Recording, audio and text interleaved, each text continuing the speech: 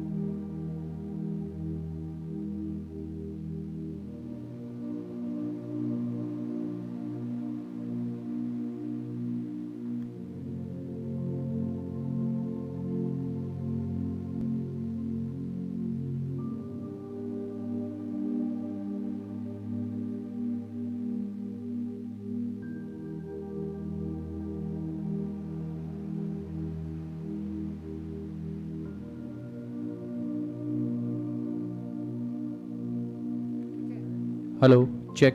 1, 2, 3. Hello. Good morning to all of you. Hello.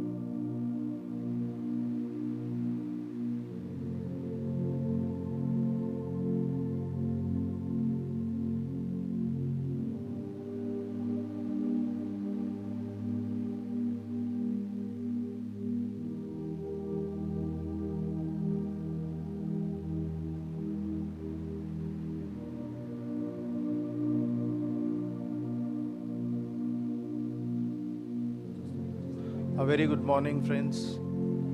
My name is Dr. Neeraj Gupta from Indian Institute of Corporate Affairs.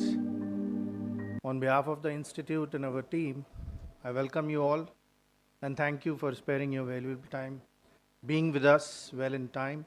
Our guests are on way. We are just placing the entrance and other videos on screen so that at the same time you can witness the arrival. I'll come back once the guest will be here. We'll be starting soon. Thank you so much.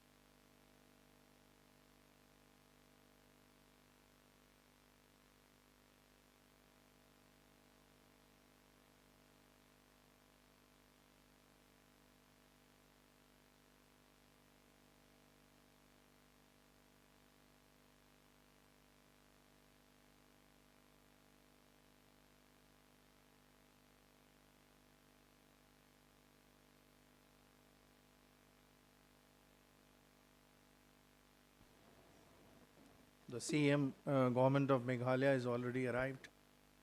Chief Secretary, Government of Meghalaya, you can also see. Honorable Union Minister of Finance and Corporate Affairs, Madam Nirmala Sitharaman, is arriving very shortly. And then she'll be going around for the exhibition, interacting with the startups of the Northeast region. It will be a very proudful moment. And then we'll soon be having her and the Chief Minister in this hall. Please bear with us and witness the entire movement on the screen. Thank you.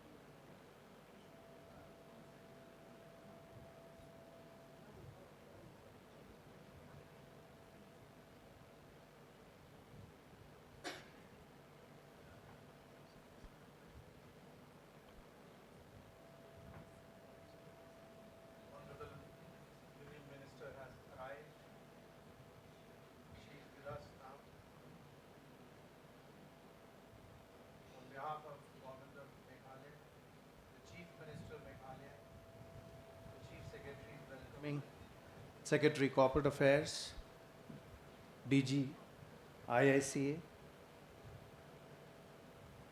It's a long awaited moment.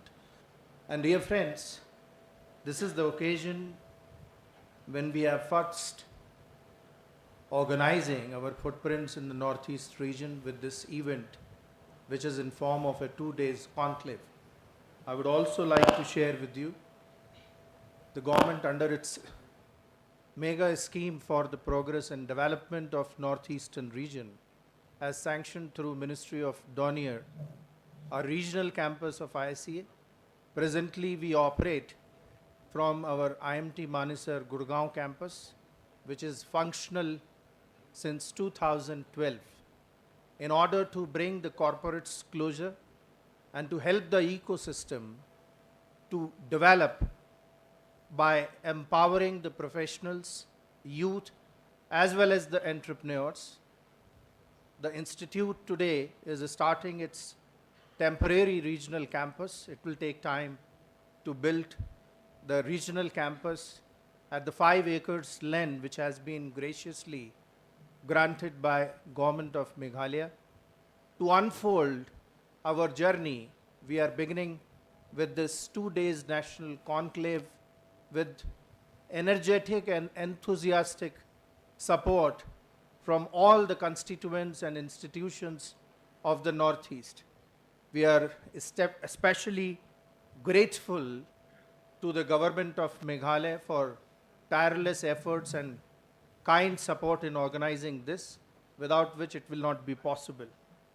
It's also a proud moment for all of us to have a number of entrepreneurs, startups from the 8 northeastern states who have made all possible efforts, traveling from far and wide, showcasing their initiatives and being part of the discussions and deliberations over a period of 2 days' time, so that we can work together to give a boost in times to come. A warm welcome to you all again, and our dignitaries who have all joined. In just a couple of minutes, we'll be beginning with the inaugural proceedings. Thank you.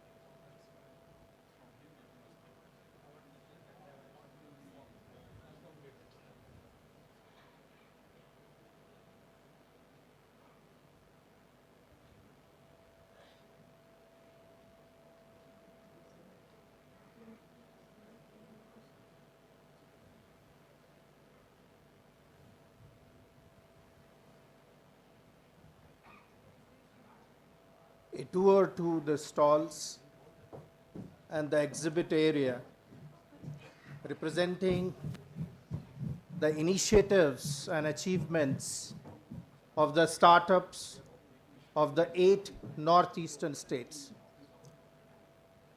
Madam Minister is interacting, as you can see, and watching the initiatives and the showcase of their innovative products.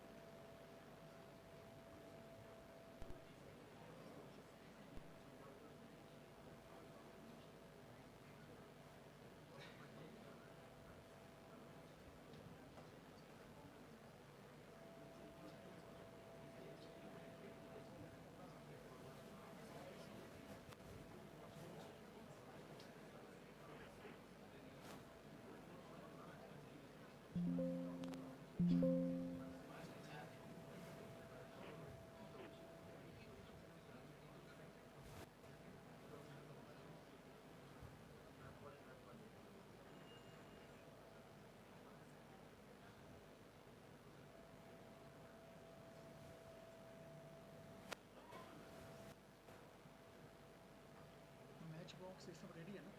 The matchbox. Who will assist? I don't know.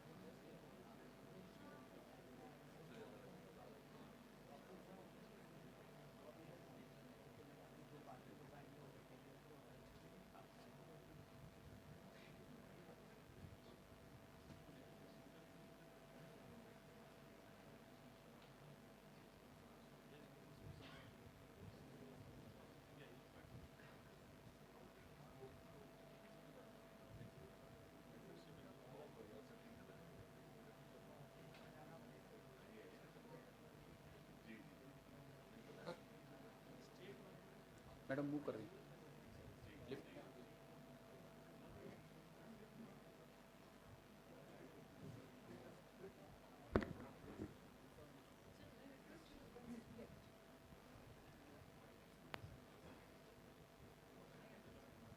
Friends, the guests are about to be with us any moment.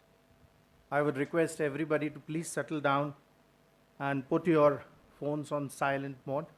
It's a humble request.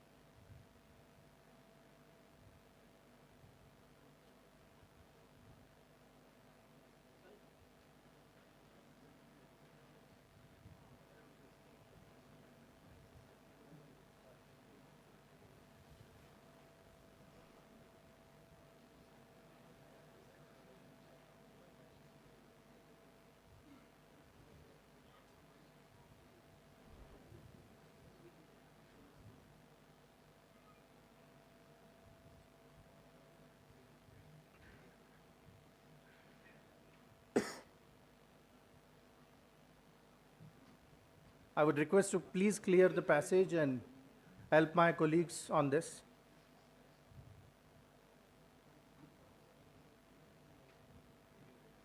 Ma'am, sir, can you please take your seats?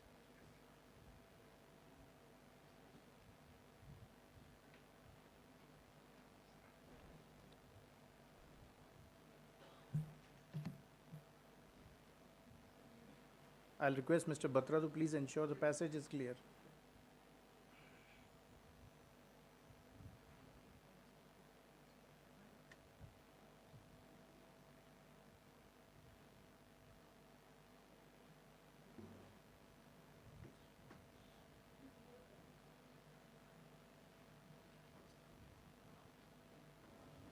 A very warm welcome to our guest, our Honorable Minister of Finance and Corporate Affairs and Chief Minister, Government of Meghalaya is with us.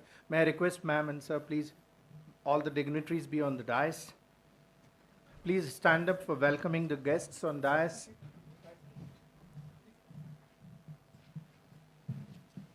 It's a proud moment for IICA Shillong during its first program for the IICA Shillong Regional Campus. Please settle down. A very good morning and welcome, madam and other dignitaries on the dais. A very good morning, ladies and gentlemen. On behalf of Indian Institute of Corporate Affairs and the Ministry of Corporate Affairs, Government of India, along with Government of Meghalaya, IICA welcomes you to the inaugural session of the IICA Northeast Conclave 2025 here at the IIM Shillong campus. Today marks a key milestone in our collective vision from ideation to incorporation so that the Northeast's huge potential can be transformed into the lasting prosperity through participated efforts. We are honored to welcome the Honorable Union Minister of Finance and Corporate Affairs, Honorable Chief Minister of Meghalaya, the Chief Secretary, Government of Meghalaya, Secretary Corporate Affairs, who have graciously joined us for this inaugural session of the 2 days IICA's Northeast Conclave and the first program of IICA's regional campus at Shillong. May I request and invite the Honorable Union Minister of Finance and Corporate Affairs and the Honorable Chief Minister of Meghalaya and other dignitaries on the dais for lighting of the lamp and a beginning of this 2-day ceremony.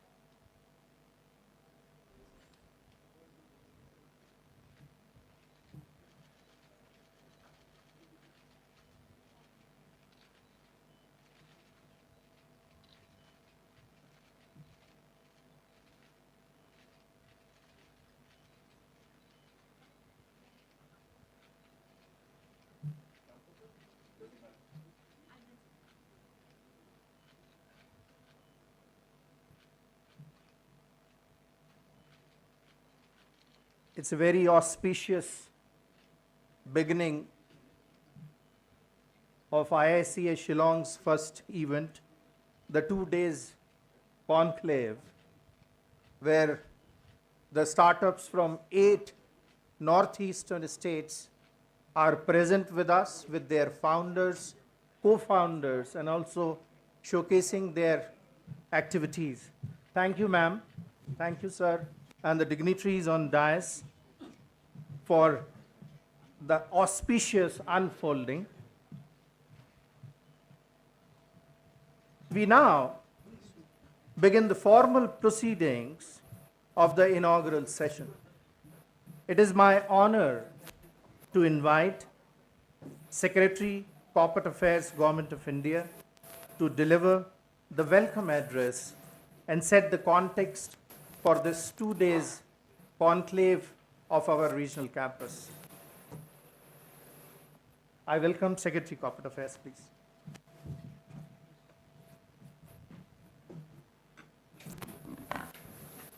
Honorable Union Minister of Finance and Corporate Affairs, Srimati Nirmala Sitharaman ma'am, Honorable Chief Minister of Meghalaya, Shri Conrad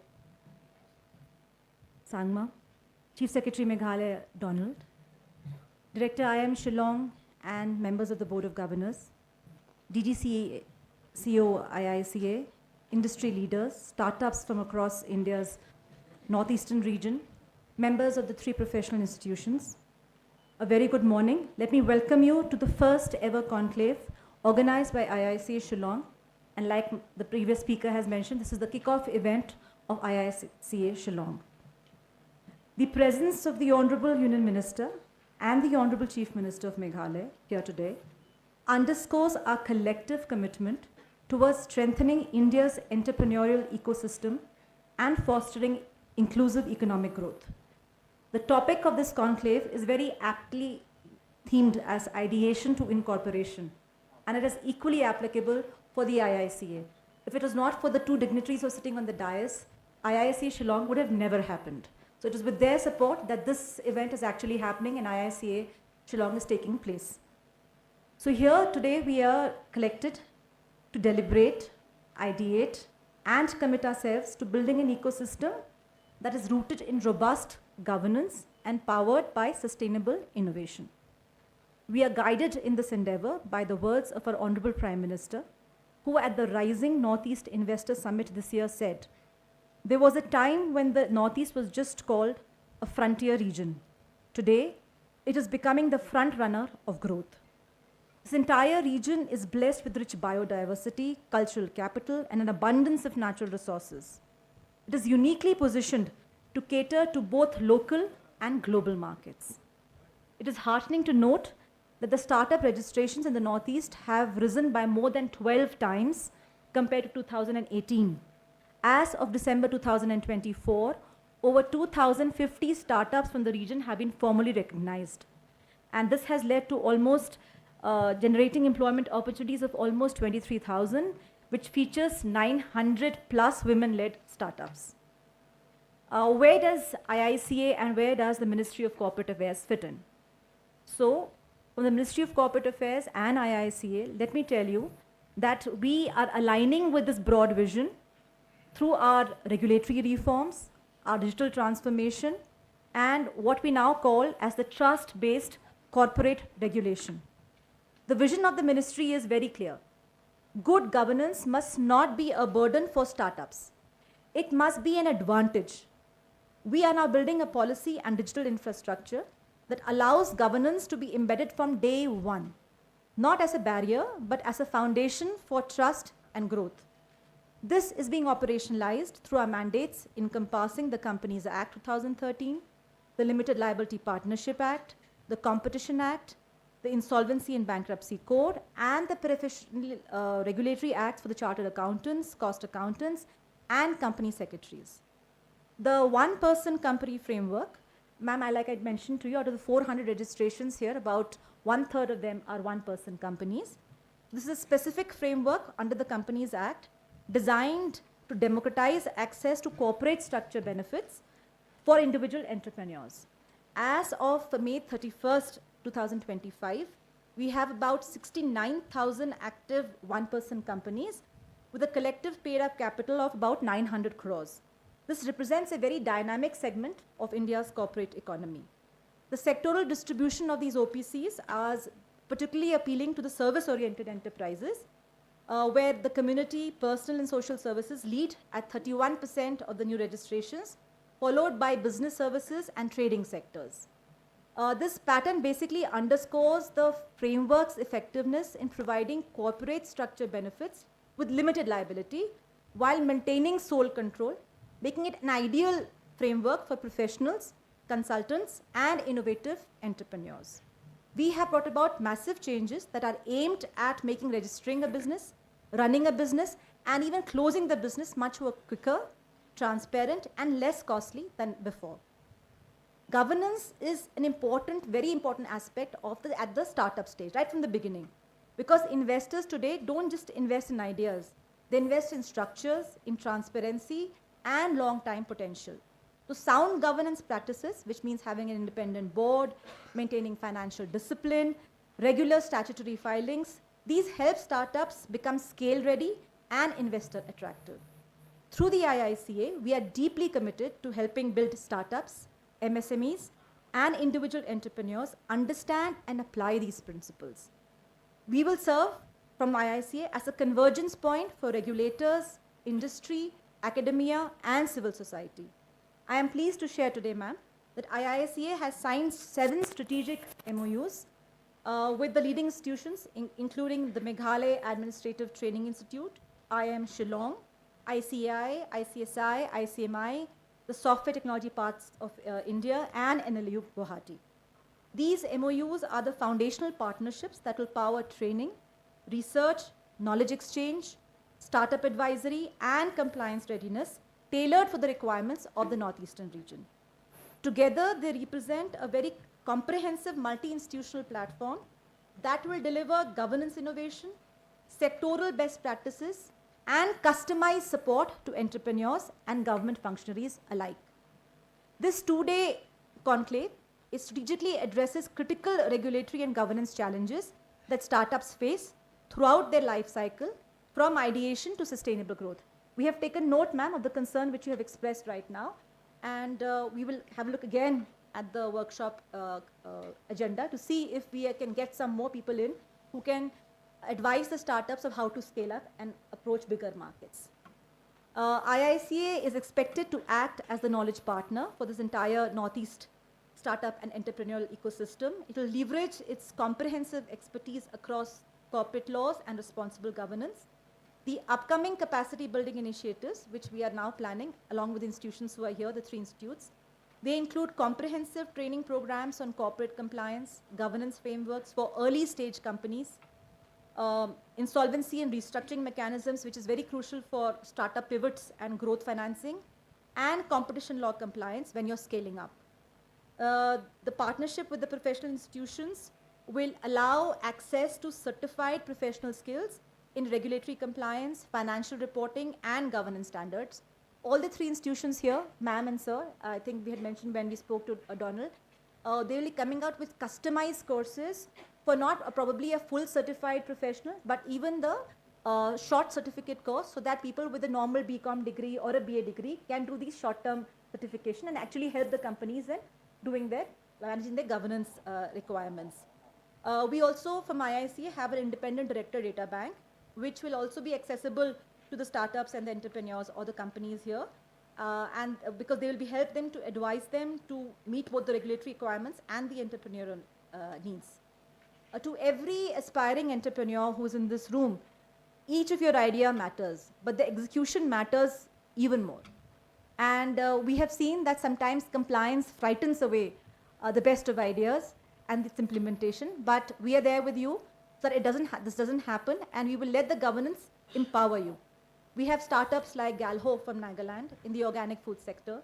We have Zizida from Meghalaya in agri-tech, and Bambustan in bamboo technology. All this shows that when it's rooted in local strengths and is guided by governance, regional ideas can actually grow global. So as we embark on this collaborative and transformative journey through the IICA Shillong, I am confident that the insights, the connections, and the commitments which are emerging from these 2 days will significantly contribute to realizing the northeastern India's entrepreneurial potential. In the Ministry of Corporate Affairs, through IICA and our other professional institutions, we remain steadfast in serving as a comprehensive ecosystem enabler and transformational partner for the region's entrepreneurial renaissance. Thank you very much. Jai Hind.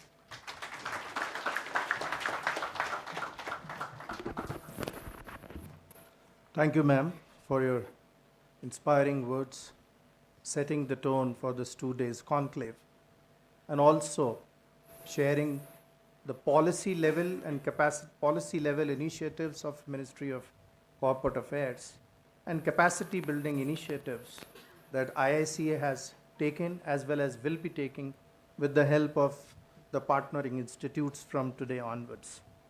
I now have the privilege of inviting the Chief Secretary, Government of Meghalaya, to address the August gathering. Sir.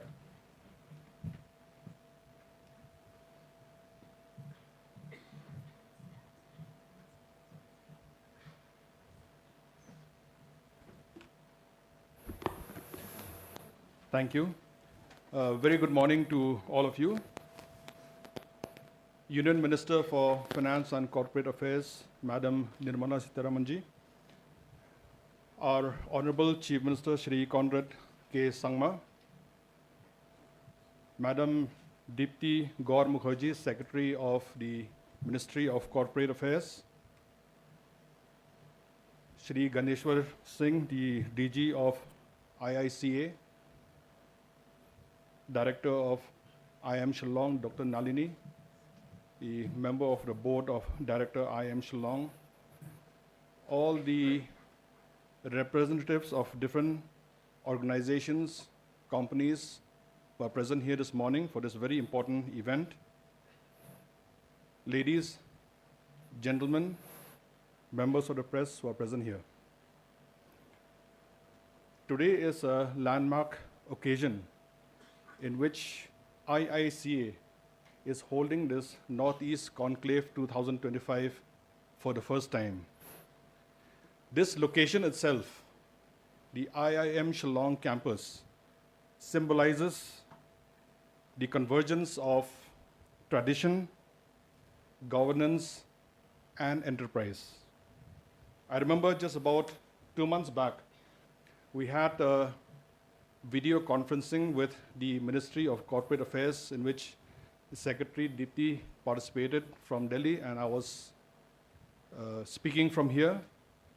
And it was an ideation at that point of time. And fast track it 2 months later, it's incorporation that's happened, which is the theme of the conclave, which is happening right here. Ideation to incorporation. We want the ideas to fructify.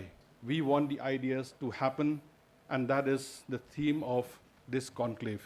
We are very happy that, in fact, we walk the talk by ensuring that it happened very fast. The launch of IICA in Shillong, it's a landmark development for the whole of the northeastern region.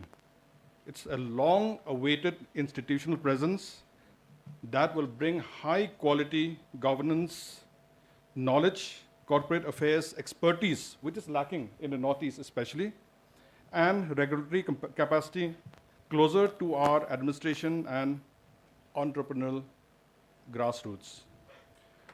This way, by having an institution of repute, we can ensure that we have complete corporate compliance, financial literacy, ESG integration, startup regulation, public-private convergence in policy implementation.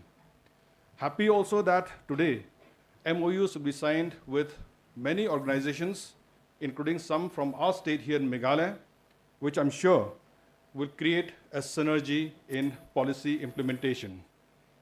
In our state of Meghalaya, we have had robust foundation for enterprise-led growth through policy initiatives like the Meghalaya Startup Policy, the Prime Ecosystem, and these have ensured reducing compliance friction, and ensuring real-time support through district-level prime hubs, creating financial and market access infrastructure. As an officer of the state, I can see that IICA is an opportunity to improve data-driven policy making. For instance, access to compliance datasets can help design better MSME interventions. Also, ESG interventions and benchmarking tools can inform state-level procurement practices, and capacity building modules for local bodies can enhance public trust in regulatory processes. In fact, one of the points that I made when we had discussed at the ideation stage was that the biggest challenge for all of us here in the Northeast and especially in Meghalaya was lack of financial literacy. For example, when we look at small-time entrepreneurs, MSME industries, we find that they are not so empowered, they are not so financially literate as far as even GST is concerned. Many of them fail to file GST returns because of the lack of knowledge and lack of expertise. So we can see that with the coming up of the IICA over here, we have a platform that will help and assist the local entrepreneurs. And we are grateful to that, ma'am, for bringing IICA to Shillong. It's the first campus, I believe, outside the headquarters in Delhi. Regarding this conclave, I'm happy to share that this forum will enable Meghalaya to engage with national and global stakeholders, not just as policy consumer, but as thought contributors. The themes being discussed today: responsible entrepreneurship, sustainable growth, shareholder capitalism, are not ideals. They reflect the life reality of communities in Meghalaya. Let me end by saying IICA is doing, through this regional campus, nation building at the granular level. By embedding governance wisdom in every district in the state of Meghalaya, by simplifying compliance for small entrepreneurs, as I had mentioned, and by building regulatory capacity of business institutions, we are jointly laying the foundation for a Northeast that leads not just in ideas, but in institutional excellence. The government of Meghalaya remains fully committed to supporting this effort through land contribution, through infrastructure, coordination, and administrative commitment. We can assure you all help and assistance from our side. We see this as a shared responsibility and a shared opportunity. For all the business leaders from the industry, I can share only one thing before I sit down, and that is we welcome all of you to invest in the state. In the last 3 years itself, more than 15 new policies from industries to tourism to investments have been approved in the state, and the latest was just yesterday, in which the cabinet approved the film making policy. All of you are welcome to work in the state. We work at a rapid pace. When CM says anything to us and give us directives, he doesn't say, do it by tomorrow. It is, do it by yesterday. Thank you very much, and God bless. Wish all this conclave the very best. Thank you.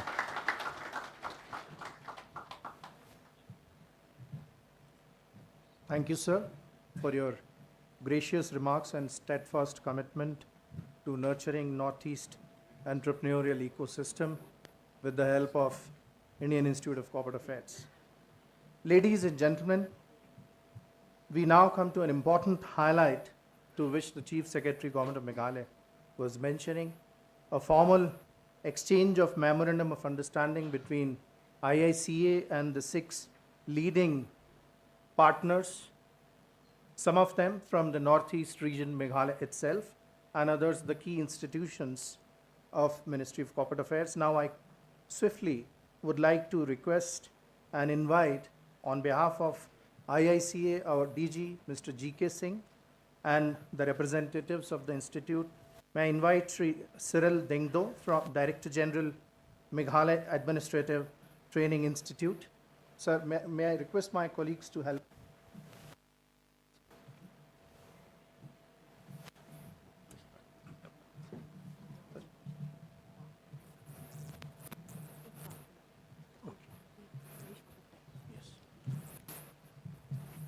Professor Nalini Tripathi, Director IIM Shillong, between IIM Shillong and IICA.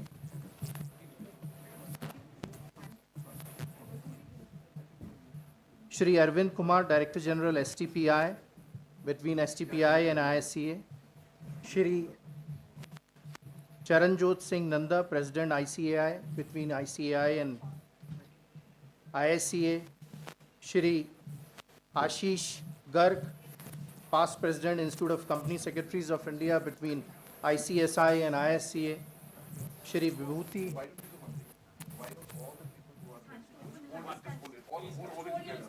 Yeah. Shri Vibhuti Bhushan Nayak, President ICAI, and Professor KVS Sharma, Vice Chancellor, NLU Assam.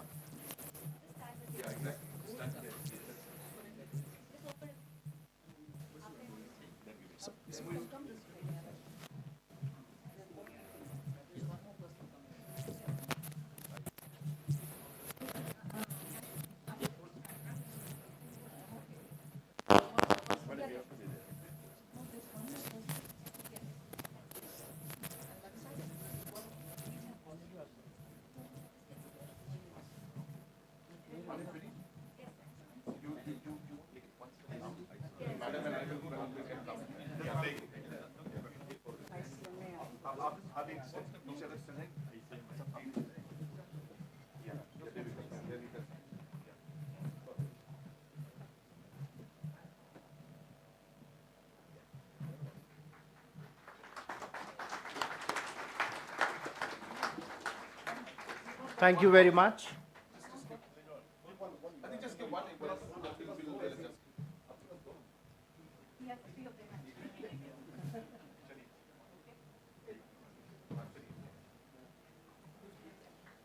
It's a proud moment for IICA and the 7 institutions entering into an MoU, forging a partnership and relationship purely focused on the progress, capacity building, development of professionals in the Northeast region.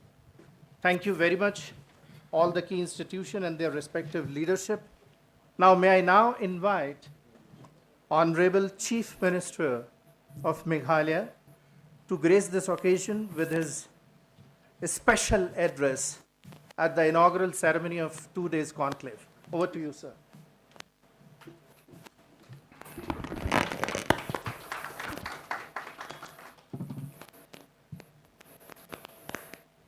Respected Finance and Corporate Affairs Minister, Government of India, Madam Nirmala Sitharamanji, our Honorable and respected Chief Secretary, Mr. D.P. Walang, our respected Secretary, Ministry of Corporate Affairs, Madam Dipti Gaur Mukherjee, respected DG of IICA, Shri G.K. Singh, our officials from different departments of Corporate Affairs, Government of India, Government of Meghalaya, our faculty and board members of IIM, all the other officials who are present out here today, the members and officials from different institutes, our dear entrepreneurs, ladies and gentlemen. I first of all would like to once again welcome our respected Finance Minister, Madam Nirmala Sitharamanji, to the campus of IIM Shillong, This has been one visit that we have all been looking forward to, and we are extremely happy that today Madam has been able to come to our state and also here today to the campus of the IIM Shillong. Friends, today is a very, very important occasion and a very important day. This establishment of the IICA regional campus in Shillong, a lot of people may not realize, but it has the potential of being a major game changer. The Northeast for a very, very long time has seen or has been in a way neglected from the overall national agenda that we have seen throughout the country. We've also seen that historically Northeast has faced large number of challenges, whether it is the unrest we had, the different problems of militancy, whether it was the overall investment in key infrastructure in the Northeast, whether it was the aspect of ensuring that overall development came to the Northeast, and even basic attention being given to the states in the Northeast. All of this was lacking in the past decades, many, many decades, I should say. But I can tell you, as a person who has been very active in politics for the last 25 years, I started at a very young age, of course. I can tell you the scenario has been very, very different in the last 11 years since the Honorable Prime Minister, Mr. Narendra Modi, has taken over as the Honorable Prime Minister of the country. There has been a complete change. And it starts with the change in the mindset itself. Just the thought process of you believing and making the team believe and the nation believe that Northeast is an integral part of this nation, and this nation will only grow holistically if the entire country, including the Northeast, grows. And that mindset has triggered numerous developments and changes in terms of policy, in terms of action, in terms of development, in terms of different kind of opportunities that have opened up for the people of the Northeast. And today is just another very, very small example of that change in mindset, and that mindset, the change, been converted into action and deliverables. And seeing the first IICA regional campus coming here in Shillong. It's not about Shillong. It's a regional campus for the entire Northeast. And this is what real change is about. Honorable Prime Minister has visited Northeast close to 70 times. I think it's more than all the former Prime Ministers put together. He has visited Northeast more than all the former Prime Ministers, with due respect to former Prime Ministers. Every cabinet minister, every MOS today makes it mandatory to visit the Northeast, because it is different when you see it with your own eyes.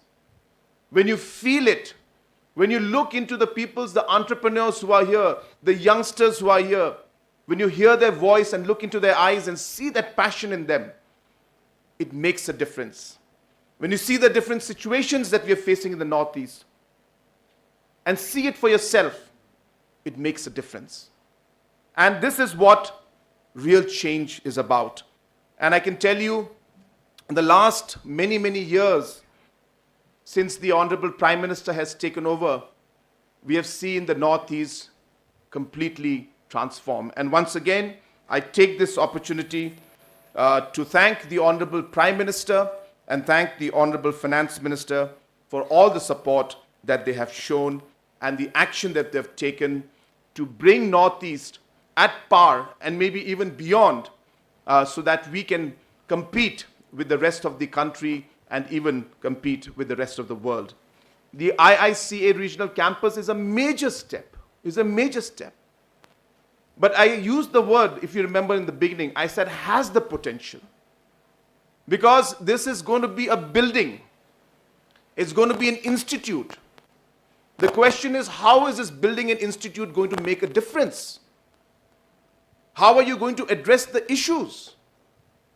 What activities you're going to take up? How will the entrepreneurs benefit?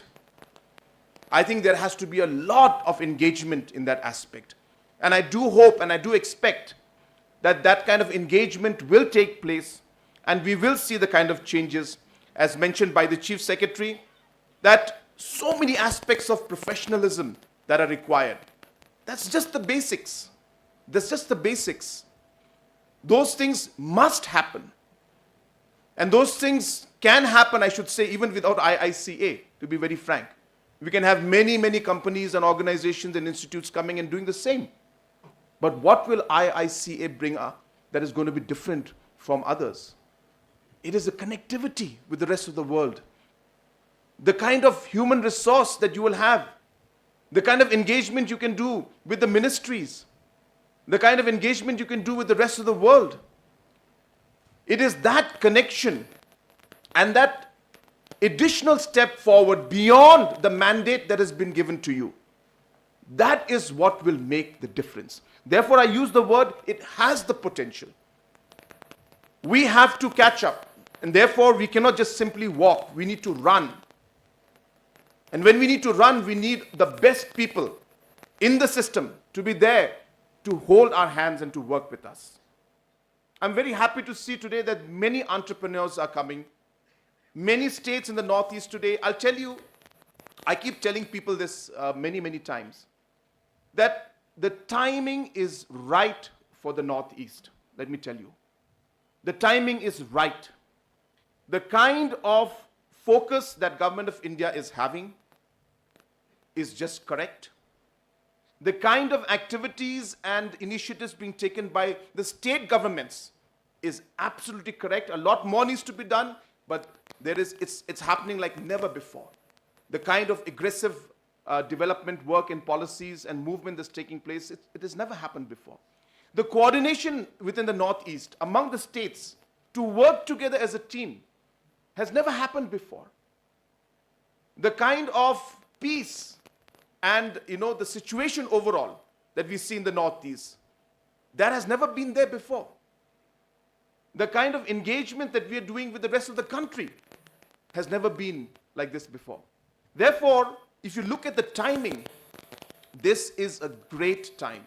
And this window of next 5 years is going to be absolutely crucial for the development of the Northeast, and we need to ensure that we are able to connect the dots and we're able to push all aspects, and every section, every stakeholder must play their role and their part to achieve that particular goal.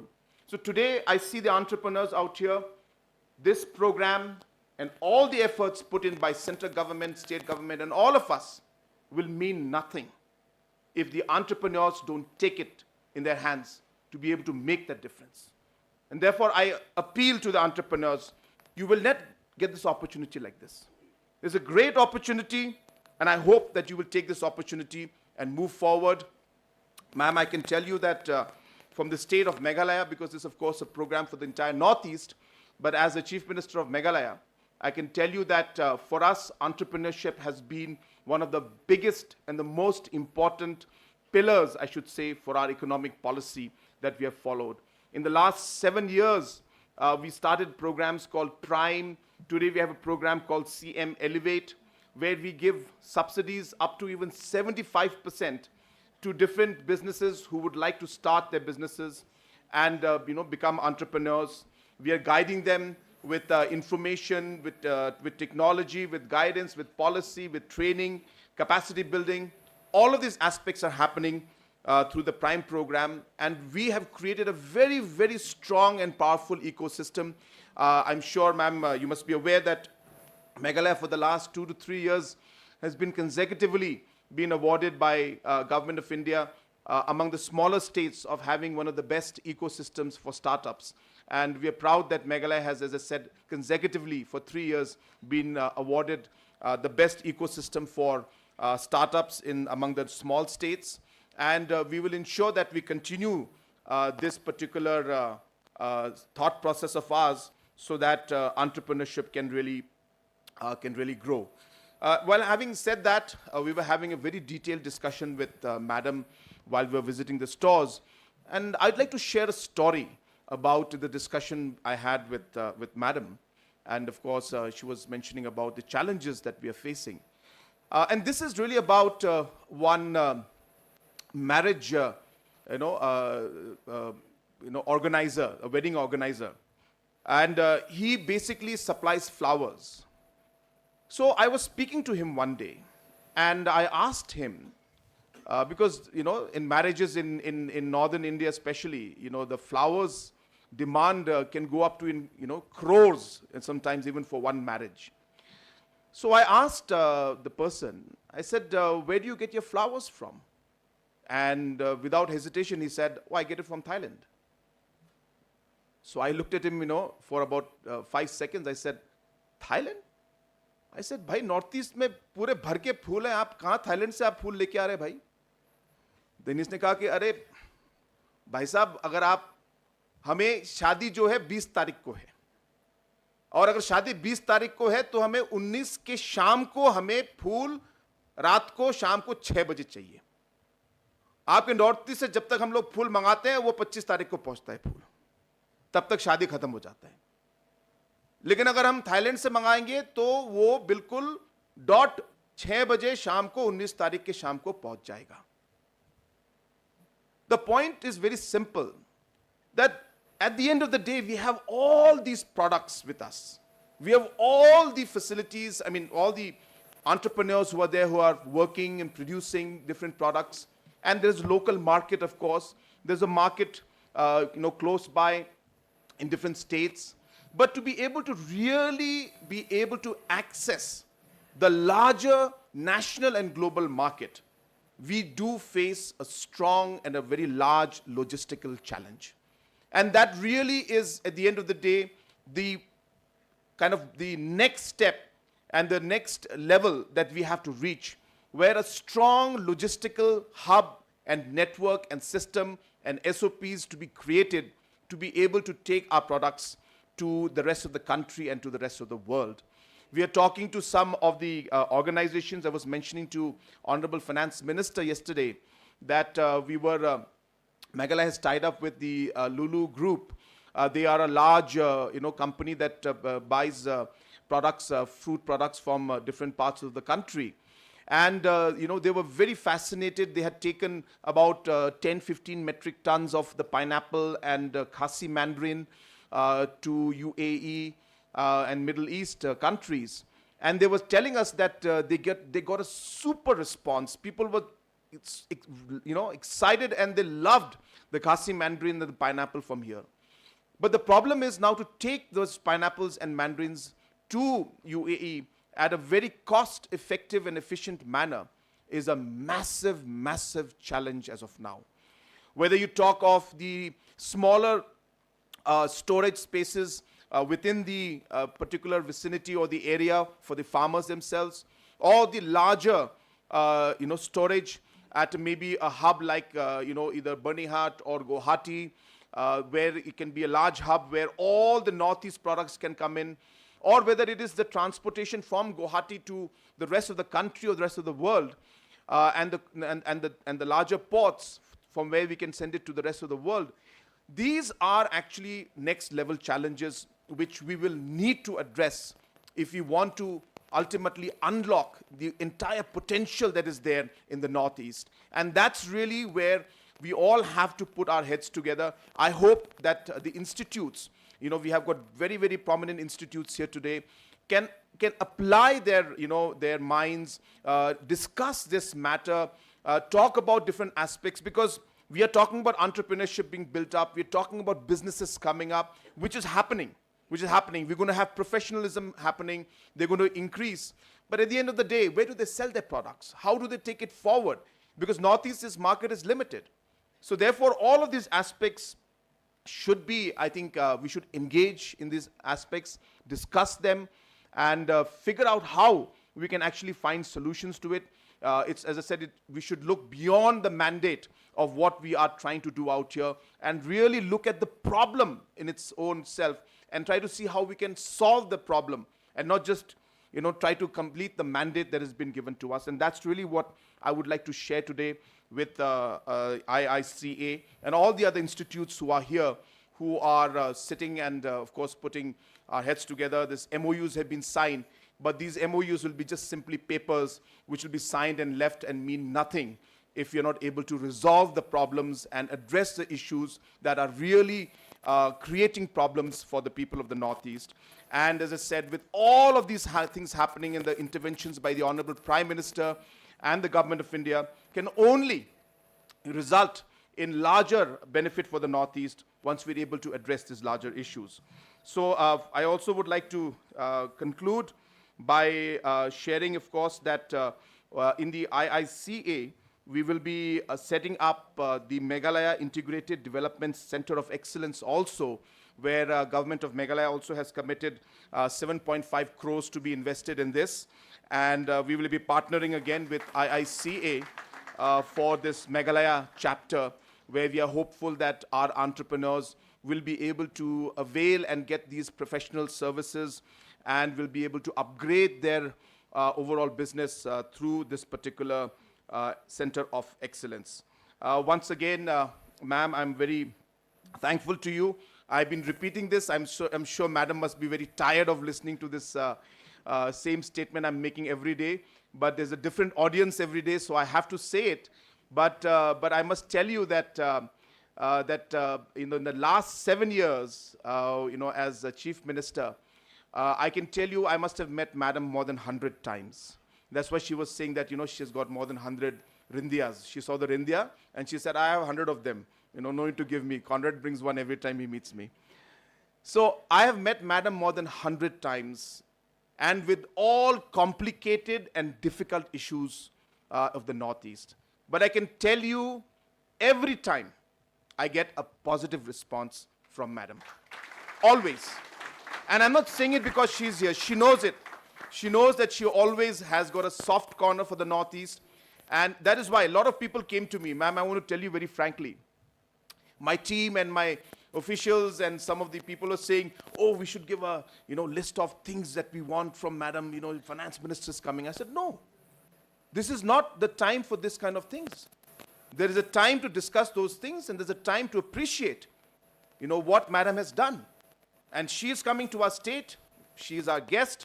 We want to show her the results of what has happened in the past so that she will be able to see the impact, be motivated, and be able to then do much more in the days to come for the people of our state of Meghalaya and the Northeast as a whole.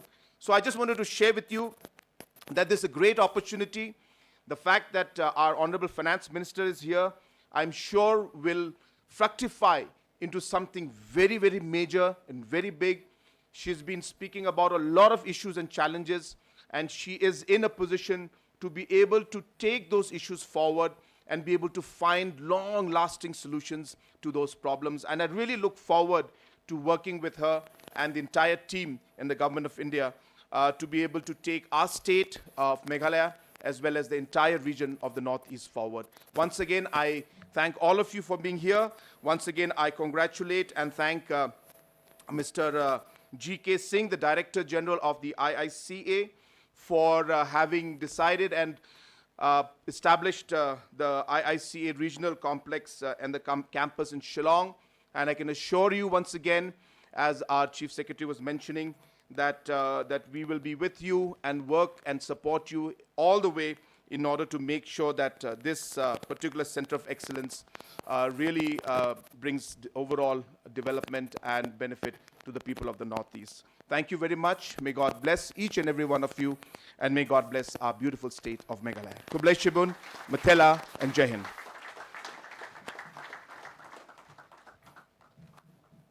Thank you very much, sir, for your very encouraging address, visionary leadership, and confidence in Indian Institute of Corporate Affairs for the commitment and contributions to make.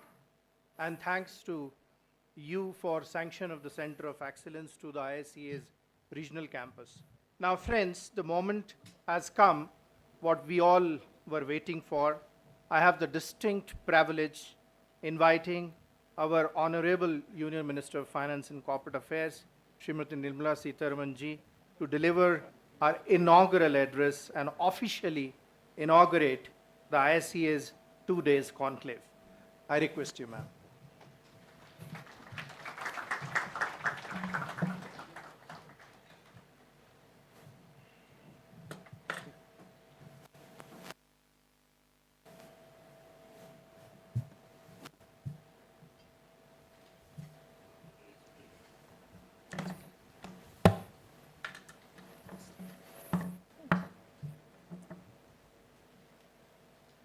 Good afternoon, Honorable Chief Minister, Secretary MCA, DG of IICA, Chief Secretary of Meghalaya, heads of all the institutions which have come with whom the MOUs have been signed, the startups, the funders, the venture capitalists, from all over Northeast, the banks, the media. I think it's a very important occasion for Northeast. And your presence here as witness for this event brings the necessary heft. It is not just the conclave which the IICA is holding for the Northeast. It is the IICA coming to the Northeast, setting up an institution here, an IICA here. And once when the building is complete in the land that has been given by the state, it will be adequately manned, personed, to bring that corporate governance, spirit of corporate governance, and also an institution which safeguards the corporate governance, to be physically present in the Northeast. So that is where I think today is a very remarkable day for the Northeast. The Chief Minister in his address has captured what over the decades Northeast has faced and what is different today. But when institutions like the IICA come here, it marks a milestone that there could have been years of neglect. I'm not saying that as though I'm pointing a finger at some who have not delivered during those era. I'm not doing that. It's a matter of fact, years of neglect, and then year or a decade of focused attention. And that focused attention, both in the state, in the analysis of evolution, begins with providing the initial infrastructure, then provides the social infrastructure, then makes sure that the people are mobilized to carry forward what their aspirations want them to do, and for that, whatever the policy support. So when you do that stage after stage after stage, there comes a time when you would want institutional support. You'll need institutions to be here and also carry forward the agenda given to them, and in this case, of corporate good governance. So when IICA comes here, it's a milestone. That's what I said, and I repeat, it's a milestone marking an era of focused attention, providing fundamental infrastructure, mobilizing people to do things. And when there is enough and more of such, you understand that you need a steady presence of an institution, and that's where I commend the Ministry of Corporate Affairs for having taken all the steps to get the IICA here to Shillong to serve the entire Northeast. And then in that context, have a 2-day conclave to discuss on very many issues of what happens when one-person companies exist, when you have startups who are also now growing. The numbers were mentioned earlier as to what is the growth of recognized startup numbers in the Northeast. So when youngsters today are also very quickly catching up with what the world wants them to do, and if the policy support also comes in parallelly, it marks a very good stage for entrepreneurship development.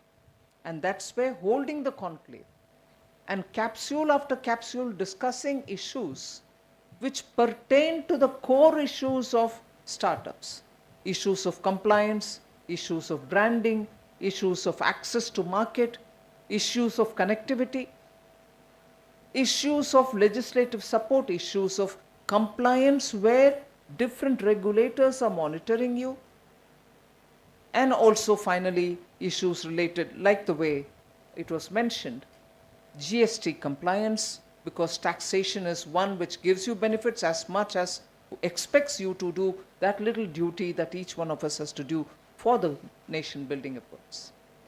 So therefore, you get the entire landscape before you on how this one event of getting the Indian Institute of Corporate Affairs here, and not only getting them here, but also making them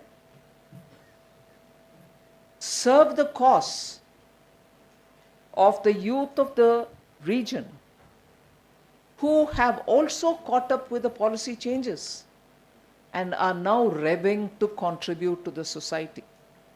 And that's where this particular gathering today is of very good significance. This foundation stone will be laid for the Indian Institute of Corporate Affairs Northeast chapter in Umsoli. This is the first ever, as was mentioned earlier, first ever regional campus for the IICA. Nowhere else in the country do they have a branch. The first ever is in the Northeast and coming now after 20 full years. Prime Minister has always referred to the Northeast as Ashtalakshmi. There's abundance of everything. I would start with abundance of good-natured people. Abundance, truly, the warmth, the affection, the simplicity, the sincerity, and the very rootedness abundantly available in the Northeast in the people, and that's what is the charm of the Northeast. So Ashtalakshmi and her charm and her richness commences there. Of course, natural resources, cultural richness, strategic location, and energetic youth. So these are going to be the biggest contributors towards Vikasit Bharat 2047. So if Sabka Saath and Sabka Vikas is something which we talk about, it cannot be at the exclusion of Northeast and the inclusion of the Northeast in every aspect, not just opening financial inclusion through the Jan Dhan accounts, but culminating in meeting the aspirations of the young entrepreneurs in the Northeast, I think is Sabka Saath, Sabka Vikas.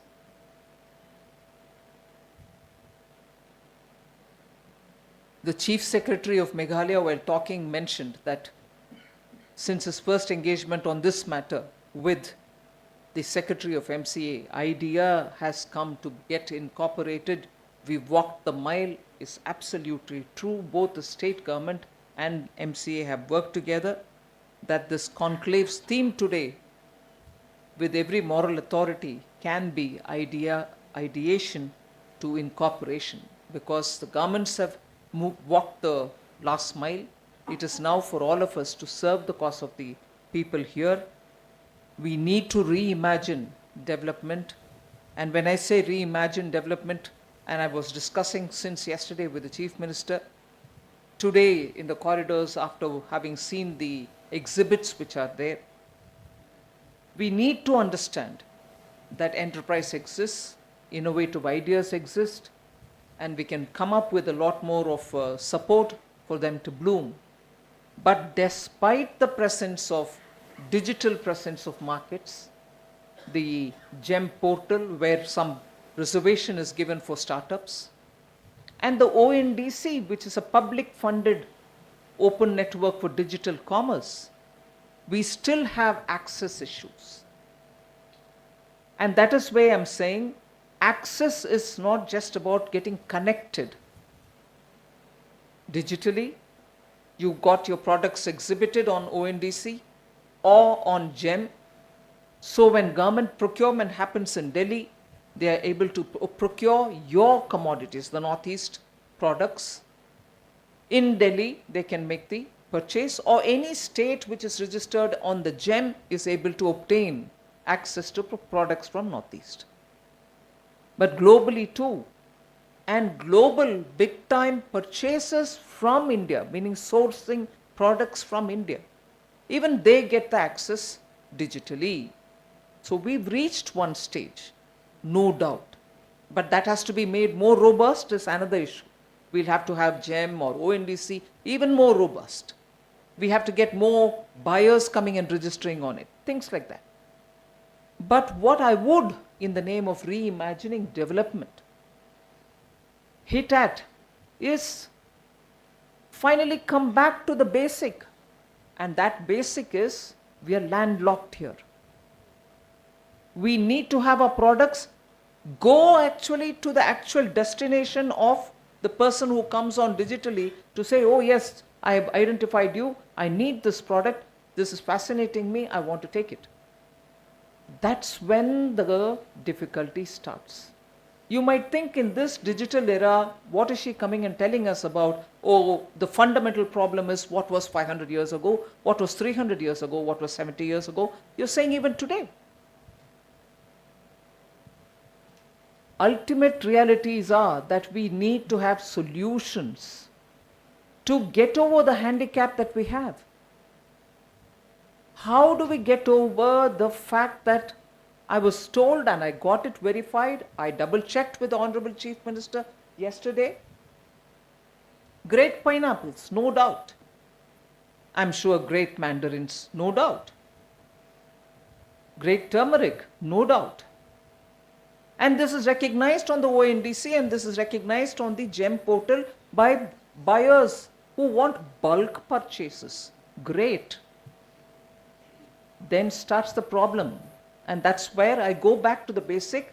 How do you aggregate what is happening here, take it to the nearest port, and from there lift it to reach the market? Fundamental, but fundamental has to be sorted out. I heard that the pineapples go all the way to Mumbai, and that by road. And from there, of course, is taken through the sea. I want, and that is one of the reasons I rapidly moved from one stall to another. I'm seeing the same set of exhibitions. Whoever is organizing it for us, I'll throw this challenge. It's brilliant to bring all these, very good products, quality products. Show how they've beautifully packaged excellent original organic stuff into it. Labeled it, qualified it, standardized it, FSSAI, BIS, every standards institution certification is obtained. Absolutely fine. I'm not discouraging at all. Hats off, you've done this. Then what is my question? The threshold is what you've reached. You couldn't reach the threshold till today because of, you didn't know how to package it. You didn't know how to qualify it. You didn't know how to standardize it. You've done it all today. And let's assume there is enough of aggregation happening within a state. Arunachal for itself, Nagaland for itself, Tripura for itself, pineapples also from there. And then assume you reach some point. Convenience sake, let's say Guwahati. You reach the threshold. And it is after that the problem of the landlocked challenge arises. Thereafter, how do you reach the seaport? Or is it necessary each time to reach the seaport? And for pineapple, you had to go all the way to Mumbai.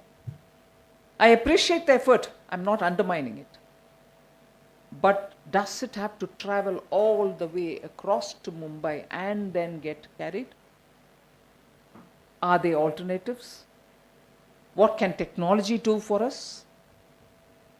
And therefore, the next time we hold MCA or Ministry of Finance or any one of us hold such gathering and such exhibits being brought in and stalls of people who are interfacing with this system being brought in. As they say, get the parties to meet. Let the marriage happen. You need exhibitions which bring all these people together. What I find repeatedly happening, which is good, let it happen, but one side of the coin.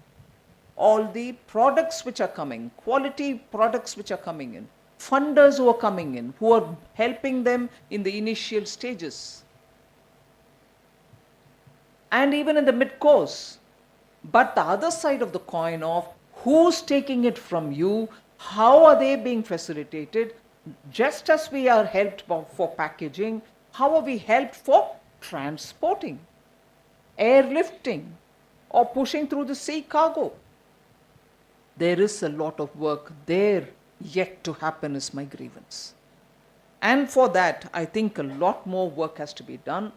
There's no way in which pineapples have to travel by road all the way to Mumbai. Is there no other way in which we can have them, let us say, aggregated at Guwahati?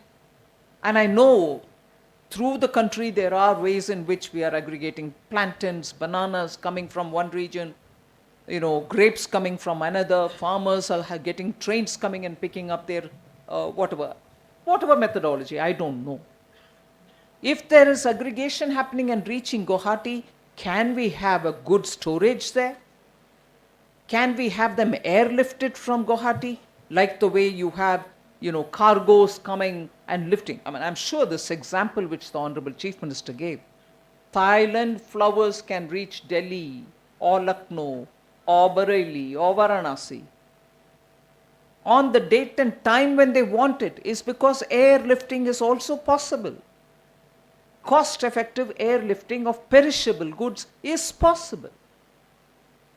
I'm not saying that's only Rasta, but maybe yes.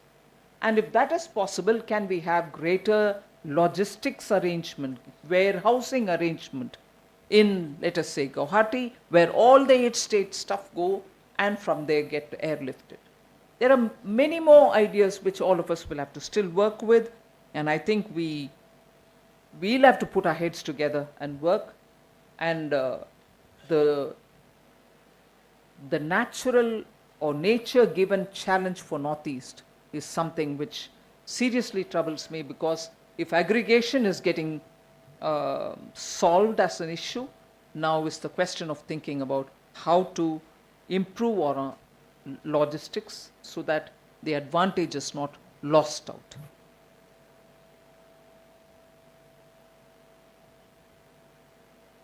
When I said Ashtalakshmi and I said there's so much richness in this region, I want to highlight the fact the charm of Northeast is because of the ethical principles which has governed the region. And it's not only relevant, but it's so much remarkably prescient for our modern dilemmas. So I'll highlight a few of those core values which are very endearing to me, and I'm sure it is for all of us here. Pardon me for my pronunciations, but I will use them. Cut tip, brew, tip, blay. Am I pronouncing it right? I don't know. To know man is to know God. Will somebody pronounce it right? Yeah? Okay, wow, thank you. The next is, the first one, of course, I don't need to elaborate. That's the human-centric approach with which our government functions. And since it's anchored on an ethical principle here in Meghalaya, I would like to highlight the fact that if you do a human-centric approach, you know God by knowing man. So I so much want to tie myself to that principle. And that's what makes whatever we do very enduring, and it has to continue on that mode. And that's where the IICA will have to now do a lot more, working together with people who run businesses, make them a lot more, efficient and empowered enough. The next one, again, pardon my pronunciation, ka kamai ia ka hok, to earn righteousness, speaks to doing good business with integrity. That's something which I honestly strongly believe in. Integrity is a very important factor. And when you're looking at IICA coming here, talking of corporate governance, good governance, ka kamai ia ka hok, right? Thank you. So that is something which I think we need to root ourselves in. So it is not as if, virtues are available somewhere. Virtues are available in every group, every people, every region. And it is for us to pick up on those. So corporate affairs will have to keep these principles very much etched in the new building that you're building here in Shillong. The third one is Katip Kurtip Ka. Respect for kinship and community. I don't know how you pronounce it. Katip Kurtip Ka. The respect for kinship and community reflects the essence of stakeholder capitalism. See, there is this whole debate today in the world. Oh, globalism, global capitalism, globalization, all that is now gone. We are reverting on them. We are going back on them. Not at all. What is now the need of the hour is to have that capitalism with certain level of humanism in it. Capitalism not become mercantilized capitalism. Have some more grounding with the people who do that business there. So no globalization. No, not at all. Globalization tempered to the local requirements. That's what we need. We don't need a globalism which is going to sweep us out. And we're not being there to benefit from that globalization, which actually claims, because of the capitalism which goes with it, has removed poverty, eliminated people from where they were. So what we need now here is embed your business with more accountable practices. IICA compliance, due diligence is towards keeping the integrity of businesses in place. The fourth, ka bhalang, ka imlang. Right?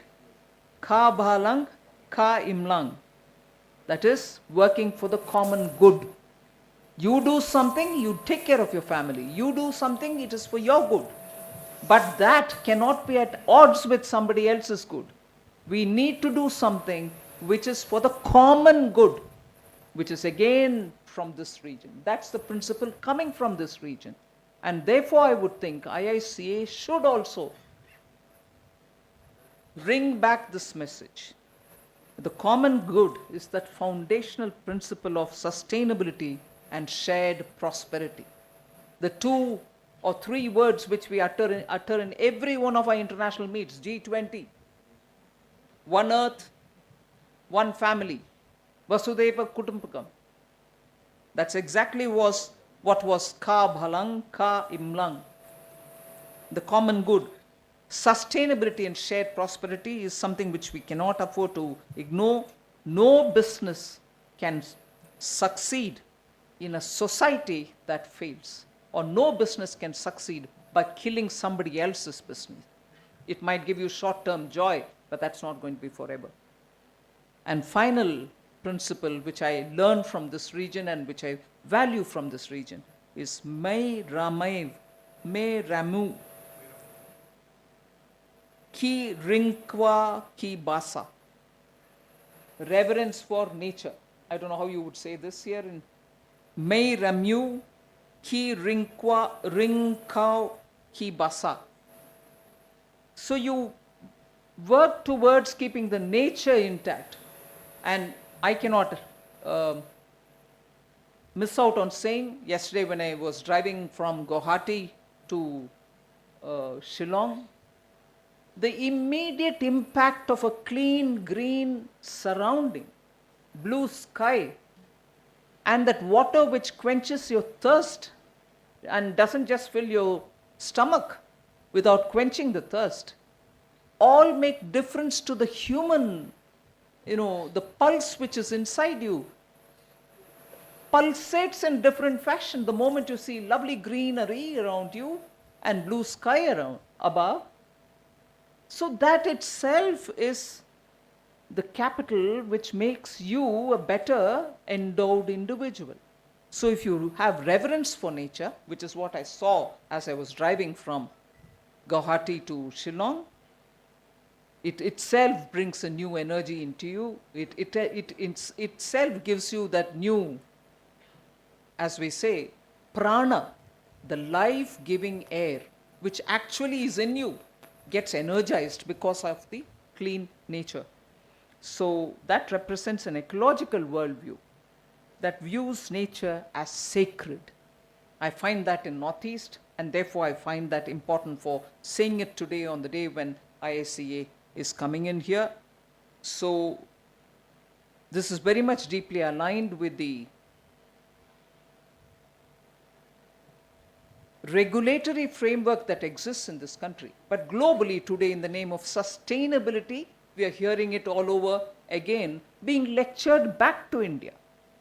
But well, no harm hearing it again, but that's what we've always valued. And therefore, our regulatory framework on natural capital, sustainable reporting, and green finance all have to be in alignment with the local communities. It is so very important, otherwise it's not going to move forward. And I think these values are the biggest cultural and oral artifact that we've received from our generations. They are living philosophies and a visionary blueprint for corporate responsibility. I tie these two up today. It's not as if that can exist on its own and IICA can run its business separately. Corporate governance has to be linked with communities, has to be linked with the value systems that we've held together. So I think the data has been given already, worth recalling. Pardon me if my speech is going for too long, but I would take this opportunity to bring out some of the notable numbers. 2,300 DPIIT recognized startups in this region, 69 based in Meghalaya alone. And it is important that in institutions like IIM Shillong help in cross-pollination, get all the professionals together, meet up every now and then. And now that IICA is here, you should become the agents of bringing people together so that greater discussions and compliance-related issues can be addressed. In fact, I would say your email should be immediately sent to all 8 governments, and all the small businesses and startups and MSMEs should be having access to that email.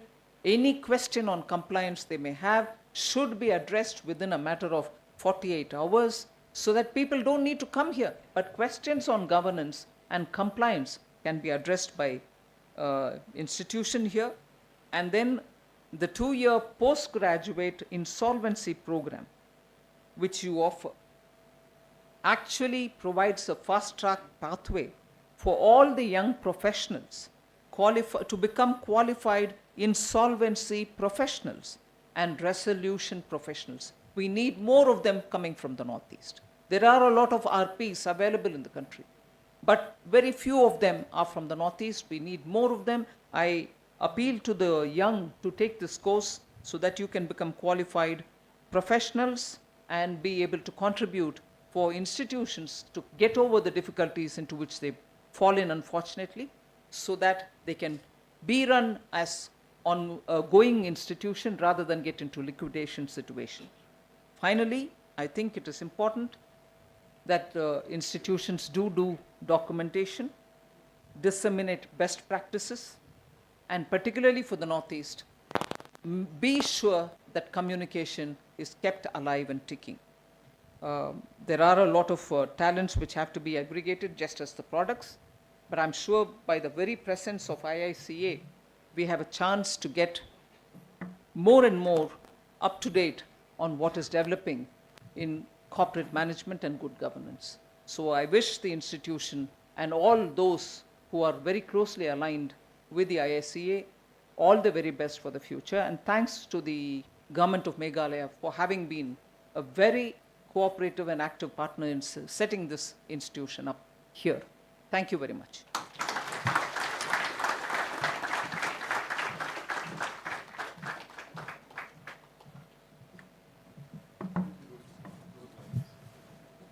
Thank you very much, Madam, for your inspiring address and also a principle-centric approach which will strengthen the business ecosystem of the northeastern states and will lay foundations for our roadmap to progress and work on each one of them for various initiatives of capacity building and professional development. Now, as a token of heartfelt gratitude, I would like to request to have the mementos on stage. Would request Secretary Corporate Affairs to present a token for the moment to the Honorable Union Minister of Finance and Corporate Affairs, Madam Nirmala Sitharaman ji.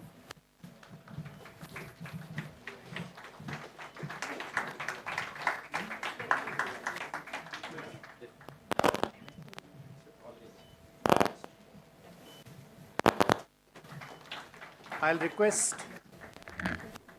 request Director IIM Shillong to present a memento to Madam on behalf of IIM Shillong.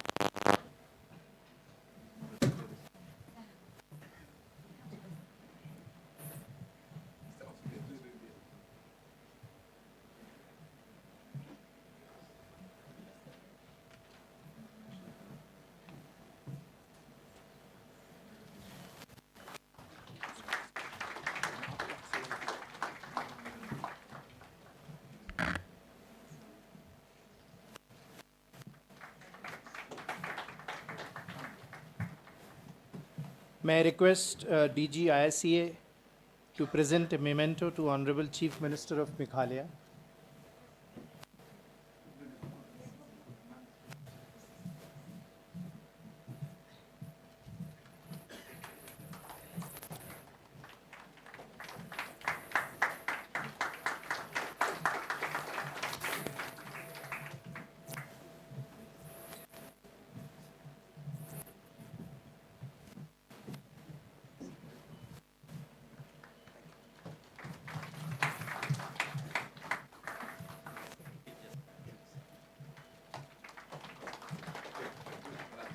Thank you.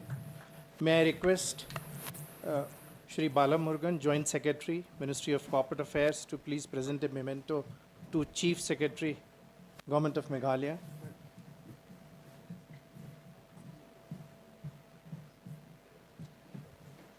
I request Regional Director, NER MCA, to present a memento to Secretary, Corporate Affairs.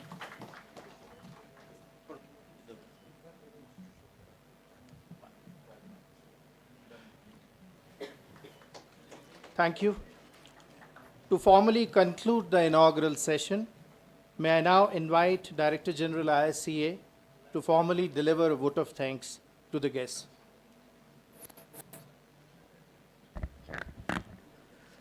Honorable Union Minister of Finance and Corporate Affairs, Madam Nirmala Sitharaman ji, Honorable Chief Minister of Meghalaya, Sri Conrad K. Sangma ji, Chief Secretary of Government of Meghalaya, Sri D.P. Waling, Secretary, Ministry of Corporate Affairs, Madam Dipti Gaur Mukherjee ji, Director IIM Shillong, Madam Tripathi, distinguished dignitaries, esteemed participants present in this hall, and ma'am, there are more than 200 participants.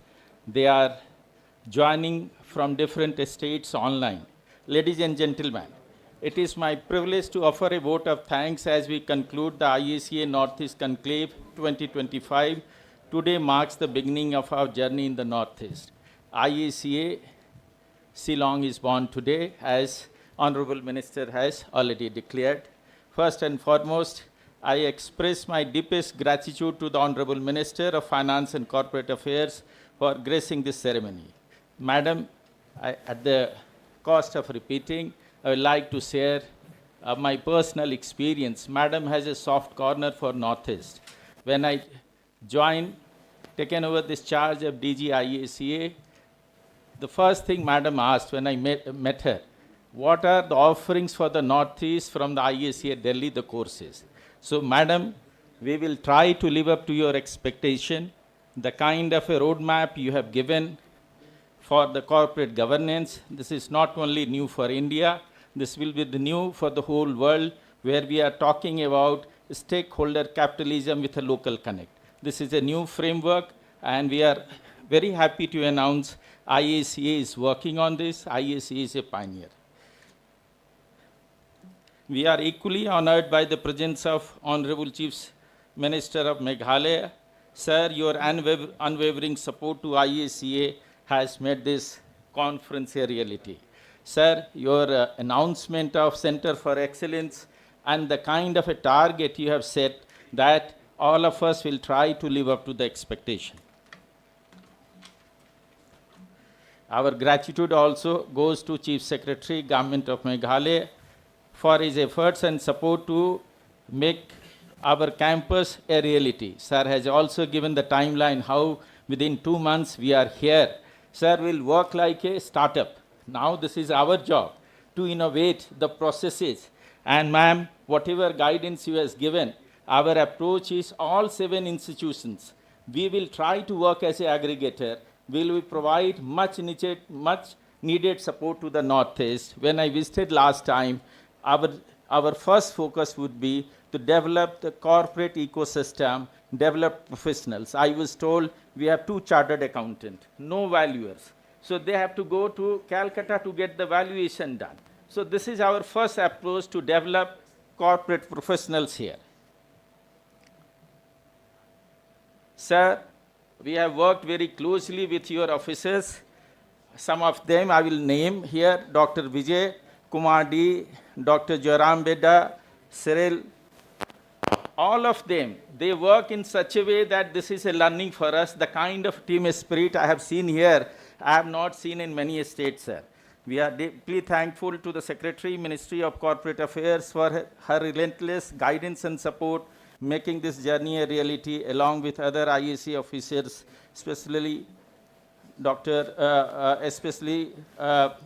Muruganji, Indradeep Singh Dhariwal, our RD, ROC, all present here. Since there is a shortage of time, we will not name all. I want to thank all the institutions, those who have traveled from Delhi, and especially this 3 professional institute.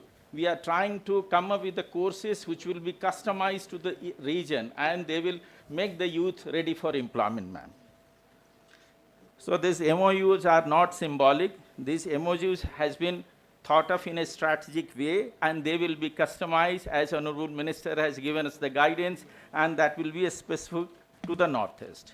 I want to extend my special thanks to Professor N.P. Tripathi, Director, Indian Institute of Management, Shillong, along with Colonel Dinesh Adhikari, CEO, for providing all necessary support in organizing this conclave. I would also like to thank all officers, those who have come from CBI, SBI, CABS, PNB, SIDBI, NSC, BSc, all 3 professional institutes, those who are present here. I would like to thank our investor community, including representatives for various capital funds, private equity funds, angel network, incubator, accelerator, startup founders, innovations lab present here. You represent the crucial bridge between ideation and implementation.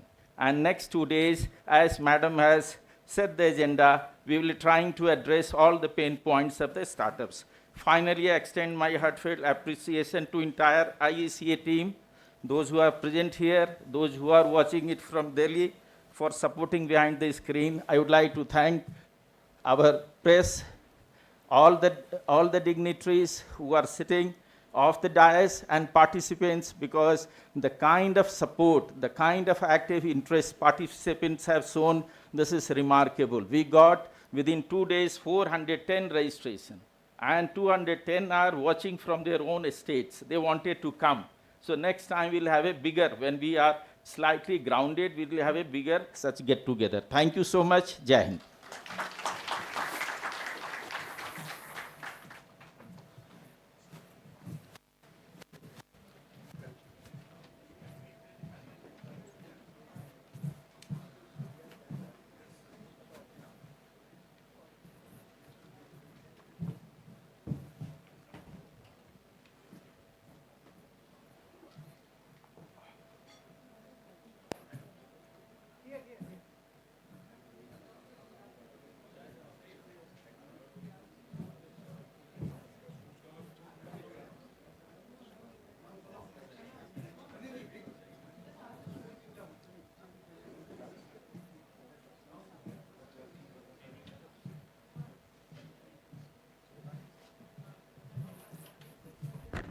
May I request everyone to kindly be seated, please?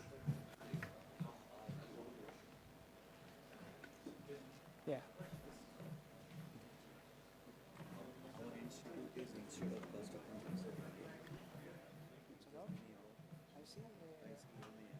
ICMA.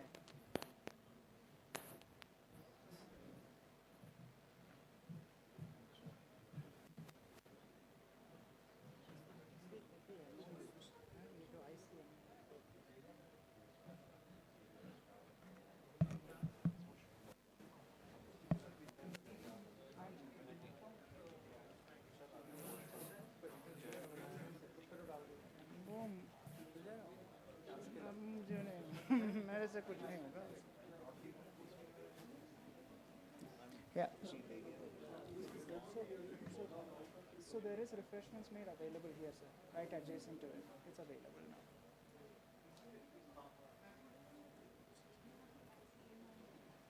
This is Marty.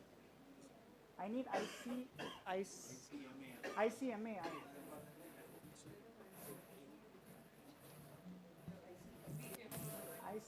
No, it's fine. ICMA.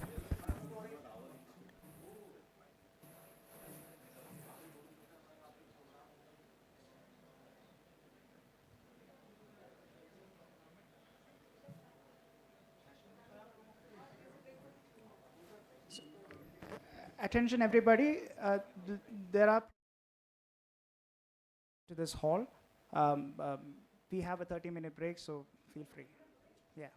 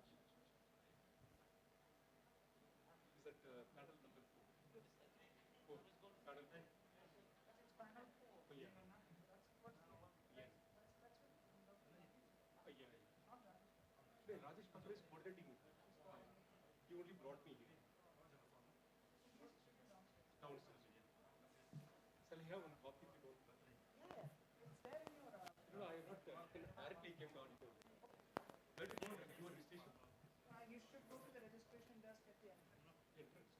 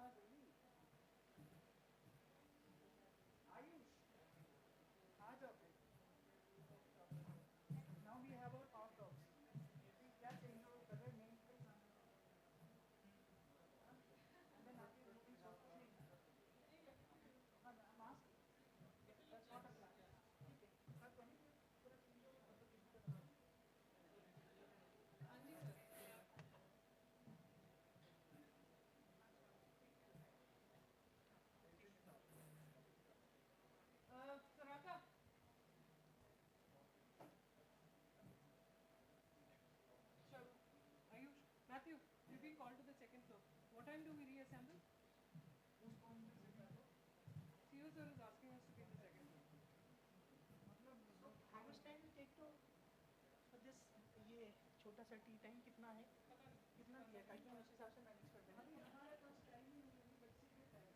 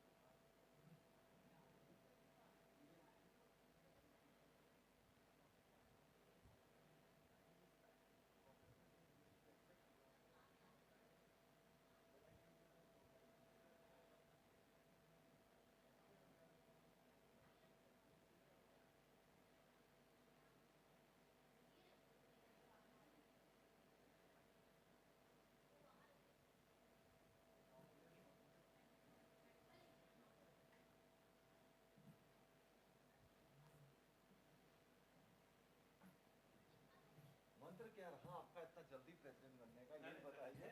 ऐसा क्या लगता ही नहीं है बिल्कुल एकदम, तो अच्छा लगता है।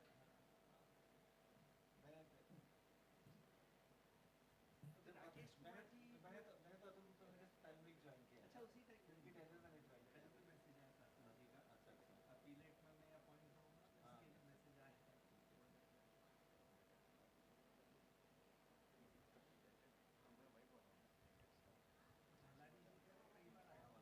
पर ये तो बड़े वो लास्ट में मैंने कहा था, ये देखिए once one can take the name of all three institutes ना, all three चलो वेरी गुड।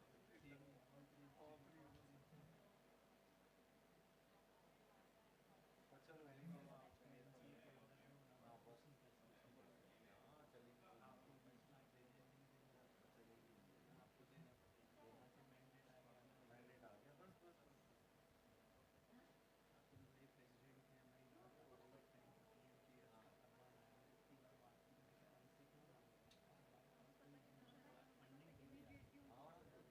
प्रेसिडेंट है मैं और रेस्ट्रिक्शन लेकिन अब तो वहाँ से आया था। हाँ बिल्कुल, IICA ने भी दिया था। एक यहाँ नहीं है ये तो हमारे प्रेसिडेंट कहाँ गए उधर कोई साइड में है कि इधर यही एड्रेस है इसमें तो नहीं दिखे, नहीं दिखे, वो तो दिखी जाओगे वो तो इधर से जाइए आप, इधर से पीछे से। आपने पहचाना नहीं सर? आशीष घर फॉर्मर प्रेसिडेंट IICA। अरे बढ़िया बढ़िया, मिले वो मैं भाई बोल रहा हूँ, कई बार मिले आपके इंस्टीट्यूट में, बहुत बार मिले हुआ। और क्या केमिशा जी है अभी तो इंदौर से? नहीं मैं अहमदाबाद। नहीं आप अहमदाबाद से, मैं इंदौर से हूँ, तो केमिशा आप इंदौर से? हाँ केमिशा में तो लास्ट ईयर तो उनका टर्म पूरा हुआ है ना। पंकज आ गया, पंकज जी आ गए। पंकज अच्छा, तो भोपाल से अब है।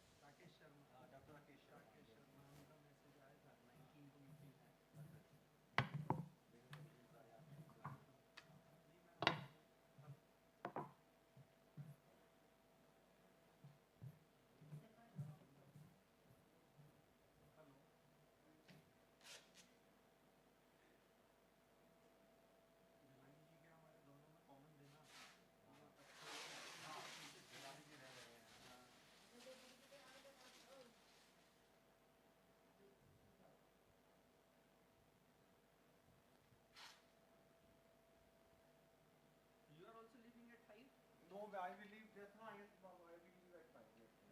Same flight. नहीं मेरा flight अलग है. You will be flying to Delhi. Yes. I will fly to Delhi.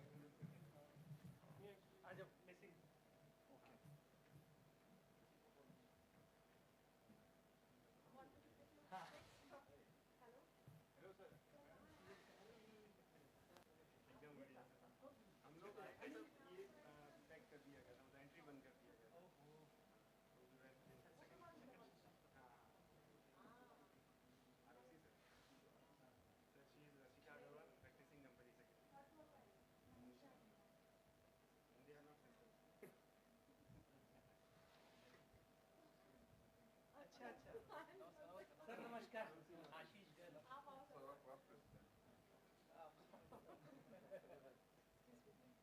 तो लेट होगी क्या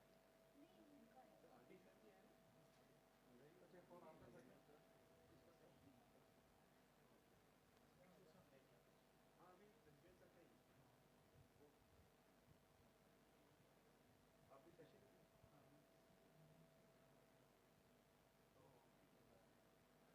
Excuse me, sir. 1 minute. Sir, the photo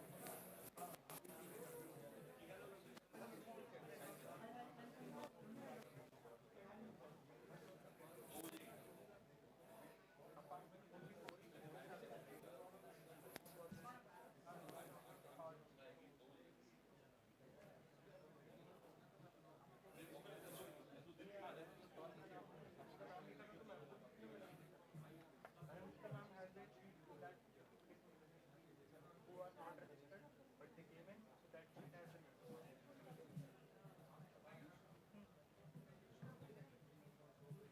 ma'am वो शीट में नाम होगा उसका जो मैं आपको दिया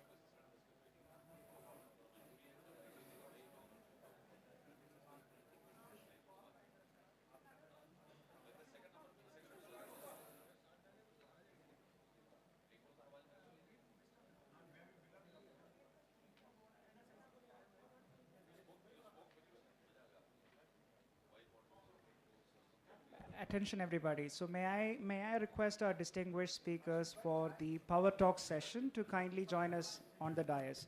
So I'll invite Shri Charanjot Singh Nanda, from President of ICAI. Shri Arvind Kumar, Director General STPI.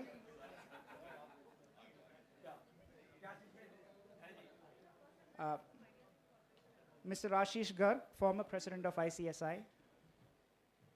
And Mr. TCA Prasad, Council Member of ICMI. And finally, Mr. Mashar Vellapurath, MD of AFC Limited.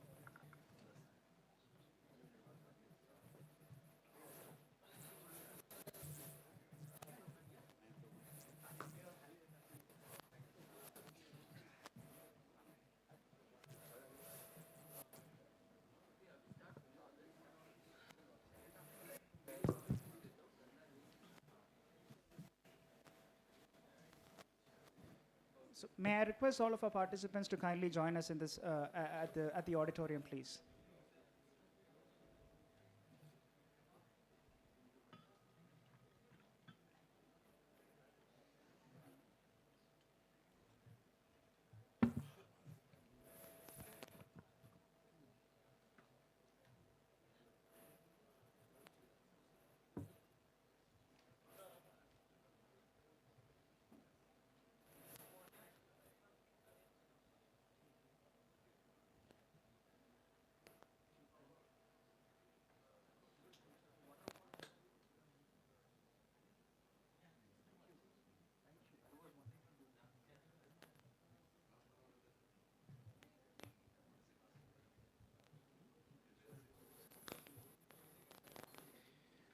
So good morning once again, distinguished guests, speakers, and our vibrant community of startup founders representing the Northeastern region. We now move into the second phase of our program, and the subsequent proceedings that are associated with day one of our conclave here. We start with a set of power talks led by distinguished luminaries shaping the ecosystem in India. We'll invite each of them one by one to share their key insights with us today. So now I have the pleasure of inviting Shri Charanjot Singh Nanda, President ICAI. His voice represents 400,000 chartered accountants worldwide. He's the president of ICAI, and he'll be sharing with us how robust financial governance underpins innovation. Over to you, sir.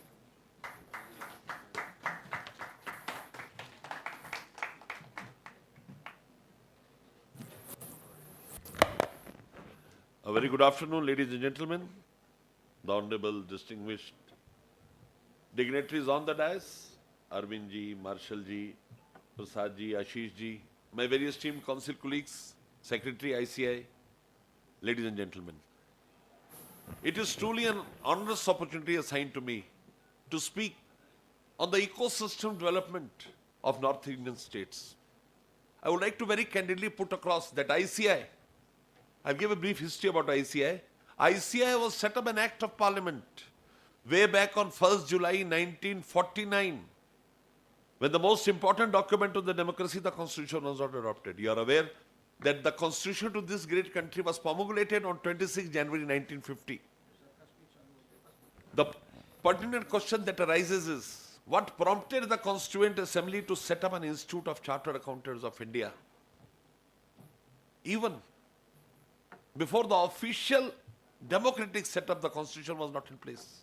The answer is very candid, very simple, very forthcoming. They were looking for a disciplined band of soldiers to steer this country out of confusion. So I want to very clearly say that we are in the business of bailing out or taking institutions, countries, states to the desired level. We started with a very humble beginning with 1,800 members. Today we are the largest accounting body of the world with over 5 lakh members and 11 lakh students. मजरूर Sultanpuri का आपने एक बड़ा उम्दा शेर सुना होगा कि मैं अकेला ही चला था जानिबे मंजिल, लोग जुड़ते गए, कारवां बनता गया.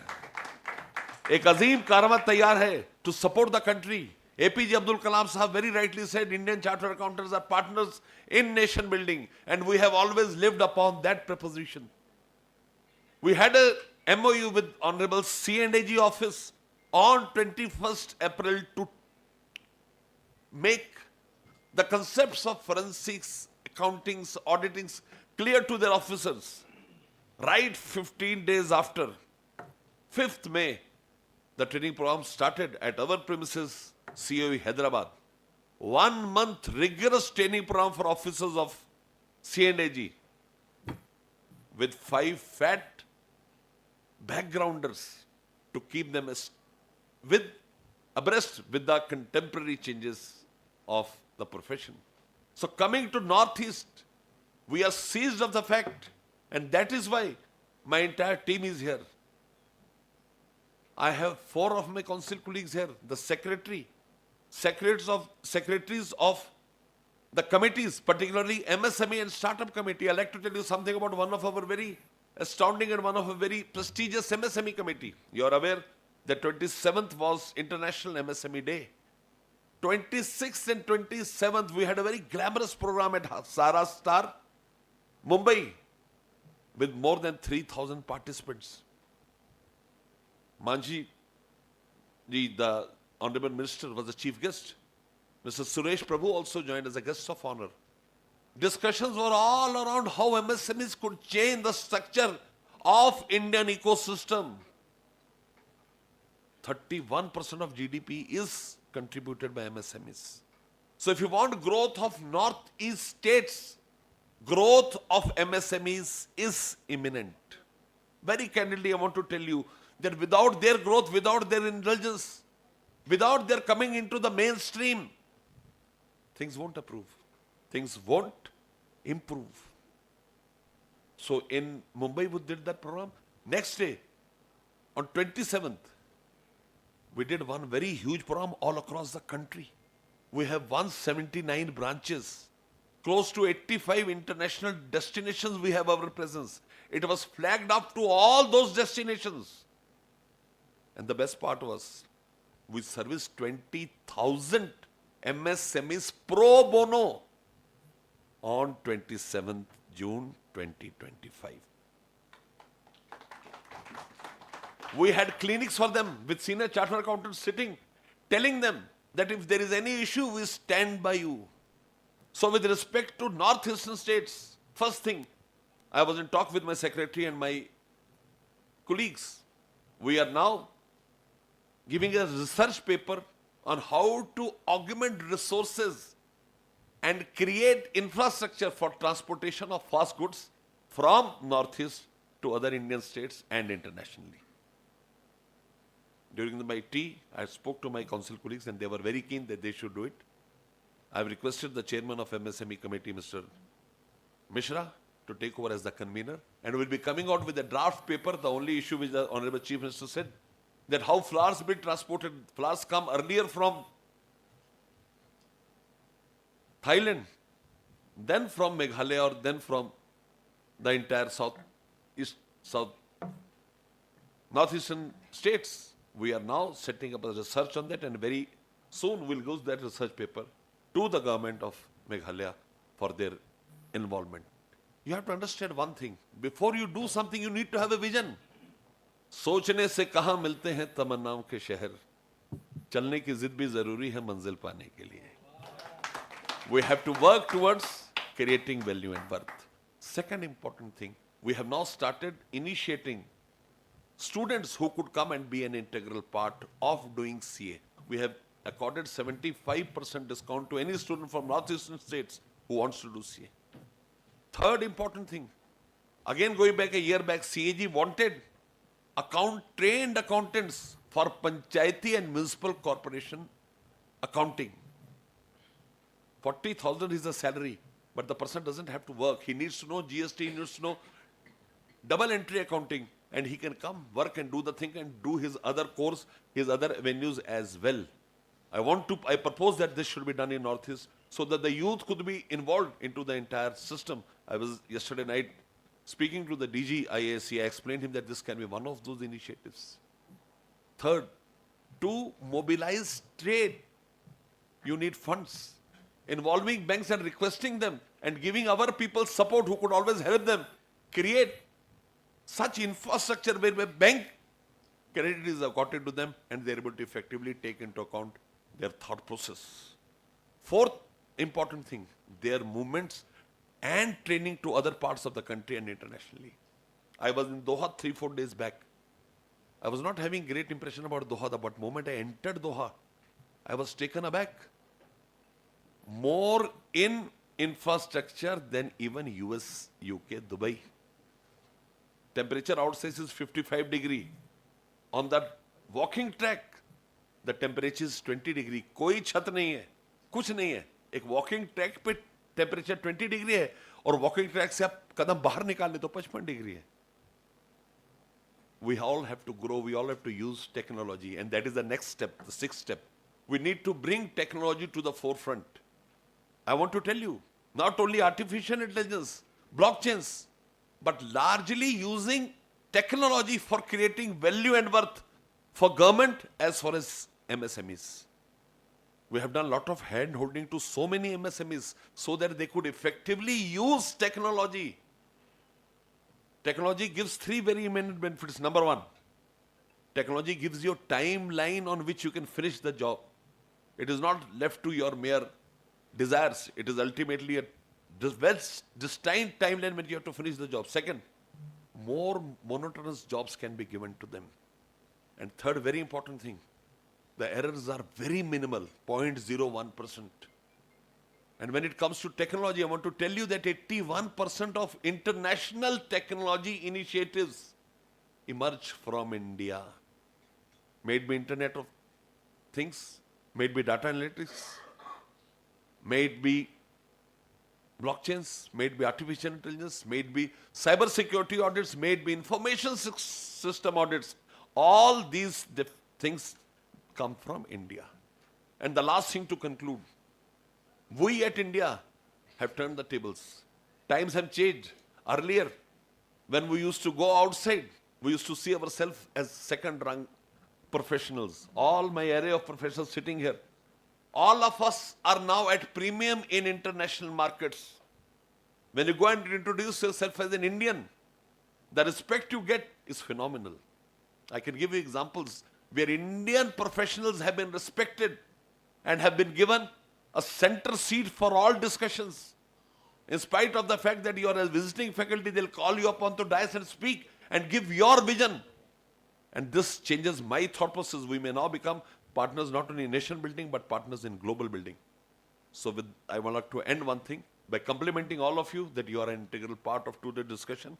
Let us all become a very important step in creating value and worth in northeastern states so that the dream of the Honorable Prime Minister becomes a reality. Let them all join our mainstreams. And as far as India is concerned, India is at the top leg.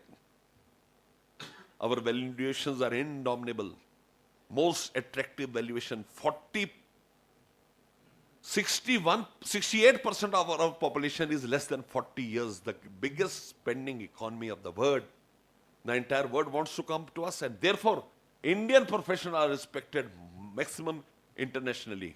कहते हैं ना, देते ना थे जो जवाब, उनके सलाम आने लगे. देते ना थे जो जवाब, उनके सलाम आने लगे.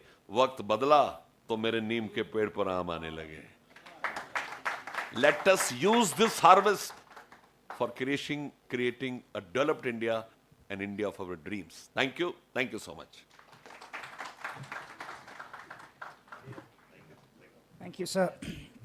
Our second address comes from a leader who continues to play a key role in steering India's digital corridors, and he's been doing that for more than 3 decades. Please join me in welcoming Shri Arvind Kumar, Director General of Software Technology Parks of India.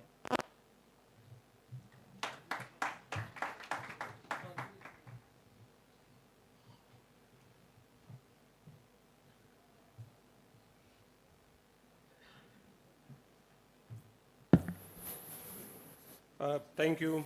Good afternoon. It's really great honor to be part of this very important event. और बड़ा अच्छा लगा when the chartered accountants talking about the technology. सही में नीम के पेड़ पर आम लगने लगे हैं. So it's very nice. We are basically technology park of India, as you understand, software technology parks of India. Till now we were talking about the technology. Now chartered accountant is talking about the technology. Really great to hear. They have also moved in the same direction where we are. So really real collaborations coming from them. Software technology parks of India, those who are not familiar, just a minute, that we have been established in 1991 to promote ITS services from this country. At that time, export from this country was 52 crores. Revenue today for ITS services alone, we have 20 lakh crore. So this is the journey which has been seen by software technology parks of India. We have contributed for promotion of ITS services. Today we have only from STPI registered unit, we have more than 10 lakh crore export for ITS services. We promote ITS services, we promote software product. We have very large presence in this country. We have 67 centers across the country. Most of them, 59 are in tier 2, tier 3 cities. We have 24 centers of entrepreneurship across the country, which is for software product development. For various labs, we have domain-specific labs, domain-specific center of entrepreneurship. We intentionally called this center of entrepreneurship so that they not convert into center of excellence and doing just research paper publication. Our objective is, like here, objective is ideation to incorporation. We are with ideation to prototype, ideation to product, ideation to commercialization. This is our whole idea in STPI. This is actually very interesting time, as President IICA also said. Now this is a technology era.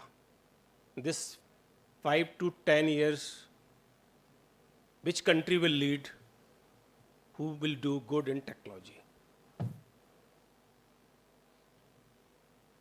And the technology evolution, revolution is a continuous process. But this wave, which is now today, this has a very important feature. It is a very inclusive growth. Thanks to Government of India, which has created digital public infrastructure in this country, anybody can contribute to the development of the technology. It is not limited to few engineers, not limited to person who have laptop in their hand, those who can work with the enterprise software. Now anybody can work on the technology because of the inclusive growth. It is inclusive growth in terms of demand, in terms of supply. Today, I am making payment from UPI. Anybody, even vegetable vendor, is making payment from the UPI. This technology has created such a good level playing field that now anybody can, is not required you have to be coder. In this AI era, anybody can do the coding. Everybody has become the coder. You are not required to know Pascal, C, Fortran, or basic types of the languages. In fact, I see 3 big waves in this world. One wave came in terms of electricity. If electricity could not have been invented, then it have taken 500 years for development, which has taken just 50 years. So invention of electricity has converted development from 500 years to 50 years. Second wave came in the form of the internet,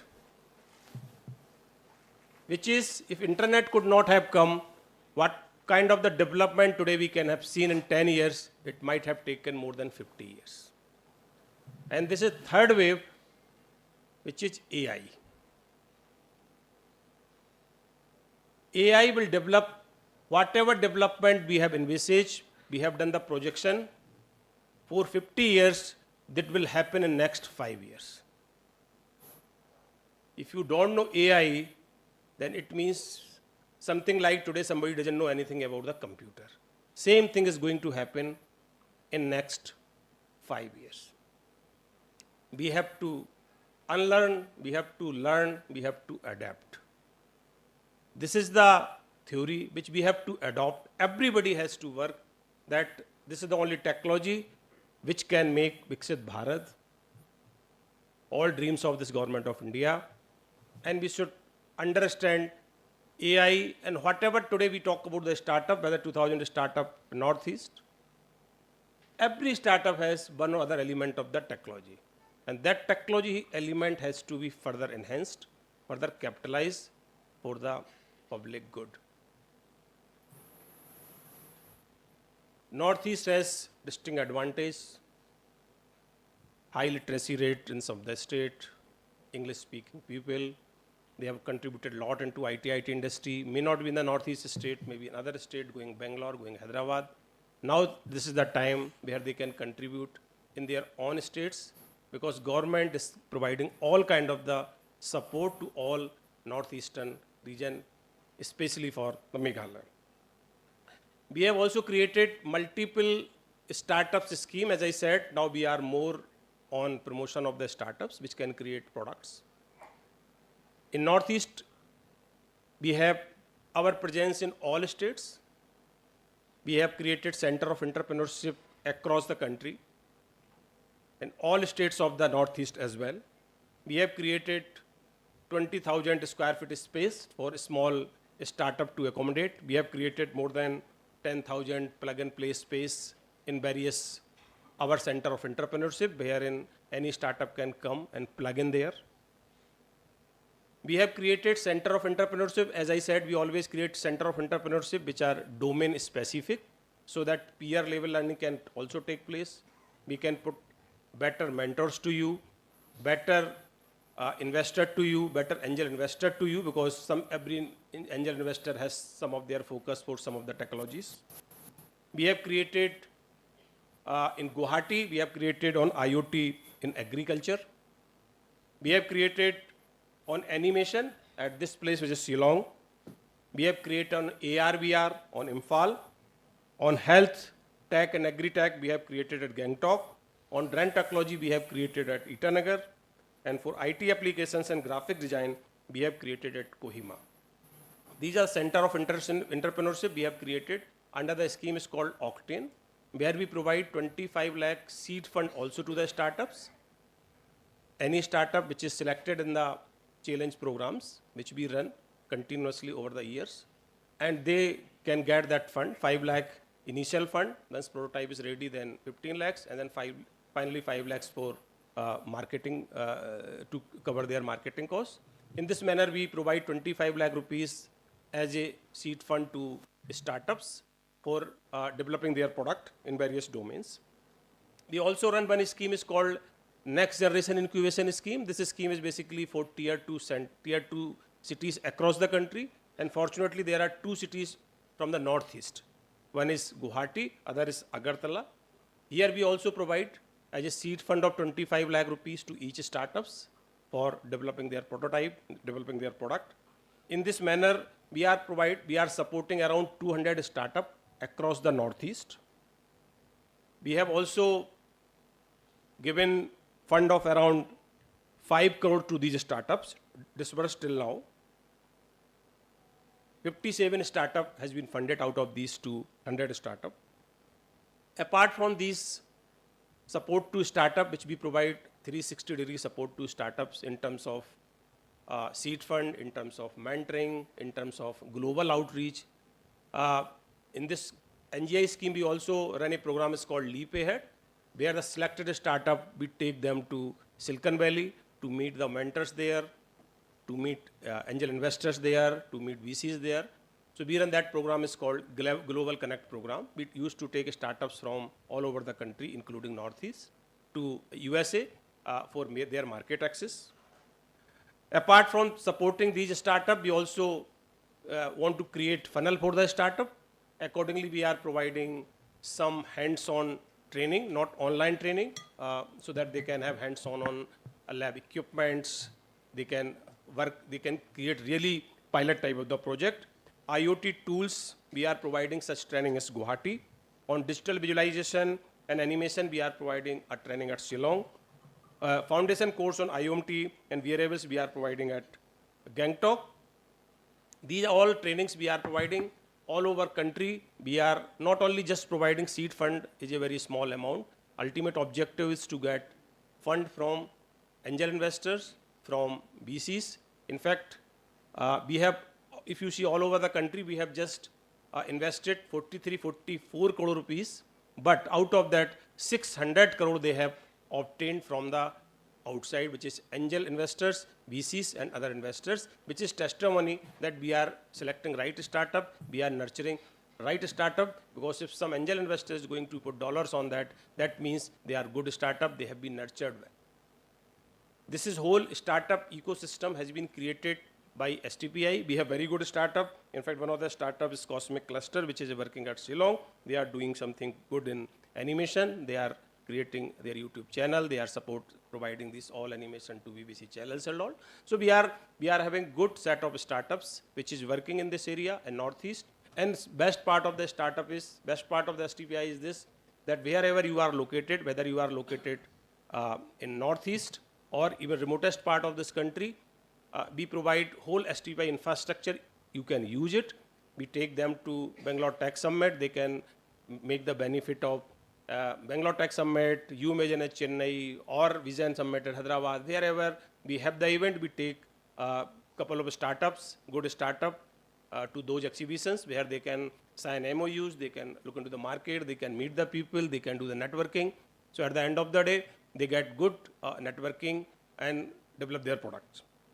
With this, I would say, yes, I say that they want to support a lot of things they are supporting. I think these organizations should also come to support startup ecosystem created by STPI. They want to come, they have any problem statement, we can run for anybody, we can run hackathon for them, we can create a center for entrepreneurship for 3 years, 5 years, whichever way they want, so that whether it is a climate change, whether it's any, so we are looking for, we always keep looking for the good stakeholders. Our whole startup ecosystem or CU is not typical government kind of the thing. We just provide administrative support to them. It is fully run by chief mentor who is from industry. He appoints the chief operating officer for that. He appoints incubation manager. It is completely professionally driven, pure private type of the center of entrepreneurship. And it has all sort of the mentors from the industry, all sort of mentors from academics, and therefore anybody wants to come forward, we are going to welcome them. Please come, join with us. Any startup, they want to join COE, they are most welcome. Any part of this country or any organization which they want to join with us, want to open new startups, give problem statement, want to solve, this all are welcome. Thank you. With this, all the best for this event. Thank you very much. Thank you, sir. I'm told Mr. Charanjot Singh Nanda has an early flight. So we'll have to excuse sir for the session now. So I'll invite our Chief Administrative Officer, Colonel Amandeep Singh Puri, to express our gratitude to sir for joining us today with a token of our appreciation.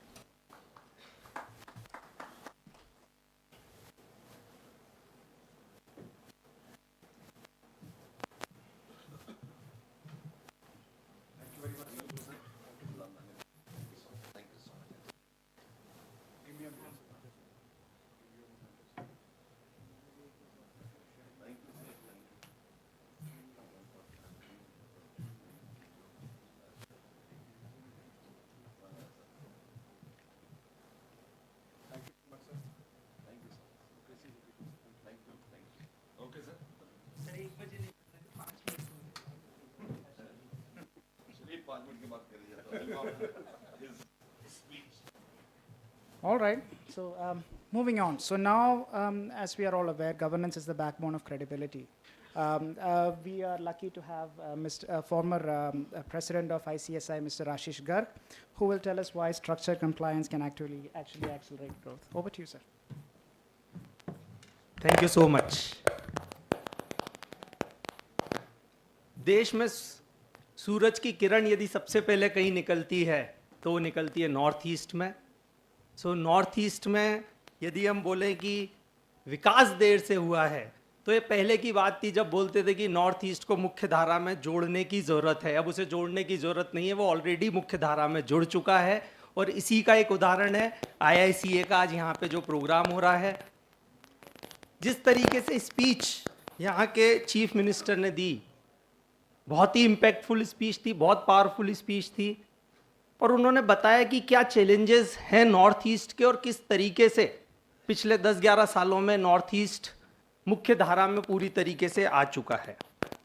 So on this occasion I really compliment IICA, Dr. Neeraj Gupta particularly, and earlier Joint Secretary of MCA Gyaneshwar Singh ji, now CEO of IICA, कि आज हम ये centre के incorporation पर, ideation तो हो चुका था, इनकॉर्पोरेशन पर यहाँ बैठे हुए हैं। तो सबको एक बार नॉर्थ ईस्ट के सभी लोगों को बहुत बहुत शुभकामनाएं और बधाइयाँ।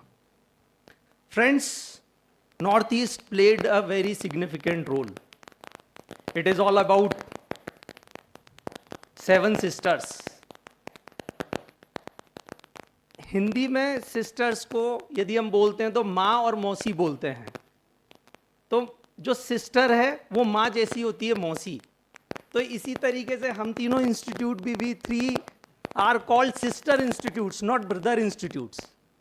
सो आपस में हम कितना भी झगड़ते रहें, बट जब देश की बात आती है, जब गवर्नेंस की बात आती है, जब टैक्स कल्चर की बात आती है, और जब मिनिस्ट्री के साथ कंधा से कंधा मिला के किसी प्रोग्राम के करने की बात आती है, तो we all are together. And I really thank the president of CA institute, vice president of cost accountant institute, that we all are standing together for the nation building, for each and every task, whatever the ministry will assign, whatever the nation wants from us. So we are always together. I'll not take much time because he has to catch the flight, but I have a next session. So north east के लिए एक और बात है कि prime minister ने यहाँ पे कहा था EAST, what is the meaning of EAST? Empower, act, strengthen and transform. So इस ईस्ट को किस तरीके से हम आगे बढ़ाते हैं, दैट इज मोस्ट इंपॉर्टेंट। और इसीलिए बहुत सारी शायरियाँ नंदा साहब ने सुनाई हैं, तो नॉर्थ ईस्ट पे एकदम एप्ट बैठती है। जयशंकर प्रसाद जी की कुछ कविताएं हैं कि वो पथ क्या पथिक कुशलता क्या, वो पथ क्या पथिक कुशलता क्या, जिस पथ में बिखरे शूल ना हो, नाविक की धैर्य कुशलता क्या, जब धाराएं प्रतिकूल ना हो। जब इतनी ज़्यादा धाराएं प्रतिकूल हैं कि हम बात कर रहे हैं कि थाईलैंड से फ्लावर आ जाते हैं पर नॉर्थ ईस्ट से नहीं जा पाते, बट उस स्टेट में आके नॉर्थ ईस्ट ने जो डेवलपमेंट किया है, आई थिंक वो एक दूसरे प्रदेश से आने वाले व्यक्ति को जरूर देखना चाहिए कि किस तरीके से चेंज यहाँ पर आया है। और वो चेंज को फील करने के लिए, उस चेंज को महसूस करने के लिए, you have to be in the north east.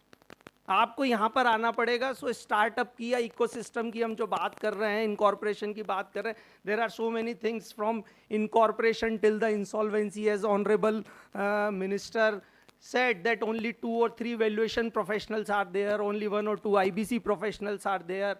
But we have so many chartered accountants, company secretaries and cost accountants in the Northeast. And they can provide you the services which you want. From incorporation, I'll not say till the winding up, but till the easy closure of the business. So every services are available from all the professional institutes, whatever you want. As ICSI, as Company Secretary Institute, we have taken so many steps. We were the institute, first institute who have taken the fees waiver for the students of Northeast. So all the students who want to join the Company Secretary course, they have a fees waiver for their initial stage CACT, then fees waiver in executive programs. So that is the one thing. Second thing, we have Northeast chapter, Guwahati chapter, which we have renamed as a Northeast chapter. Recently, we have done our conference of national conference at Guwahati. Honorable Governor of Assam has inaugurated that event. 300 participants from across the country have visited the Northeast, not especially they just came to Guwahati and visited the Kamakhya temple, but most of the delegates have visited Shillong as well. study centers. We have so many study centers. We have 2 exam centers at Northeast. We have 7, 8 study centers. We were the institute who have signed the MoU with IIM Shillong and given the awards to the prestigious medal award to the meritorious student of IIM Shillong. These are the small initiatives which we have taken. Just the purpose कि north east already मुख्यधारा में है. जब तक हम ये नहीं सोचेंगे तब तक हम मुख्यधारा में नहीं आएंगे. हमें ये सोचना ही पड़ेगा कि we are the front runners. If this country want to have a 5 trillion economy, then the major parts like almost 7 to 8% comes from 2.6 lakh square feet of land from northeast. We are almost double than UK. We are almost 6 times than Denmark and Netherlands. This is just northeast. So we are the integral part of the India. And the last but not the least, we have so many things to do. I'll take it forward in my session, but I'll assure the IICA, the Ministry of Corporate Affairs, the MoU which we have signed, it's a long-term collaboration. It will not remain the piece of paper. We will develop some short-term courses of 3 months, 2 months, where the students of Northeast can join that. They can become the secretarial assistant, they can become the GST professional, they can become the account assistant, they can become the CSR certified professional. So these things we can do. With the last conclusion, I'll just say कि मुट्ठी में कुछ सपने लेकर भरकर जेबों में आशाएं, दिल में है अरमान यही कुछ कर जाएं. सूरज सा तेज नहीं मुझ में. सूरज सबसे पहले यहीं उगता है, पर फिर भी मैं कहूंगा कि सूरज सा तेज नहीं मुझ में दीपक सा जलता देखोगे. सूरज सा तेज नहीं मुझ में दीपक सा जलता देखोगे. तुम अपनी हद रोशन करने से तुम मुझको कब तक रोकोगे. और तुम हालातों की भट्टी में जब जब मुझको झोंकोगे, मैं तपकर सोना बनूंगा. तुम मुझको कब तक रोकोगे. नॉर्थ ईस्ट को कोई नहीं रोक सकता. We are the front runners. With this, जय हिंद, वंदे मातरम. Thank you.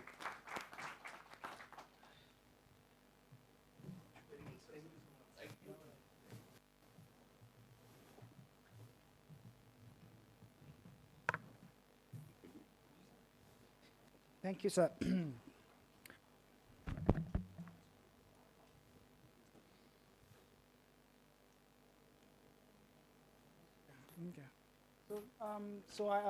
Okay. So I understand our DG of STP also has to catch an early flight.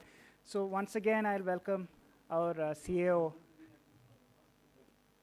to Colonel Amin.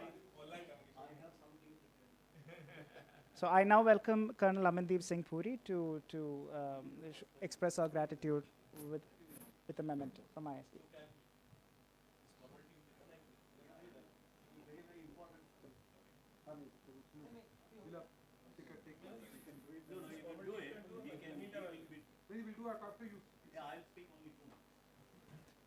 Okay. So thank you. I think we'll move on to our next speaker. Cause discipline keeps dreams alive. So I have now the pleasure of welcoming Mr. TCA Prasad, the Vice President of ICMI, to share his perspectives with us.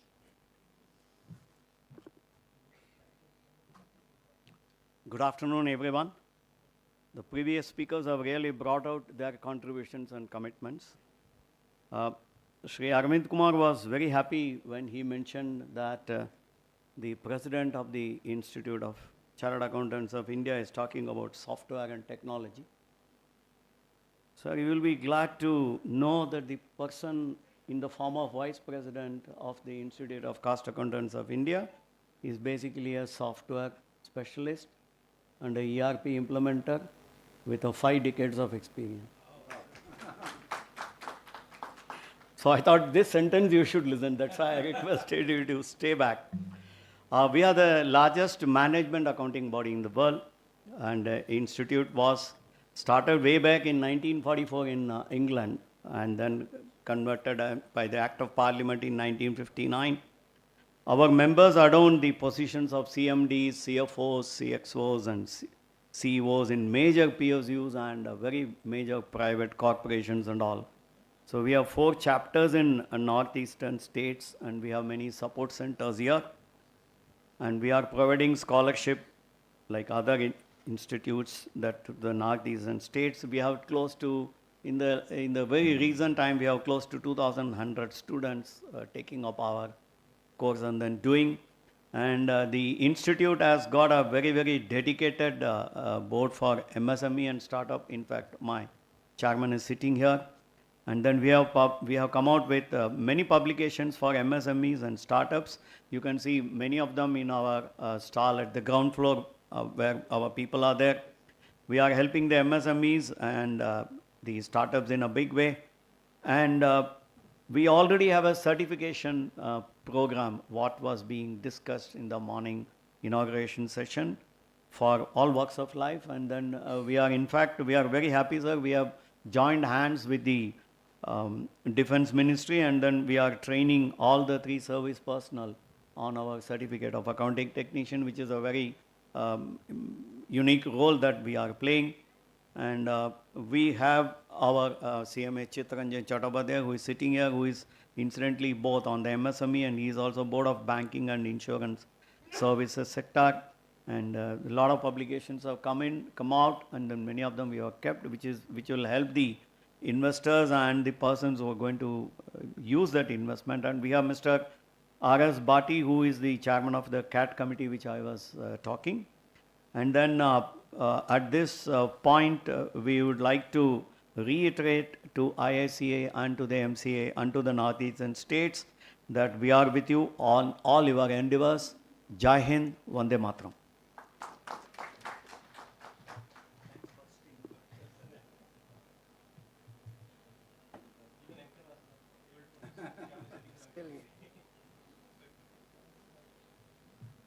Thank you, sir. Now for our final power talk, we travel to the front lines of agri-finance. Shri Marshar Vellapurath, Managing Director of AFC India Limited. Over to you, sir.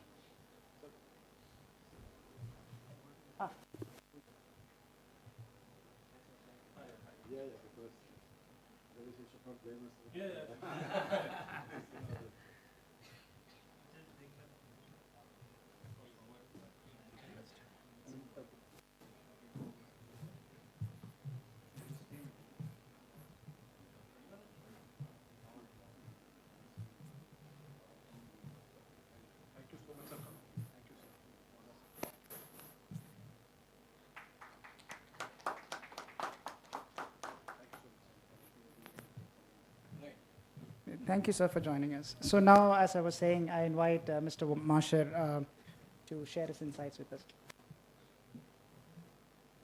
So good afternoon to everybody. So respected dignitaries on the dais and off the dais. I think we have heard the compliance and the regulatory framework from many of the dignitaries who spoke before me.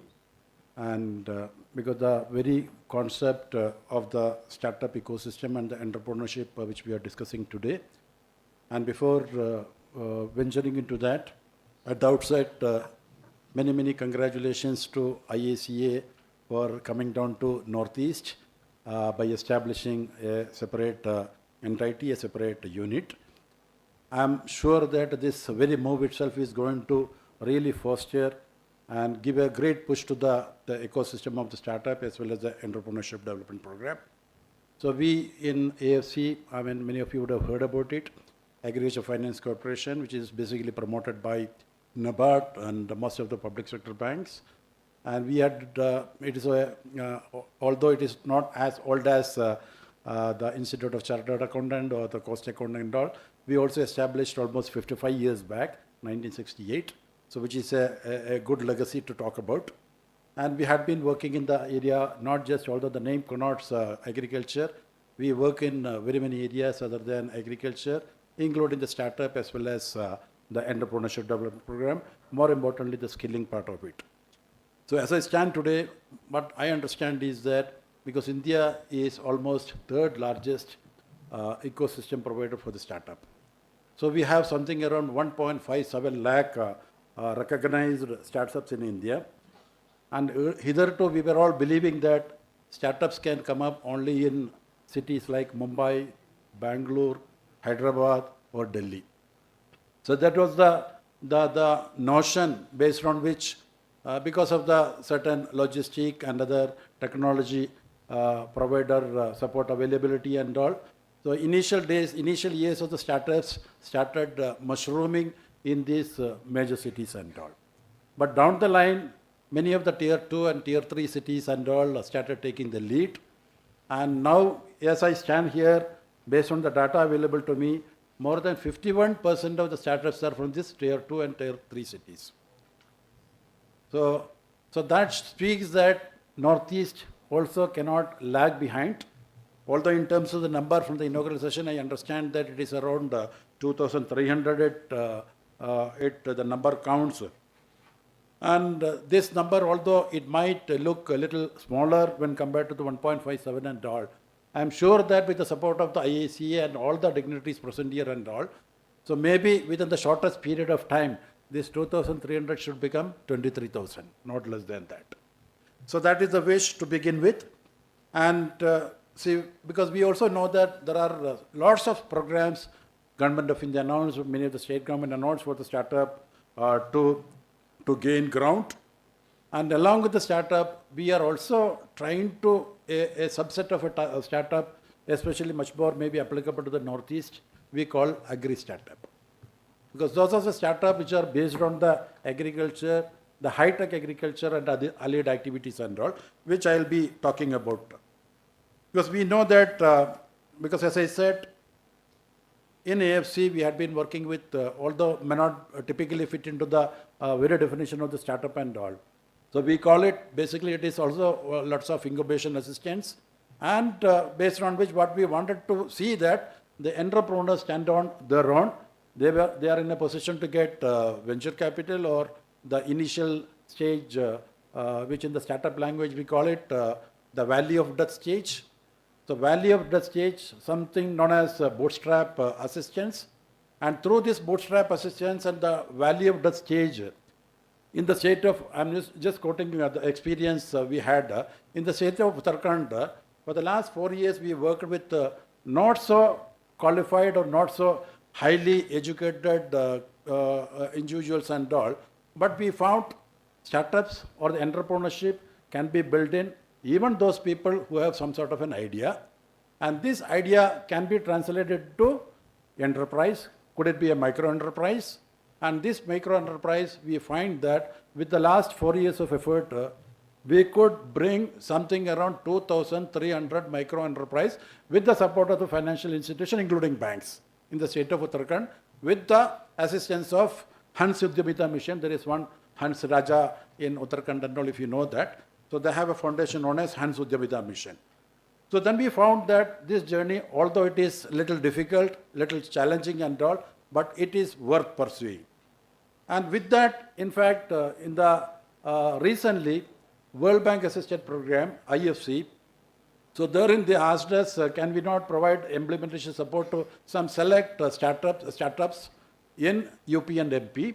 So right now it is going on. So wherein we are trying to provide the sort of an incubation support, hand-holding support, and bringing them to the little bit of a, I won't say commercialization stage, but at least little bit from ideation up to the stage of wherein they can further move on to the commercialization stage. And also we had an experience of working under National Agri Innovation Project, NAIP, in the state of Jharkhand. So I will not give details of that, I'll just come down to the Northeast per se. So Northeast, as I said, there are 2,300. And startups, more I'm trying to focus on the agri startups. So we have a program which right now we are implementing. It is 1 year old, and in the stall also we have exhibited, which most of you are aware. It is about the farmer producer companies. So many of the farmers, based on, Government of India, the 10,000 FPC and all, you would have heard about it.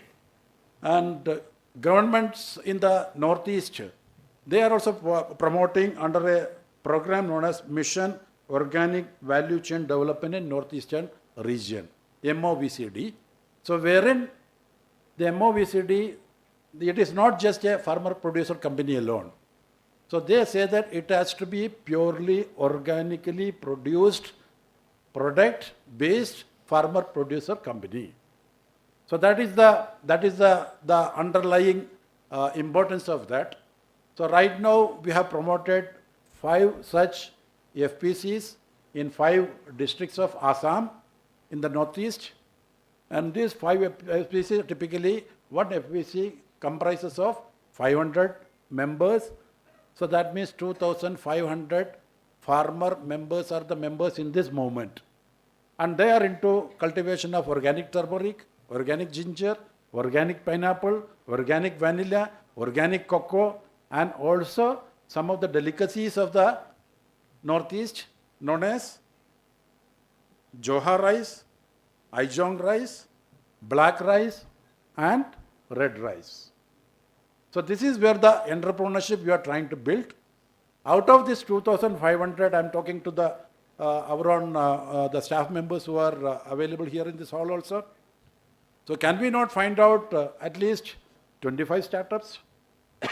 So here we are trying to not just promoting the organization alone, all the hardware is available. We are now going to register it with APEDA TraceNet and we have already onboarded an agency, third party, for organically certifying the produce.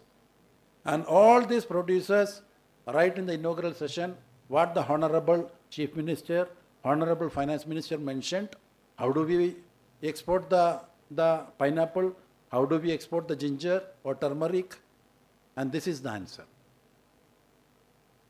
And I'm sure that through this FPC, we will be in a position to identify, we will be working closely with IICA and all, and anyhow we will be building the capacity of these FPCs. We will be identifying some of the people who can act as a startup, because we have a huge manpower network. In all these 5 districts, we have the district coordinators who are all postgraduate in agriculture, and we have at the local level, at the village level, what we call it as LRP, local resource person, and in every FPC we have 7 local resource person. So 7 into 5, 35 local resource person in the so we have the infrastructure. And all those, those of you who would like to work with the farmers to promote a sort of a startup culture, to build up an agri startup and all, so we have the wherewithal, and we'll be too willing to work with any of you who can take it forward. And we would like to see that at least few of them become an export-oriented units within a span of another 1 or 2 years. And this is the phase 4 of the project, and we are also hopeful that the next phase is also coming out, and this is now in Assam only. So we would like to get similar kind of a project in all the 7 northeastern states, so that we'll be in a position to, AFC is willing for that, and we can take it forward, and we can work with IICA to build their capacity, and all that governance institution and all, we can build our own people with all that certificates and all, and I am for it, we can take it. And this is what exactly one of the objectives of this program, local to global. I'm sure that with this paraphernalia, we will be in a position to make the local turmeric or the local Aijong rice or the local red rice or the local Johar rice reach the foreign destination.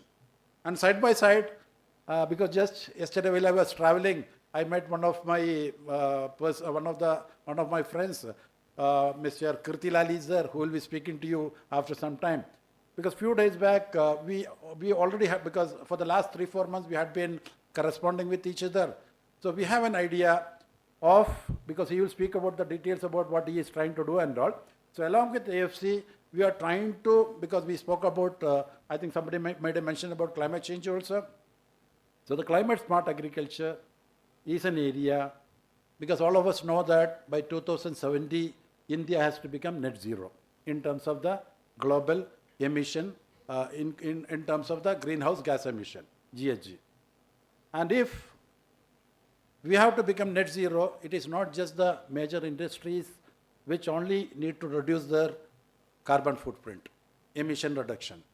Even agriculture also contribute not less than, I think 14%, 18% emission. So agriculture is also a great emitter. And to contain this emission, lots of technologies are available. And as of now, at the level of maybe at ICR level or IARI level and all, some of the lab tested technologies are there. So in coordination with one of the startups, so they are IIT incubated startup. With them we would like to work, and if need be, we are ready to work even in Northeast, whereby we will be in a position to estimate through his platform, which we will be making a mention and all, and to see that how this agriculture is emitting it. We are not going to stop there. Subsequently, can we think of something known as carbon credit, which can be plowed back to our poor farmers who will get benefit out of this carbon credit mechanism. Because in AFC, for the last 2 years, we had been working on the carbon credit, because Government of India, you would have seen that based on every COP meeting and all, when the COP meeting happened in Dubai last year, Honorable Prime Minister announced something known as akin to carbon credit, green credit program, GCP. So we are trying to work with that. Already we have grounded our program with NHAI, National Highway Authority of India. It is almost 1 year old, and we have developed the ISO system. And based on that, the first year we have assessed, based on the fast track alone, how much of the emission is coming and all. And similarly, we are right now signed MoU with National Fertilizers Limited, CRIPCO, then Jute Corporation of India, which is based in Kolkata. So very many institutions we are going to work. And also with the similar to ICA, there is a Indian Carbon Market Association, ICMI, based in Delhi, with whom we are also partner. So this could be yet another idea for the startup ecosystem to work on the greenhouse emission plus carbon credit mechanism, and we'll be too willing to support. Side by side, because AFC being promoted by NABARD, and I'm also basically from NABARD, my parent organization.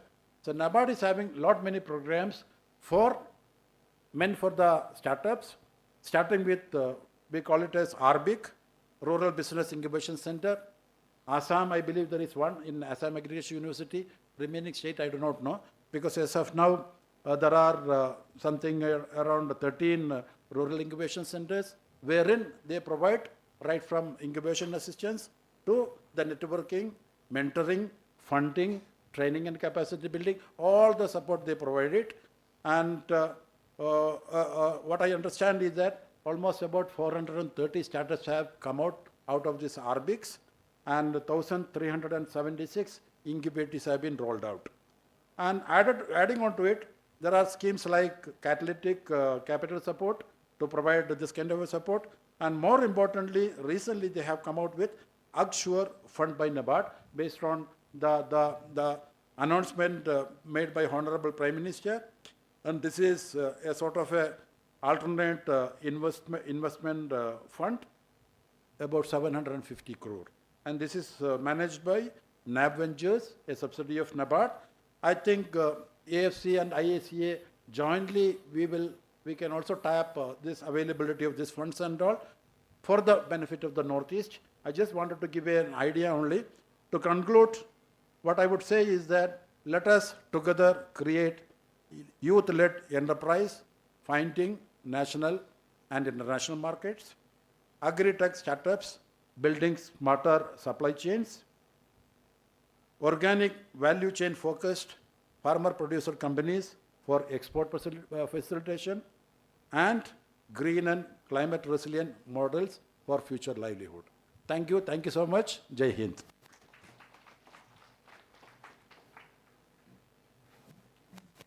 Thank you, sir. That wraps up our power talks. Let's give all of our 5 speakers another round of applause. Now I invite once again our Chief Administrative Officer, Colonel Amandeep Singh Puri, to express our gratitude to our distinguished speakers here today with a memento from IICA.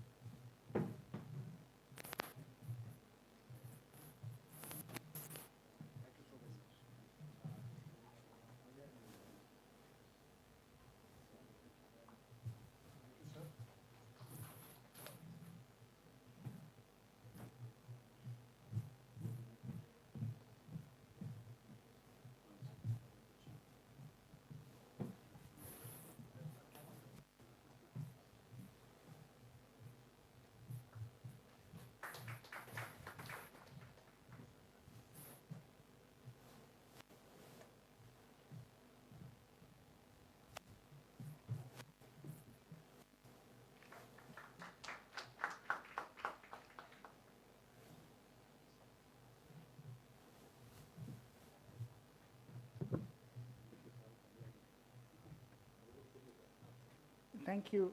Thank you to all of our speakers. So now, we now pivot to a little bit longer, more interactive discussion, which is part of our panel discussion number 1, titled First 100 Days from Idea to Incorporation. Decisions, significant research shows us that decisions that are made in this window sets the trajectory for fundraising, product market fit, and even culture. So with that context set, I'll now invite our moderator and panelists to the stage. Moderating today is Professor Rohit Dwivedi from IIM Shillong. Joining him on the panel are Shri Pranay Chaturvedi, Joint Director, Ministry of Corporate Affairs, Shri Gyan Chandra Mishra, Central Council Member of ICAI, Mr. Ashish Garg, as you're familiar, former President of ICSI, and finally Mr. TCS Srinivasa Prasad, Vice President of ICMI.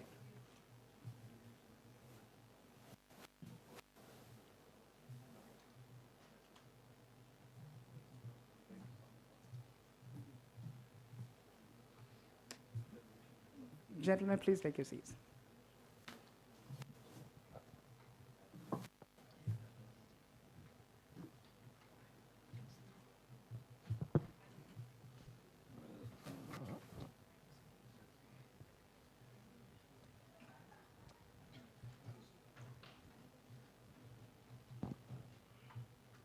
Thank you. It certainly is an honor to host all the speakers on the dais, and because it's rare to get all of these people and the domain expertise which they bring in all at one stage at the same time, and therefore it's an honor, therefore. And I'm also being told that the lunch will not wait. And Shillong, of course, it gets cold faster than other places because of the heat in other places. But here it's slightly different. And therefore, what we'll do is we'll cover up on the time. And I'm told there are panelists who have their flights to catch, travel down to Guwahati. So what I'll do is I'll reserve my briefing note for the end, and would request our panelists, especially Mr. Midday, who has a flight to catch, to maybe start with his comment so that we are able to complete the panel. And all the speakers, they are more important. They've come all the way from far off places. Their adequate time, respecting their time and effort to speak and contribute to the deliberations as they feel is relevant to the context of the Northeast, as relevant to the startup ecosystem in the context here, which is starting a little late, but all of us, we've been listening to since morning, is much more promising than any other context. And therefore, straight go to Mr. Vinay, please. Pranay, I'm sorry, please. And give us the more regulatory framework to the larger context. So, thank you so much. I am Pranay Chaturvedi. I am the Joint Director in the Policy section of the Ministry of Corporate Affairs. Thank you so much for this opportunity.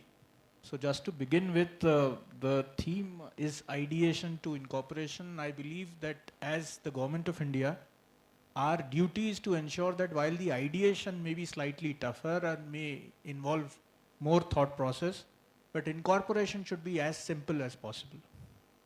So this is our goal, this is our idea, that incorporation should not be challenging at all. It should be as simplified as it is possible. So to that extent, the kind of measures that we have taken, I would like to walk you through.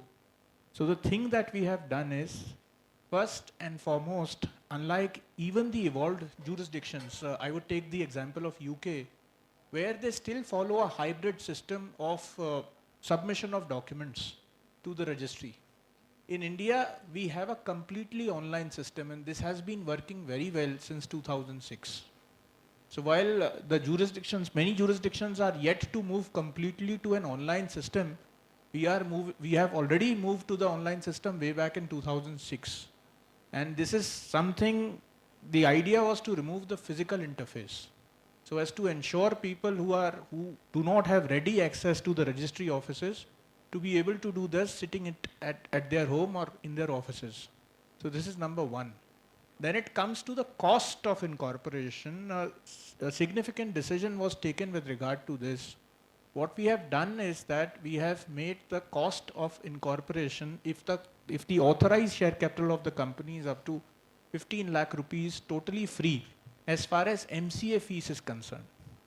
So as far as MCA fees is concerned, it's totally free. I understand that some states have their stamp duties, so that's something else. But as far as MCA is concerned, we have given a complete relaxation with regard to the fees for a company whose authorized capital does not exceed 15 lakh rupees at the time of incorporation.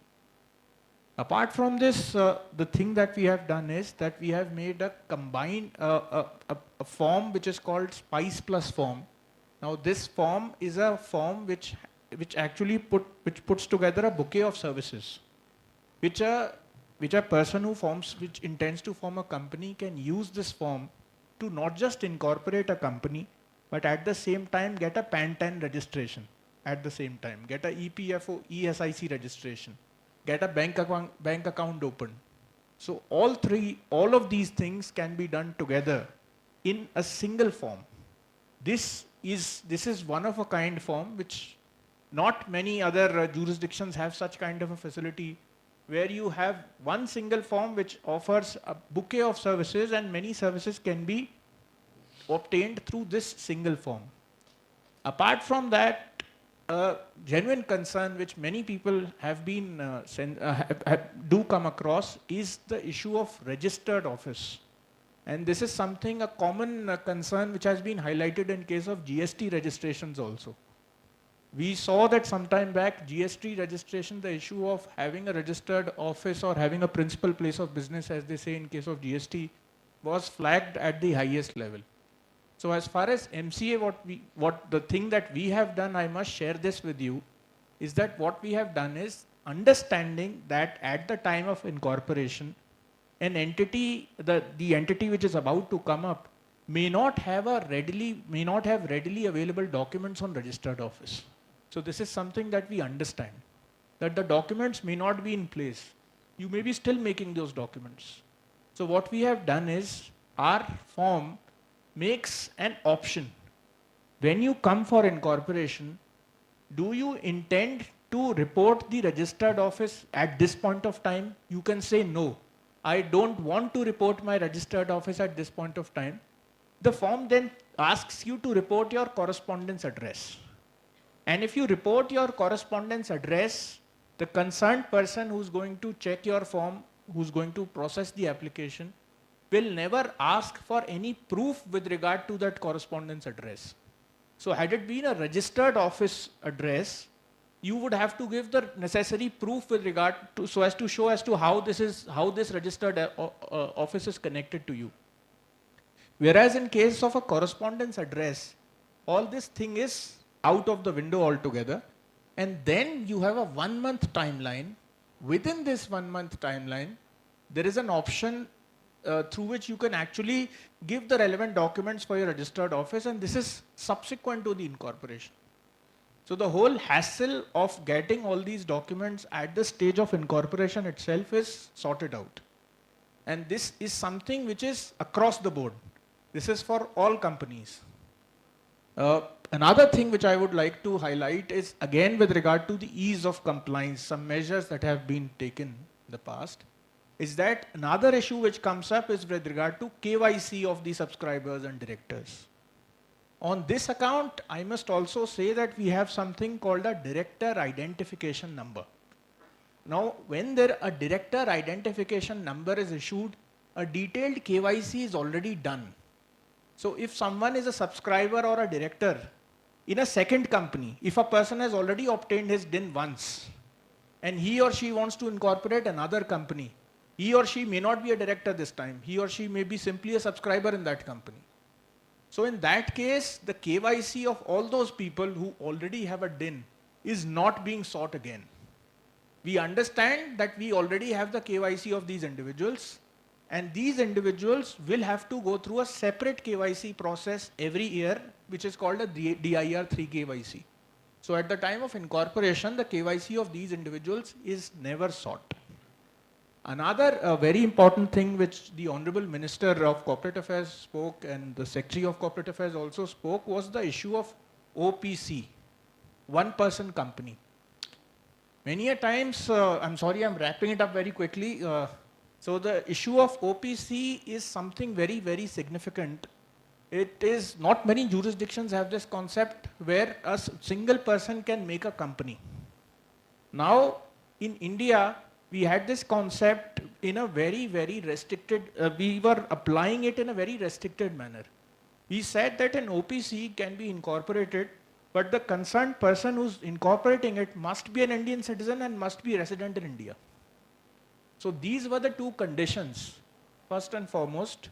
The second thing that we said was that in case you want to OPC, and the moment you start scaling up, so moment you have a capital of 50 lakh rupees or a turnover of 2 crore rupees, either of them, then you have to mandatorily convert this OPC into a regular company, into any other regular private or public company of a commercial nature, obviously. Now, this has also been done away with. So what we have now said is that yes, for incorporating an OPC, the person concerned must be a citizen of India, but he or she need not be a resident of India. So now an NRI is also equally capable of incorporating an OPC in the country.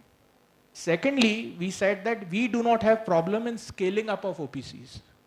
So there could be if you are a single individual, you don't want anyone else in your company to come and join your company, you want to run it on your own, you can do so, and you can do so without any restrictions with regard to scaling up. So you can have any scale whatsoever, and the law will not force you to mandatorily convert yourself into any other company. You can stay as an OPC. So those were, I suppose, few quick points which I could think of sharing with everyone. And these are some points which you must always bear in mind, that the idea as far as the ministry is concerned is to make your incorporation process as simple as possible. Idea part has to be left to you. You have to do the hard work for that. But our job is to ensure that as far as the incorporation process is concerned, it is as simplified as possible and as easy as possible with less hassles. As I said, the fees has also been reduced or rather waived off altogether in case the company is below a certain threshold. So this is my initial remarks, and with this, I would like to thank you all, and I would also like to like my permission, if the permission could be given for me to take my flight. Please, Okay. thank you very much. That was so very, much. very succinct. Thank Mr. you. Pranay, thank you very much. And that probably was also the point to listen to, because when it comes to the startup ecosystem, the necessary given compliances become the most critical, and that is where a whole lot of potential startup founders may just feel scared of, and therefore it becomes very, very important. And you were so sharp and succinct, especially coming from somebody like him, who represents the ministry, who is part of the formulation and and the 2 points which he's made, which is the most critical there, for me at least to take away, is the option of one-person company, which is a matter of awareness, which the context, especially in the Northeast, we need to spread the word around to ensure that we have more and more people taking the initiative. If they have the idea, they don't need to bother about the team. That's more important. And of course, the kind of ease which you are giving in from a regulatory point of view, too much to the extent that registering a company meant having an office and letting that be a legal place, which, if that is relaxed, encourages a whole lot of people. Well, thank you very much. So would you like to stay back or would like to rush? Please, thank you very much. If you have, Pranayji, I'm here, Ashish. If you have 2 minutes, then you can highlight about LLP also. I think that has missed up. So because LLP is also an important vehicle If any questions, I'll take up later, but from the horse's mouth, it will be good that how easy to incorporate a LLP in India as well. Yes. So similarly, as far as company is concerned for LLP also, thank you for noting this for me. For LLP also, we have a simpler process called, and the form for it is form Philip.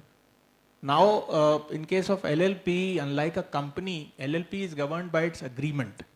So it's an altogether different setup. The number of compliances in case of LLP are much simpler, much lesser.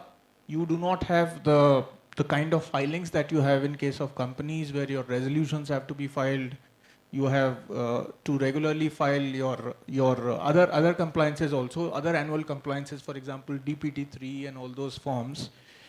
But whereas in case of a LLP, the regular compliance is only with regard to two set of forms, which is your annual return and your financial statement. As far as the auditing in case of LLP is concerned, auditing is also relaxed. So if you are incorporating a company, you must know that you must hire a CA always. You will have to, not just for preparation of your accounts, but also for the audit, also for the financial audit. In case of LLPs, this threshold is 40 lakh rupees. So once your turnover crosses 40 lakh rupees, only after that, you are supposed to get your accounts audited. You have the option to audit before that also, but as far as the law is concerned, the law makes it mandatory only after the threshold of 40 lakh is crossed. Similarly, there are other relaxations when it comes to LLPs. For example, in case you are incorporating a company, you will have to mandatorily follow the accrual basis of accounting. Whereas in case of an LLP, you have the option of cash-based accounting or the accrual basis of accounting. But considering the fact that the world has largely moved towards accrual basis of accounting, more people opt for accrual basis of accounting. But in general, you have the option as far as LLPs are concerned. However, in case of still tapping funds are concerned, companies could be the better option when it comes to tapping funds. So if you want to have an enterprise which would be more self-dependent, more reliant on itself, then probably LLP would be the better option. But in a longer run, if you want to scale up, then the idea of forming a company would be more appealing. This is what I would like to say. And I suppose rest of the things could be taken care of by him. And thank you so much. Please, thank you very much. Thank you so much. Yeah.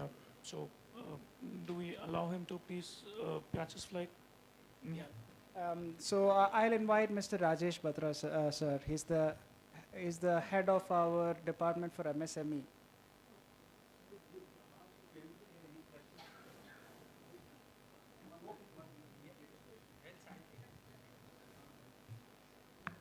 Is there any questions from anyone? I think sir has to also leave quite quickly. I'll invite Mr. Rajesh Batra, who is the head of our Center for MSME, to present him with a token of our appreciation.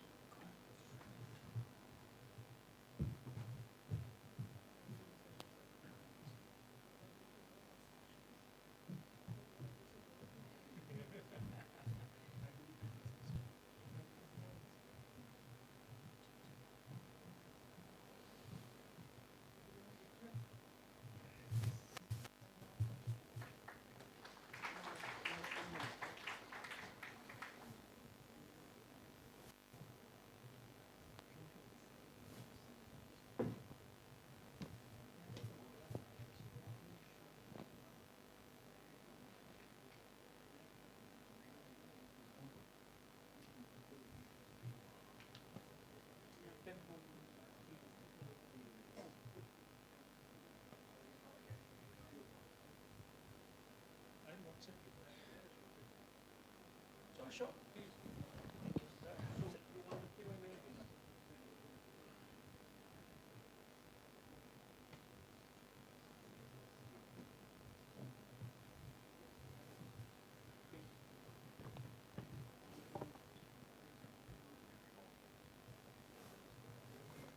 All right. Again, of course, the ringmaster has the call. So we have 10 minutes because the lunch is getting cold. And therefore, what we'll do is we'll quick give, the new mandate is 2 minutes to each of the speakers. rather than doing it the typical panel discussion format. So yes, we understand and respect that you've come prepared with some ideas which you wanted to put across to the audience. So if you could, put in your words, and then we'll open up for Q&A. And then, and then we'll continue to engage with the group over lunch. Please. We will take 2 minutes. There are 2 questions we can take. Sure, Please sure. go ahead from that side, no problem. Please. Okay. I'll take up later. No issue. Please. Hello. Good afternoon. See, the session's focus is the judgment calls that every founder faces at the initial stage.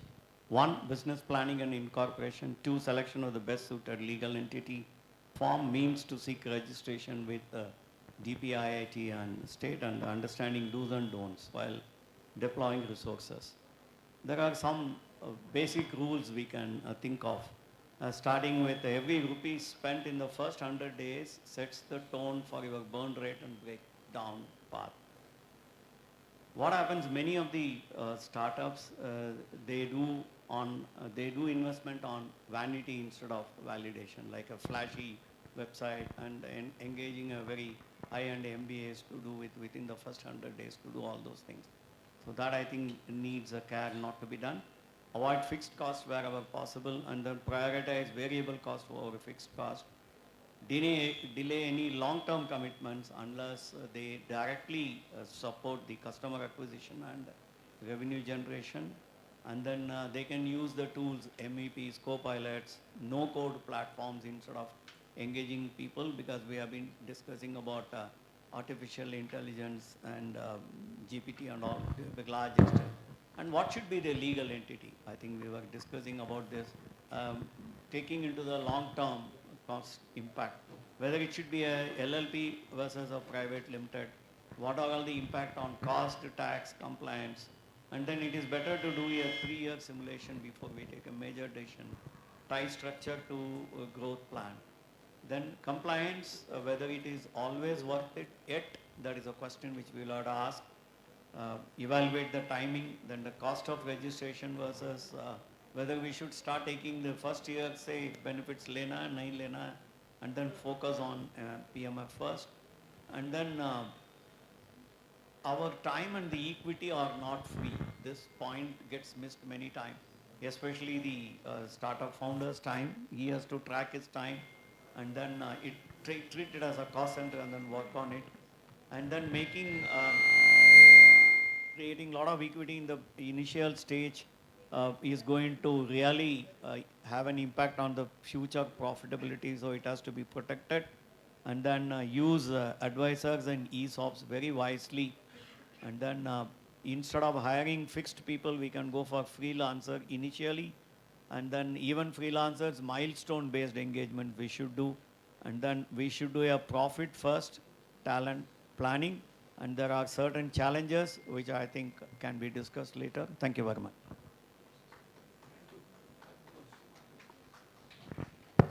So, thank you, friends. Since I'm a chartered accountant, so I would like to give a very brief about the accountancy, auditing, and taxation, all those parts. So, one thing that is very prevalent in the market, that is how much to comply and what should be the cost of the compliance. So, my take on this point would be, non-compliance is more costlier than the compliance. Hence, my request to all the startups and MSMEs would be that please do comply with the law of the land. Whatever is best to be done with respect to the compliance of the GST, filing of the returns, their assessments, their time-to-time notices, compliances, their scrutiny at your own end, I mean due diligence, and the most importantly, to get the books of accounts prepared timely and get them audited as per law of the land. Now, with respect to the two things, as the people were discussing in the farm of the business, so I think this is again a very important task from the viewpoint of the startups, what firm you have to choose in proprietorship, partnership, LLP, company. So very quickly in one line, scalability as well suggested by Pranay ji, the person who is looking for some good funds in the market, I mean equity funds or private equity or some good loan. So generally private limited companies suggested. Partnership firms earlier used to be one of the very basic model of the business, now has been well taken over by the LLPs, because in the partnership firms, for the information of all the stakeholders present here, the liability of the partners are always unlimited. However, in case of LLP, the liability of the each partner is limited to the percentage of the partnership share he has taken in the LLP. So please do think, twice, thrice before taking the decision regarding the firm of the firm you want to incorporate. Two things very quickly. With respect to the choosing the compliance module, now so many fintech companies are there. You need not worry.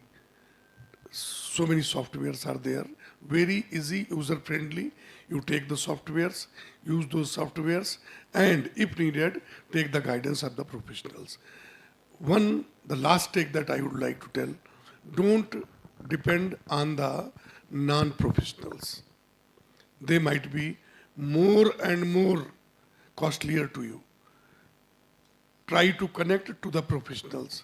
Go to the chartered accountant, company secretary, cost accountant, lawyer, wherever you like. But don't rely on the non-professionals. They is like that only, choosing some doctor, some good doctor. So will not take much time. As I understand, we have been given 2 minutes time only. But at last, we'll say, be compliant and be free. Thank you very much. Yeah. So about this 100 days, first 100 days from idea to incorporation. Pranay ji has talked about the incorporation, that how easy it is, about the LLP incorporation, company incorporation, OPC incorporation. So the process is easy. But what about idea? That where you have to think about it. Because पहले 100 दिनों में idea आएगा कि नहीं ये भी जरूरी नहीं. Thomas Edison has failed almost 2,770 times. तब जाके बल्ब का आविष्कार हुआ था. So it's all about the idea. And we have seen that how that idea can become big. That is up to you. So that is most important. Recently, just 2 days back, I was reading one article in Hindi newspaper, Dainik Bhaskar. Startup founders की सफलता का रहस्य. It was a front page article and they have talked about just 2-3 points. बड़ा सोचें. हमेशा हम बोलते हैं think big. कुछ अलग करें. All about what is startup. इतने startups बन क्यों रहे? Zomato आया, Swiggy आया, उसके बाद भी नए startups आ रहे हैं और चल रहे हैं. But they have some different USPs. So do it differently. खुद से सवाल करते रहें. Ask from yourself whether you are satisfied. What innovation you want to bring. How you can scale up this business to the next level. And most important, जोखिम लेने से नहीं डरेंगे, मुश्किल हालात में टिके रहेंगे. We have seen कि अब जोखिम, risk is very important because startup ऐसा नहीं है पहले दिन बन जाएगा. अभी पूरे, I think in the inaugural session also we talked about the startup registration in the Northeast. Then around 2,000 entities are registered in Northeast. So 2,000 ideas have conceptualized. So ये सोचे कि नया idea क्या हो सकता है. But सबसे important क्या है? Execution makes it big. Idea छोटा हो, बड़ा हो, फर्क नहीं पड़ता. But उस idea का execution कैसे होगा? That is very important. So execution makes it big. Commitment, outreach, continuity. बहुत सारे startup हम देखते हैं. Like Pranav ji was talking about the incorporation. I am receiving so many young generations, like those who are doing the IITs or engineerings or MBAs. They are coming to us say, sir, incorporate a company. We two are studying together. Just incorporate a company. We'll do this thing. I always used to say, just first of all, formalize the things, what you are going to do.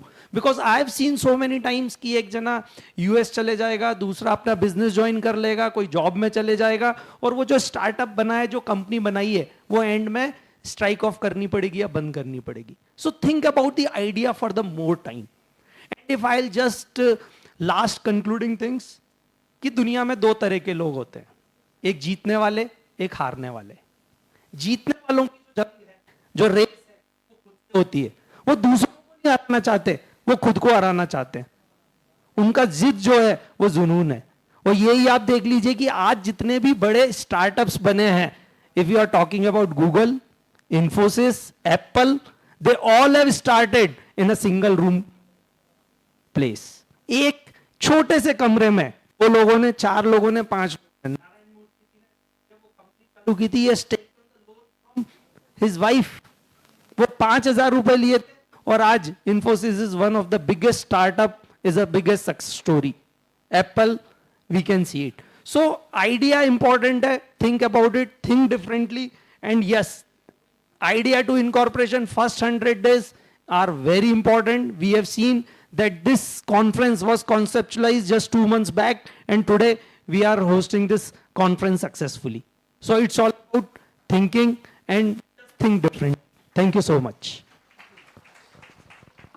Well, it's important that we listen to the audience and listen to the kind of questions which they may have.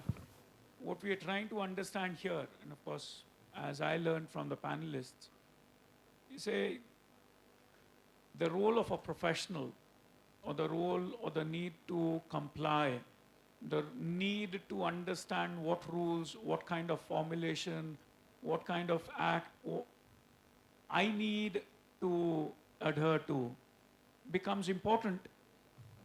As the speaker said, what's most important is, do I have an idea? Do I conceive of it or not? Have I made a conception? Now what's important here is, from conception to the idea, and from that idea to an incorporation stage, which is the 100 days period, which is most important.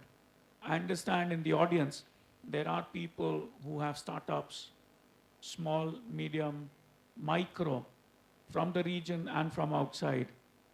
Now, if you have an expert panel here, would there be any question which you would have to ask? Allow me just a half a minute here. Is there questions which arise out of your fear to launch or to grow big? Your apprehensions to approach a professional, or your ignorance to say that, yes, I know my community has a problem. I can understand that there is a solution which is needed. I figured out a solution, and that solution could be a technological solution or a systemic solution. It could be a product, but I don't know if I'm going to approach a chartered accountant, how much fees does he charge? Does he know how to get me registered? Now, those questions could come from any of your concerns, your anxiety, or your fear. It would be most important and very, very valuable if our audience could raise some questions for the panelists to respond to. Please, go ahead. Maybe have some mic that side, please. Yeah, please. If you could, by the time the mic reaches you. Any volunteer, please?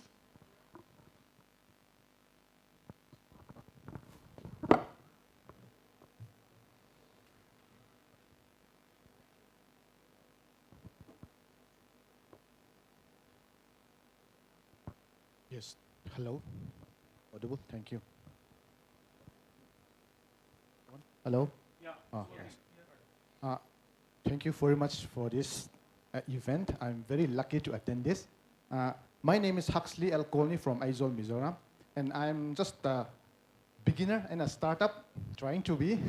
So yes, actually we're talking about this accounts things and this incorporation thing. I say, first of all, make it more simple. Because as a startup, it's a very difficult process to like do this compliance. Like we have like around 38, 37 compliance to do for a startup. I think we need more simplicity. Like as for a startup, like we need something like 3 years at least for a different startup idea process for at least 3 years. So if we can arrange those kind of simplicity for a startup, then after 3 years they can convert to a corporate or big corporation, something like if they want to scale up. I think that's what my idea is for now, and that's what I want to ask. Can it be more simple than this? Because especially in Mizoram, we have a very, very low financial literacy, especially in corporate aspect.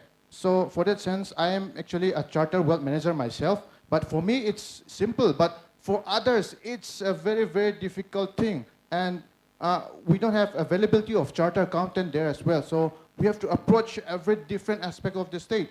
So it's a very, very difficult process. That's what I want to address. So that's all my question is. Can it be more simple? That's how I like to put it. Thank you very much. So, truly speaking, this is pain up every startup. That while they start at the initial stage, there is certainly so many compliances and scarcity of the funds.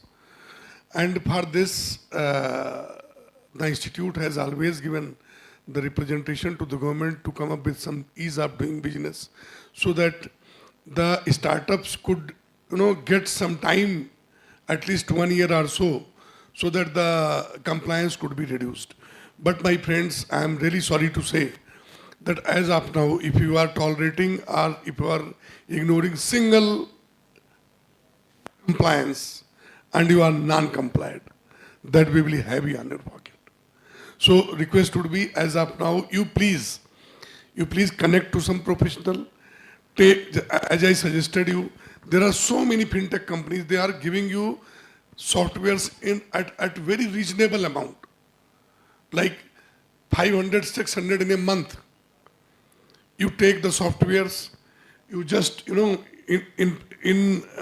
the input of the data and try to fill up the forms with the suggestion and consultation of your professional, not by yourself and not by some of the person who is not equally competent to the professional. But as far as this pain point is concerned, we certainly go with the thoughts of the startups that to some extent there should be some relaxation in the compliance part.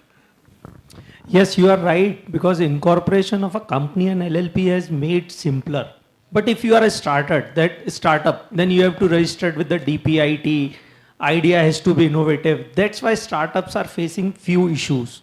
But as far as ease of doing of business is concerned, and the ministry has come out with so many relaxations. Earlier, the process was so cumbersome, but after MCA 21, the process has made easy. Still, some issues are there, but definitely we can understand your pinpoint. If you have any specific issues, you can write to any of the institute. We'll take up with the ministry. And otherwise, this IICA center, which will open at Shillong, the main purpose is to provide that ease, particularly to the Northeast. Because if you belongs to Aizawl, then we can understand how difficult for you to discuss the issues with any of the professionals or something like this. But yes, for the startup, it has to be more simpler than for the corporates. Thank you. Wants to add to that, say maybe what for the regulators and the compliance institutions are saying is that it's been eased down. It is much, much easier than it used to be. It is much more comfortable, but that is the minimum which has to be done. On the other end, if you feel you yourself are able to understand and you know the need to ensure that kind of compliance, is 38 of them which you mentioned, which is important, which only means is that there is a gap. The gap is about education and awareness. And the solutions possibly are there. There are these tech, digital solutions, which eases out the need to run around. And that kind of education is possible if we could have a network of the startup founders who are willing and also helping each other to contribute. So, yeah, we have. Good afternoon, esteemed panelists. My name is Ruchika Kuthari, and my question is a question, but also an appeal. And this is incorporation to skill, right? Beyond incorporation. At which stage does a startup consider forming a board of advisors formally? How does one plan for it? And the IICA has been promoting a lot of, the independent directors program, especially for women, right? And there are a lot of people who are now there in the bank. And there are a lot of startups who are looking for these caliber, because one of the biggest problems I face as a startup founder is how to build a very strong founding team if I have to scale my startup. And here is a bank of very smart professionals who I could access. So as an appeal, could IICA or the sister organizations create a sort of this directory which exists, create an access or a matchmaking with the startups, not just as mentors, but as actual, advisors who come on early and then gradually become a part of the advisory team or become a part of the founding team. So that's a question and an appeal both. Thank you. I think IIC having this facility, Dr. Gupta will confirm this, where you can identify the independent directors which suits to you. So login is provided on that page where you can find out the list of independent directors or the persons who are available as an independent directors. But yes, for your startup, at what stage you should have a board of directors or the board of advisors. So two are different things. Board of directors is normally in a promoted company or it's a family owned business. You have your own person as a board of directors. But yes, as an advisor, you have to identify the person on a different scale. Whether you are looking for a funding, then financial advisor may be helpful. If you are looking for an expansion, then maybe a branding is important. If you are looking for the operations, then maybe that type of person is important. If you are looking for a compliance or if you are looking for a overseas engagements, so you have to identify which type of advisor you wanted. And we have in IIC as well, in all the other 3 institutes as well, we have so many specialized professionals who can guide you in a better way as per your requirements and as per your needs. But yes, your appeal can be taken care by the IICA, and especially particularly in this Northeast region, when this IICA will be set up, its own setup at Shillong, then they can identify for this particular Northeast region who are the specialists who can guide you in a better way for according to your requirements. Anyone else? Yep, maybe the last question. Hello. Good afternoon, dear panelists. My name is Asang Sangma. I'm the current general manager of Naki. We are a startup company in Meghalaya, and we specialize in food and beverage, especially the delivery of meal kits to our customers all across India. So my first question is regarding what was said before on professionals and non-professionals. I wanted to know if you could clearly define what you mean by that so that I could understand. Because we always used to take a lot of advice from a lot of people in a lot of different groups as well. My second question is pertaining to logistics, because it was brought up during the inauguration that there's a lot of logistical problems in the delivery of goods between Northeast India and the rest of the Indian states. One of the main goals of our company is to become a pan-Indian company, and as part of my job is to deliver goods to customers, whether it's B2B or B2C. Logistical problems has always been one of the major issues. Is there something that the IICA can solve this or amend this? So, see, professional and non-professional, the name in itself signifies everything. Professional means the person who has taken due training, who has got due education of the same, and has certain valid license to practice in that area. Like if you are thinking to go further compliance with respect to the accounts and finance, certainly a chartered accountant. If you are going for some secretarial audit, some due diligence with respect to a company, then certainly a company secretary likewise. So this is professional, non-professional. There are so many people available in the market who are not duly qualified as desired by the institutes, and they are rendering the services. So this is, the sole decision of the startups and companies that they should hire the required professional in order to get the suitable service which is needed as per the law and regulations of the land. With respect to the second question that you raised regarding the logistics, I was really surprised to see so many things, because this first time I am visiting here.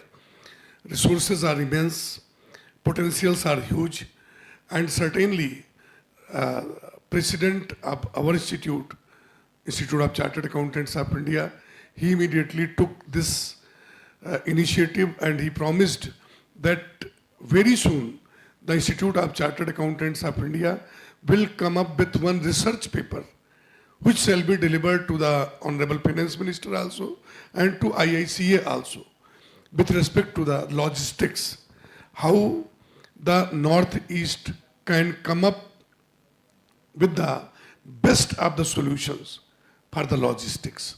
So this is from our side, sir. Thank you. Yes, please. And what's important here again is, say that there are two sides of the same coin.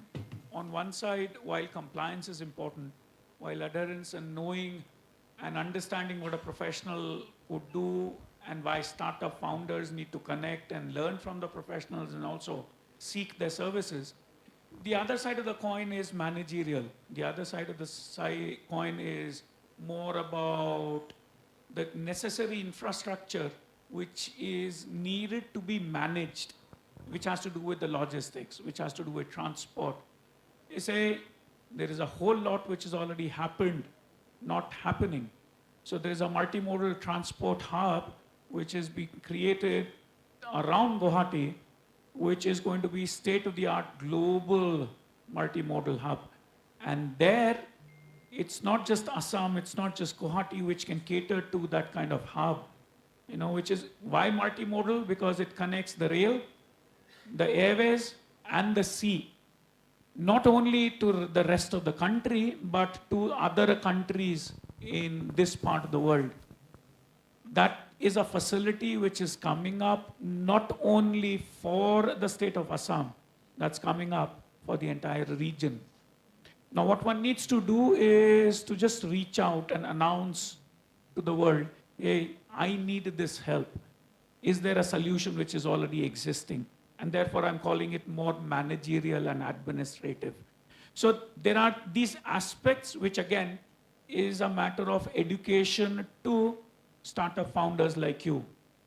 You say, as you're growing bigger and scaling up your operations, please reach out, attend such meetings and conferences, talk to each other, ask who's doing what and what kind of solutions which they've already got. So it helps. Networking, learning from each other helps, and managerial solutions will come to you automatically. Thank you. Do we break for lunch? Well, allow me to thank all the speakers. Thank you very much. So nice. Thank you, Professor Dwivedi, and our distinguished panelists. You have our heartfelt thanks for unpacking those make or break choices that founders make. So now I'll invite Dr. Neeraj Gupta to present our token of appreciation to our distinguished panelists.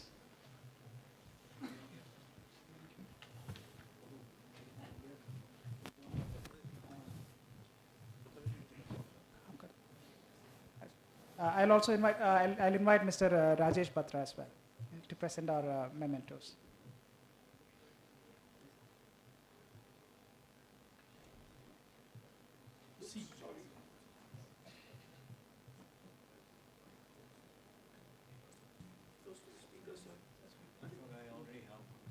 Thank you.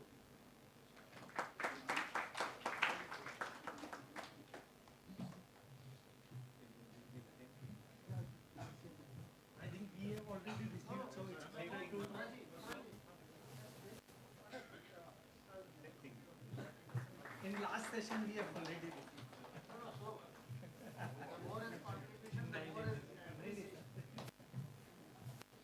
Proper utilization of the resources is also required.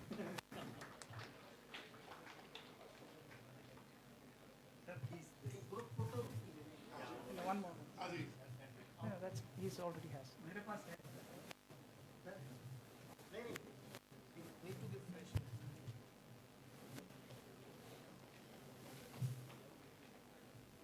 Mukesh ji. Please.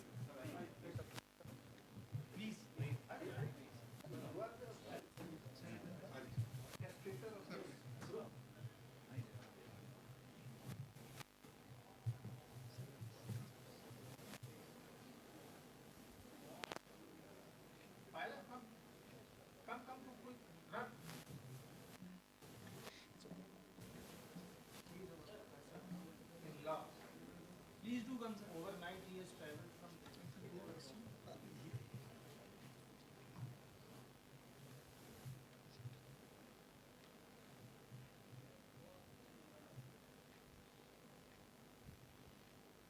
Thank you so much. Thanks to all of you. Thank you, everybody. Now we'll break for a 30-minute lunch owing to paucity of time. I'll request all of you to come back and join us in 30 minutes post-lunch. Please join back in 30 minutes. Otherwise, it will get too late in the evening. We request for your help. Ashish bhai, thank you so much. Thank you so much, sir. Thank you. कल ना उनके दोनों section इसलिए वो आ जाए. तो आप रुके हो ना कल? मैं कल शाम को हाँ.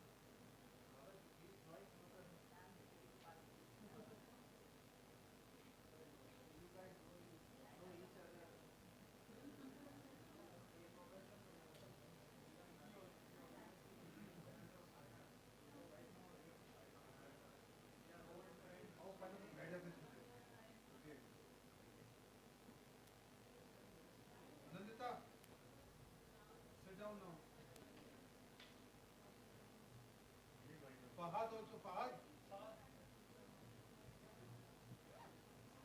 ये चेयर को तुम बैठ जाओ.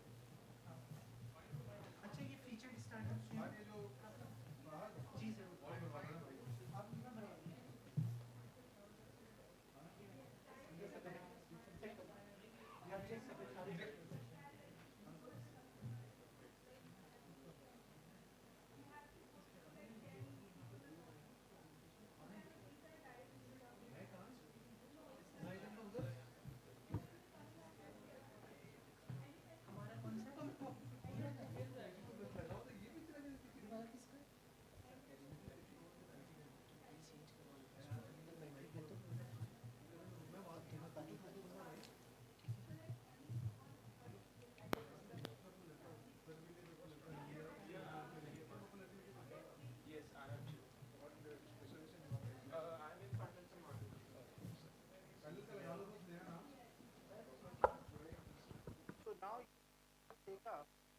now because you are here.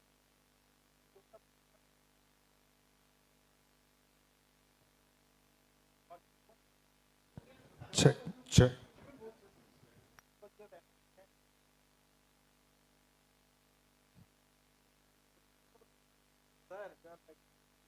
You can order. Check, check.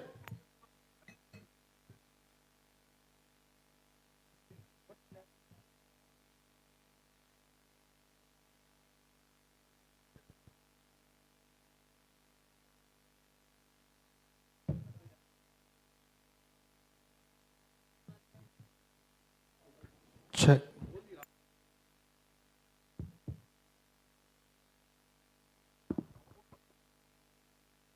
Check, check.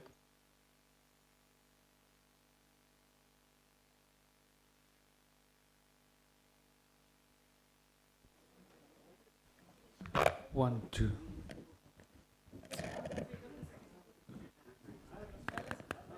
One, two, six.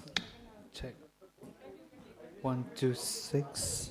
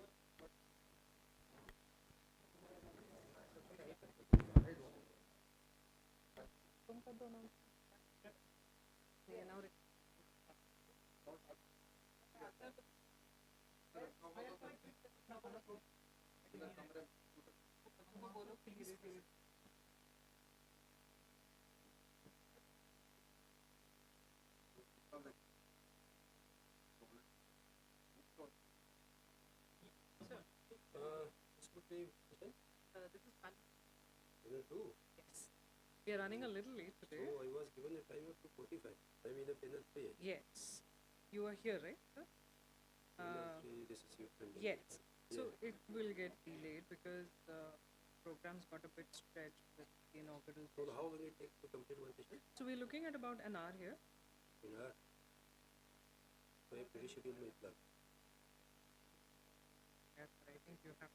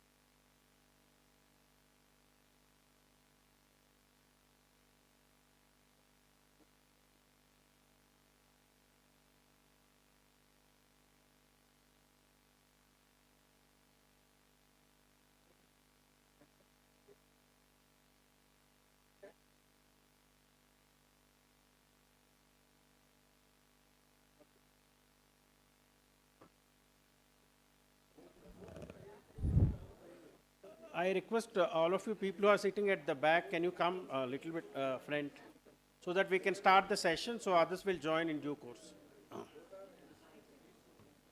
So requesting the people who are at the back bench, please come front. Please take the seats. we'll start the session, let others to join in due course.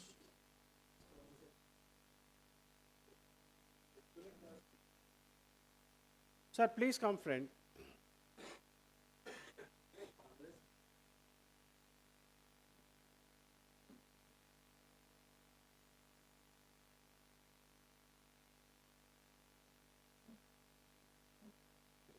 Yeah. Yes, Anand, you can start. No.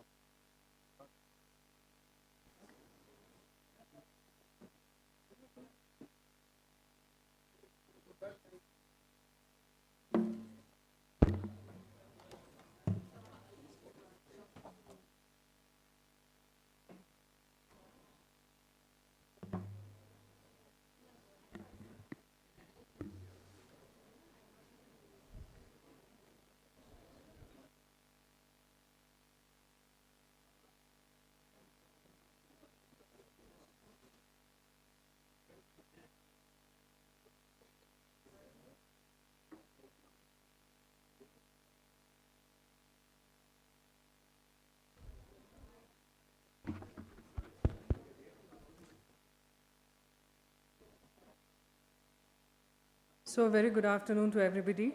The first session was on the first 100 days from idea to incorporation, where we discussed about the different forms or the options available to the startups in terms of incorporating their organizations and the other avenues that they can explore. The second session for the day is titled as Innovation Engines, What Effective Incubators Actually Do. And to begin that session, I would request Dr. Ajay Jain, Chairman, IIM Calcutta Innovation Park, to open the discussion. Sir.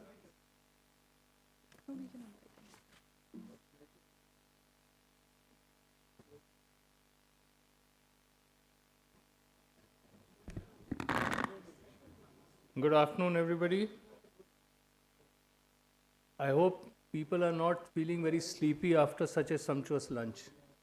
Obviously, half the audience is sleepy because they have gone back to wherever they were to be.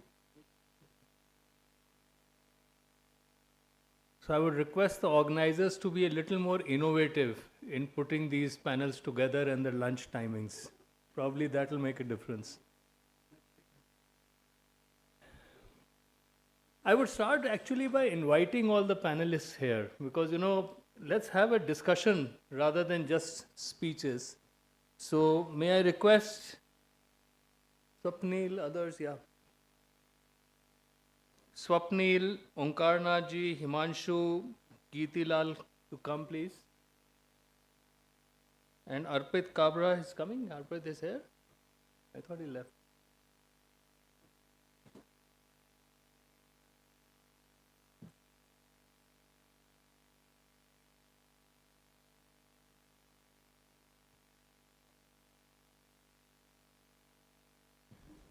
And the reason why I've asked all the panelists to come is that I would like to start first with the definition of innovation itself.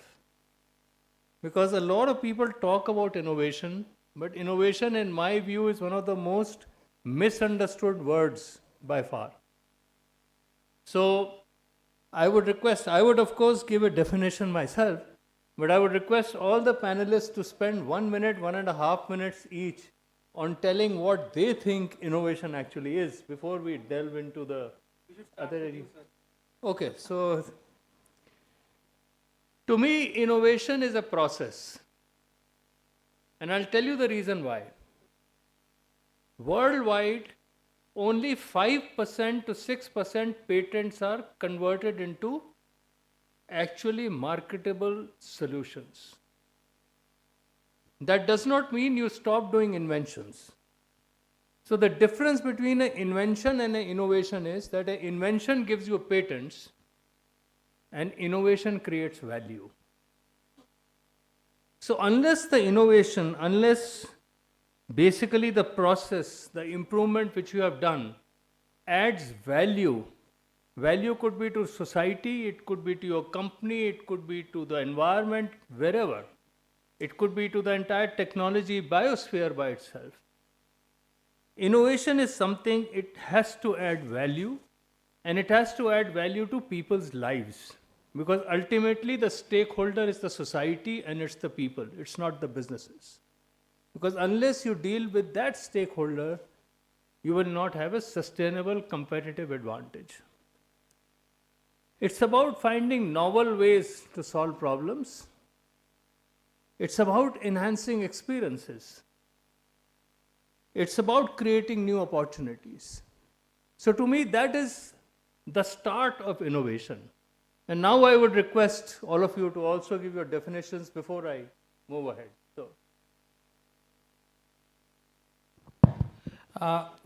So as sir was speaking, right, I was thinking what would be my definition, right, because this is something that we keep using in our normal day-to-day life. I come from an organization called Atal Innovation Mission, right? So it has the word innovation in the organization itself, right? And as sir was speaking for those 2 minutes, my mind just flashed back to that Amir Khan movie where he gave a definition that the definition was for machine, right? But taking from there itself, right? Anything that sort of makes our job easy, adds value, right? And it can be something new or improving on an existing thing, right? When I say thing, it can be a product, it can be a service, it can be anything, right? The moment you make that thing easier for a human being, and before my Niti Aayog stint, I was in consulting, and I used to teach at the Global Strategy College in Chicago. And when you were talking to the young strategists, right, I used to always tell them that the model that we create in consulting, if it's not helping the client to do his job easier, it's not a model. A lot of us in consulting think that it's big money by not even adding value. But the entire premise is that it should help in improving the existing thing that the client is doing. If he's doing a job in 10x time, can we do it in 1x? If he's doing it at a cost of x, can we make it 0.5x, right? Anything that improves by reducing cost or anything, for me, is an innovation.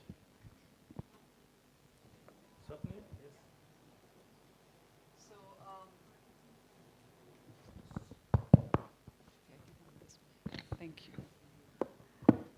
Yeah, I think the start of the panel is started with a very good question, Ajayji, that what is innovation? And I believe that what you said and what Himanshu said is rightly. And I tell you, because I come from IIT Guwahati, so I take care of one of the innovation centers there, which is actually centered around biotech innovations. Now, when I say IIT, so we only support deep tech companies, and in that lies, the innovation in the sense that, first of all, it is invention, right? So whenever, I am called upon in front of the students, and this is the very first thing that I was asked and to tell the students, to tell them, what is entrepreneurship. But before that, I have always been asked that, how will you define an innovation? So I tell them this way that, see, you are a scientist and you're inventing something in your laboratories. That's an invention. But then if you want to sell it, right, and if you have created something, and if there are no takers, then it remains an invention, right? And if there are takers, people are interested in what you have done, and then you're making money out of it, it becomes an innovation. So that was my definition, always I tell students. And I think I'm really happy to hear what others have to say. Yeah, Omkarnath ji. Thank you so much, sir. So, one instance I just wanted to share here. Recently, government of Assam has created a department, and the name of department is Innovations, Incubation and Startup. Incubation and startup part is quite clear, but when we try to do some research on the innovations part and what exactly we wanted to do with innovations to spread the ecosystem in the state, a lot of suggestions came from people, and the core idea of innovations, which I understood from my personal experience, is any idea or anything that adds some values, that adds some kind of innovative in terms of product, in terms of any process, in terms of anything. But if that innovations, in that inventions, or in that process, it adding some value and yielding some business. That is called, I mean, that terms as an innovation, one of the terms as innovations. And whatever you both explained, I completely aligned with. And that can only be the definition of innovation. There is no other way out of it. Thank you. Kirti? Thank you, sir. I'll just add on to what previous speakers have said rather than trying to repeat it. I think there are two more dimensions that are very important when we think of innovation. One is the contextuality in which you are seeing it. Something might be very innovative for, let's say, in the Northeast region, might not be very innovative in a state like Delhi or in Andhra. That is contextuality that I'm trying to bring in. Then, as an engineer, I'd also say temporality, whether it is suitable to today's environment in which we are working, or was it something that would have been perceived innovative 10 years back, but today not necessarily something that is relevant in today's time and context. So these are the two other dimensions with which I think we should also look at innovation beyond value and taking the invention to reach a customer value or a business value at the end of the day. So now you have some idea of what this panel thinks about innovation. I don't know how many of you have aligned with this, but each one of us has their own way of looking at innovation. For me, there are 4 pillars of innovation. First is creativity. Innovation comes out of creativity. It cannot be just things as they are. So whether you take an Apple, which created a completely new product out of mundane machines which were run by IBM at that time. Whether you take Tesla, which created a complete new ecosystem. So creativity. Second is problem solving. All innovations start with a problem, how you can innovate from that so that and the problem need not be an existing problem. It could be something which is in the minds of the people also. So when Apple comes out every year with a new Apple iPhone, it is not that it is solving a problem, but it is solving an issue which is in the minds of the people. So innovation can be at multiple levels. And third pillar on that is risk-taking. Innovators are risk-takers, and all entrepreneurs sitting here are innovators, and you are risk-takers. One of the advice which I always give to the risk-takers is that you will fail. To me, I mean, I have spent 40 years in the corporate world, 25 years as an entrepreneur, 15 years leading very large companies, Raymond and SRF. I think I learned more from my failures, and believe me, I've gone through more failures than successes. But I learned more from my failures than from my successes. So entrepreneurs of tomorrow, even the managers of tomorrow, my advice always is take risks, because only risk will allow you to innovate and go ahead in life. So that is the third pillar. And the fourth pillar is collaboration. You need to collaborate today. Today's FM spoke in the morning of aggregating all your products in, say, a place like Guwahati and then shipping it out or airlifting it out. That is collaboration. Believe me, the world of tomorrow is about collaboration. It is about joining hands together. It is not about doing everything yourself. It's about individual thinking. So now I will go back to the panel, and I will ask Kirti. You have done a lot of work in incubation, in startups and other things. So what is your thoughts for the group here?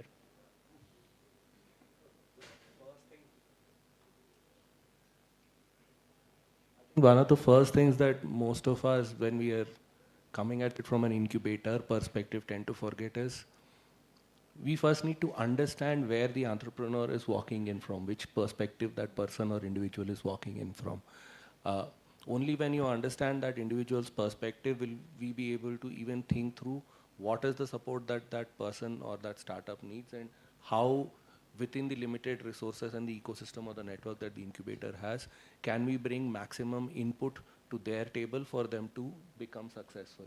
That is the first lesson that I learned while running incubators, that, you know, I've largely worked with technology incubators, electronics and IT incubators, but then every product was special, every product needed special technologies or special understanding of the market, tech, the business ecosystem and things like that. So we had to kind of make a map for ourselves for every incubatee that we were and see how we can bring those resources or network connections to the table. So, Swapnil, question to you.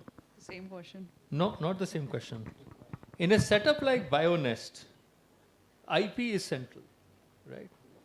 What distinguishes your approach to IP and regulatory guidance compared to other generalist incubators? Questions so- which Yeah, have that's been a given real, by you. yeah, it's a really good question. So what I realized that, most of the startups that get associated with us, and we only support deep tech startups. आधों को पता ही नहीं होता है कि उनको कौन सा regulatory pathway लेना है. आधे से ज़्यादा, I think 80% of the startups are clueless about what exactly should be the, उनको लगता है कि they have made the product, अब इसको बस बेचना है. So, but between the beta prototype and the market, there's a big death valley which is called regulatory. And और वो इंडिया में या कहीं भी it's a long valley. And what I believe is that, at that point of time, we help them in, first of all, we tell them कि भाई, you have to get regulatory, अगर आपका food item है, so you have to get all the approvals from FSSI. If you are developing some kind of diagnostic product, then उसका CDS को है.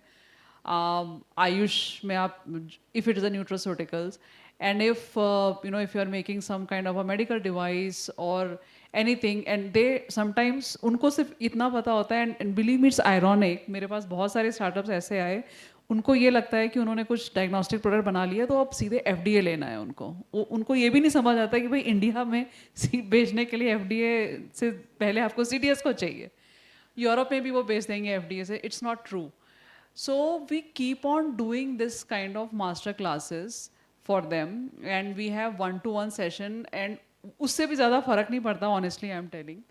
हम क्या करते हैं, so if we see that a startup is at the level, जब मेरे पास कोई भी आता है ना मेरे office में, and they say that ma'am, I have this kind of a product which is a deep tech product in say medical devices.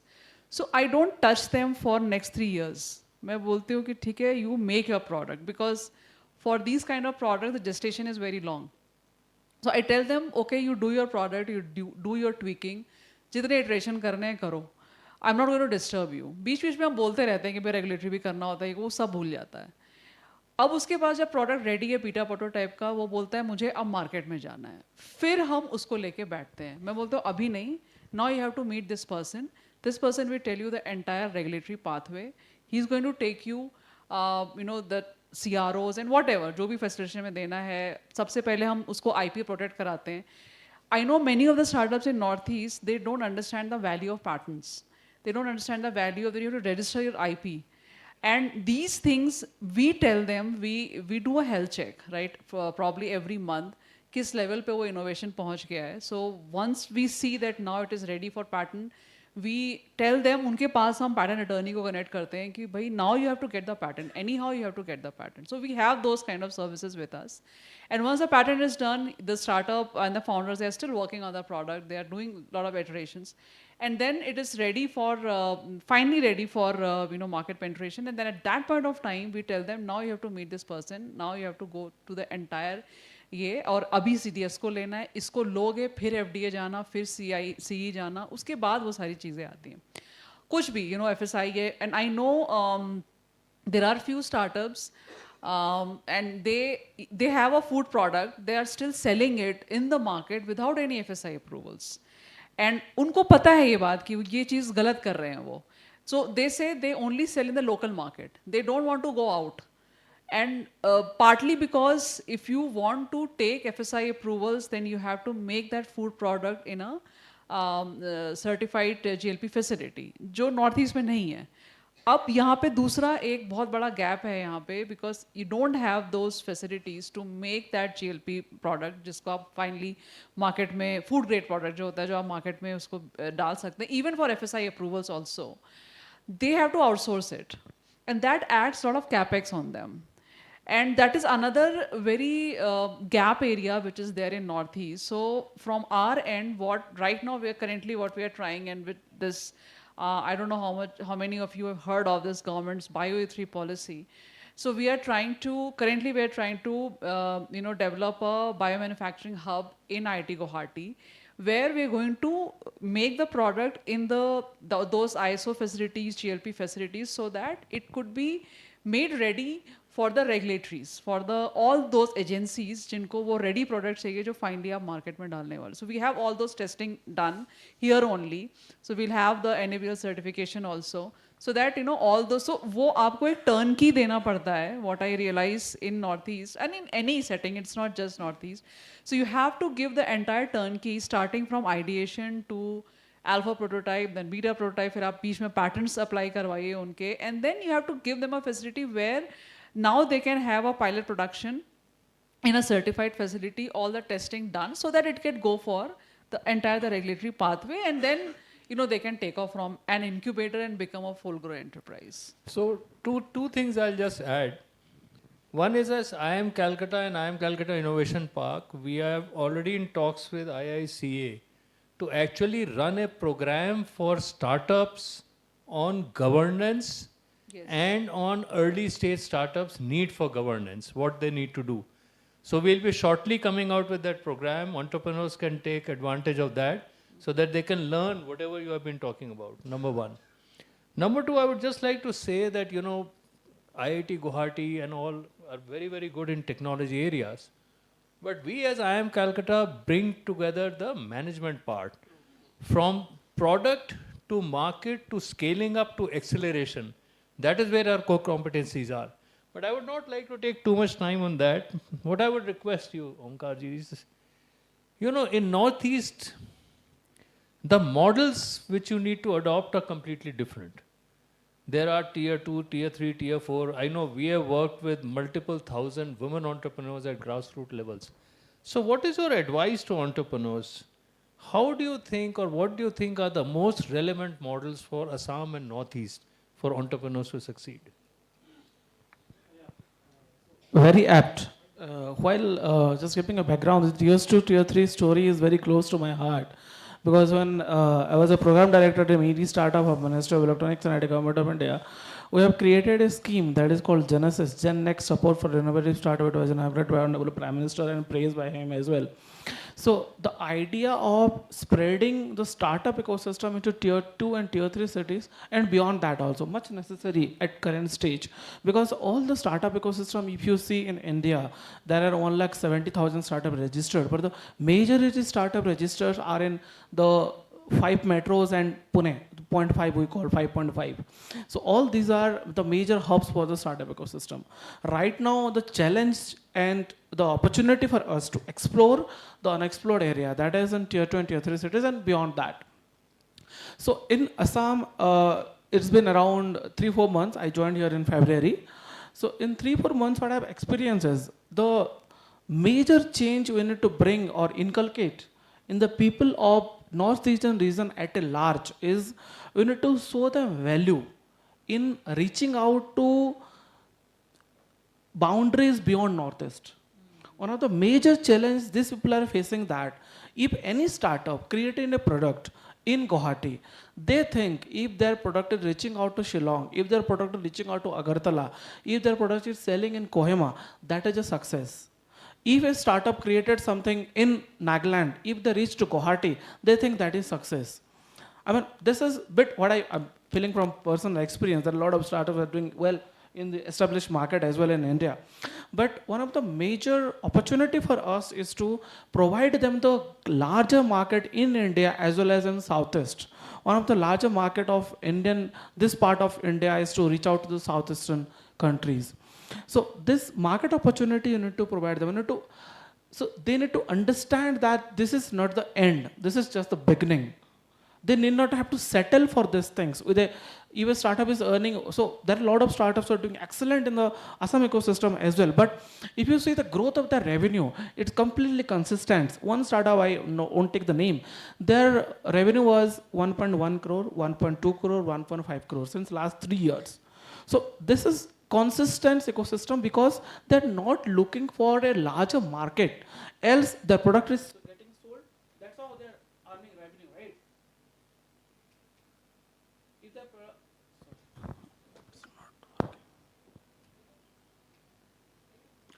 the product is getting sold, that's how they're earning money, but they're not getting an adequate market.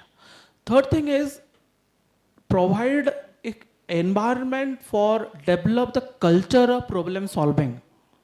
In not only in incubation centers, but also in colleges, early in days of their educations.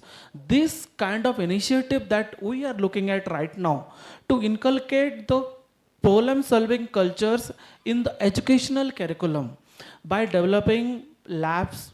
Labs means it's like, I mean, not little larger than adult tinkering lab, so that students or college students try to do whatever they wanted to do, be it innovations, be it just a plug and play, be just, I mean, do some kind of projects.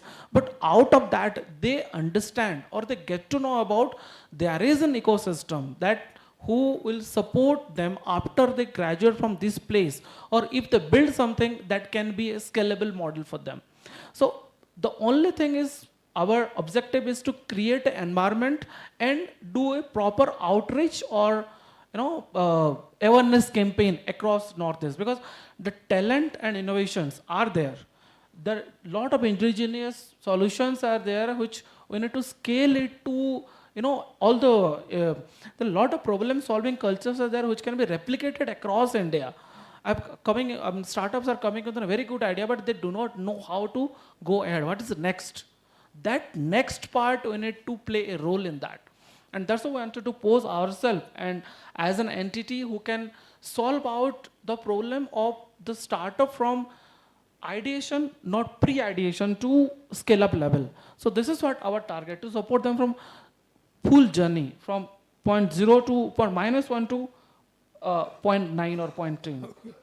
So I would just like to add one thing there. In IIM Calcutta, we have now started doing what we call build clubs, because we also feel that apart from creating entrepreneurs, we need to create an entrepreneurial spirit, what Omkarji just mentioned, right from school and college days, so that those people are able to identify products, markets, even after working for 5 years, 7 years, because you don't know where the next idea is going to come from.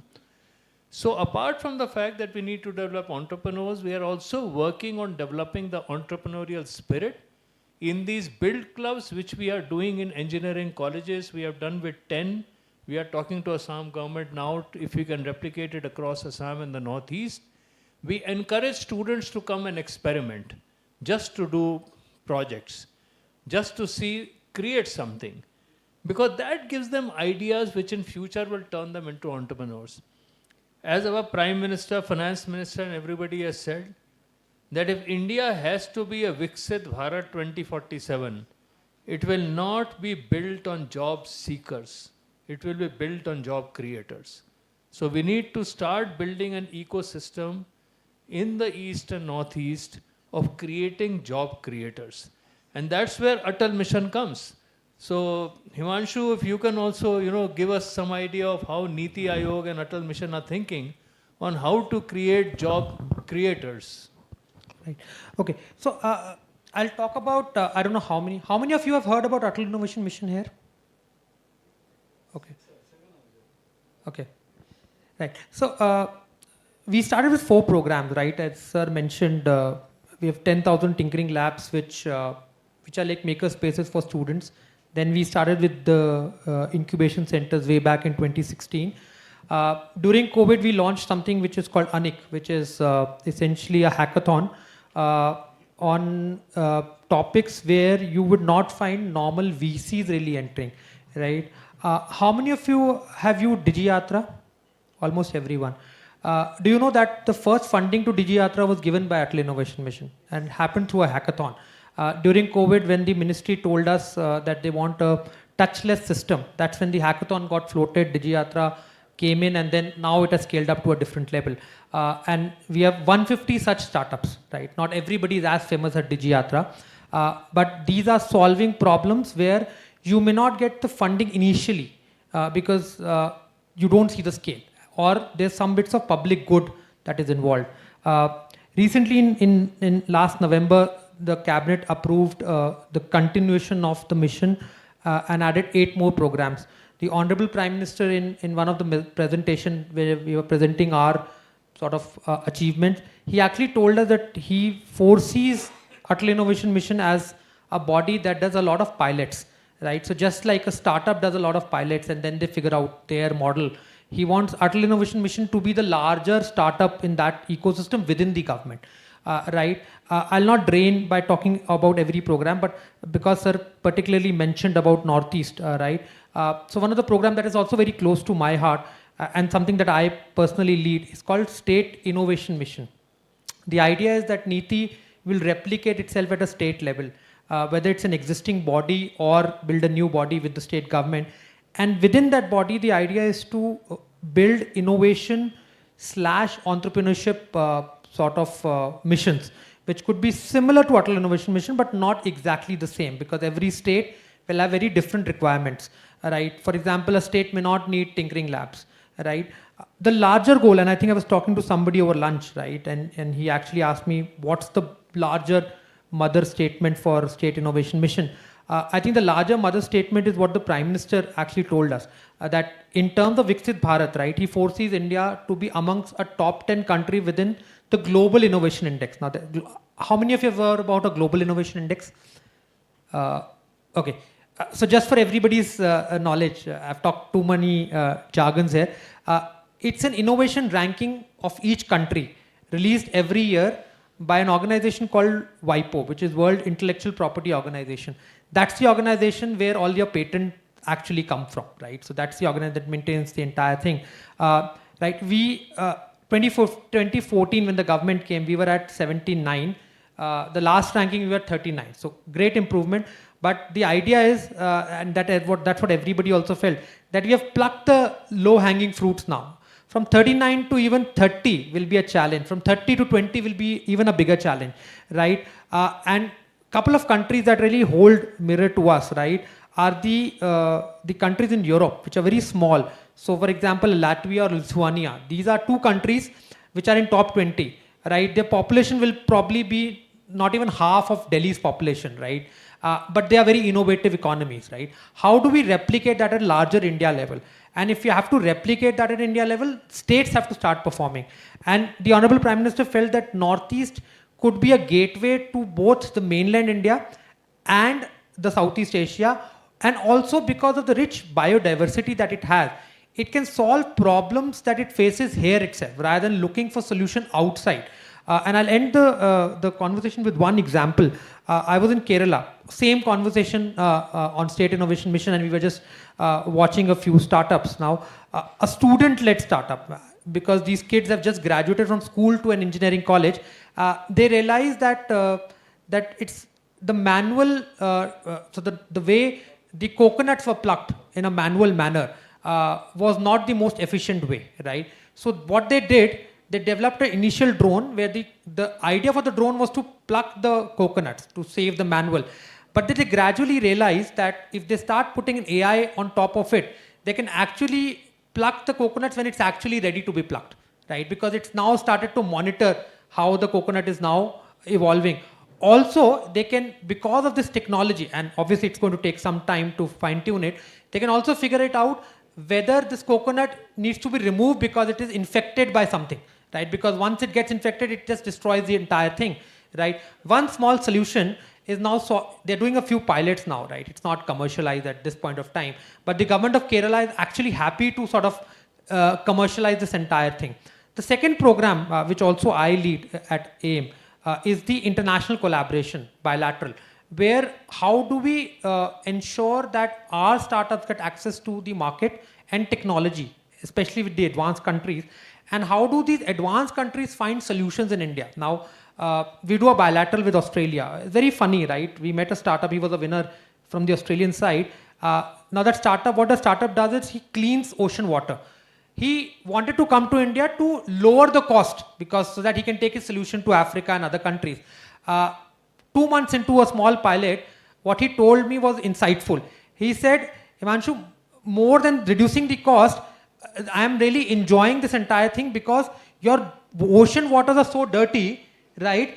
Which I can't even, I've really fine-tuned my product so well because I don't find this much dirt in Australia, right? So even these startups from there, and now he has found a partner in an Indian startup. So another Indian startup is doing something similar. Now they've combined together and building solutions to solve for water problem, right? So these are the two things that, that probably hopefully in the next 5 years, right, we'll be able to solve, right? So our target is to do 10 bilaterals. Our target is to do 20 state innovation missions. I don't know where we'll end up in 5 years' time, but these two could be very useful for this region. Thank you, thank you, thank you so much. I think what we'll do is now we'll conclude with a couple of minutes each. Basically, innovation focuses on three things.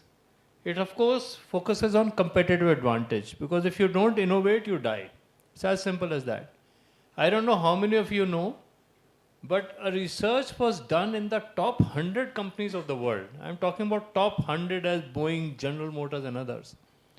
Between 1950 and 2000, 57 of them failed because they did not innovate. And the new companies like Microsoft and Apple and others came. So innovation is the key to survival because it is the key to competitive advantage. So you have to continuously innovate. Innovation is also the key to economic growth. Countries which will have an ecosystem of innovation will grow economically. It's as simple as that. So you have to think innovation, you have to think risk-taking, you have to think economic growth. And the third part is, and ultimately that's what I always end up with, that innovation has to improve lives. Unless the entire society benefits from it, unless all your stakeholders benefit from it, innovation will be temporary, it cannot be permanent. And that's where we are also in IIM Calcutta Innovation Park now focusing on innovative ideas, how we can do go-to-market strategies, how can we accelerate startups, how can we ensure that the failure rate is below 15-20% at not upwards of 60-70% as it normally the case. So we run accelerator programs, we run financial analysis programs, we teach entrepreneurs finance, we teach entrepreneurs how to manage their balance sheets, and now we are going to also start teaching them corporate governance. But with that, what I will do is I will request from left to right, so last 2 minutes, comments, final comments, please, all of you.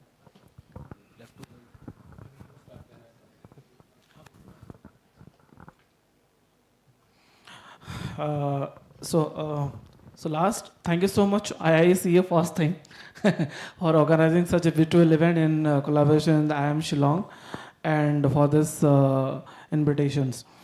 So one of the key things that collectively everyone needs to do to support the startup ecosystem is to understand the ideas, to understand the ecosystem. That is what the main pillar of growth, as far as I believe. When we talk to the ecosystem partners, when we talk to the startups, we talk to the incubators, accelerators, everyone's thought needs to be on an same page. And that can happen only when we understand each other's roles and responsibilities. There are a lot of flaws,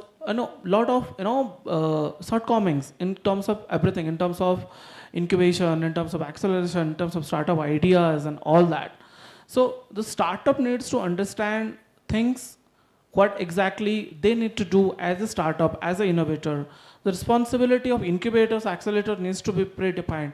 And in India, basically, as for my experience that we're looking at, we are completely not responsible towards our ecosystem building partnerships.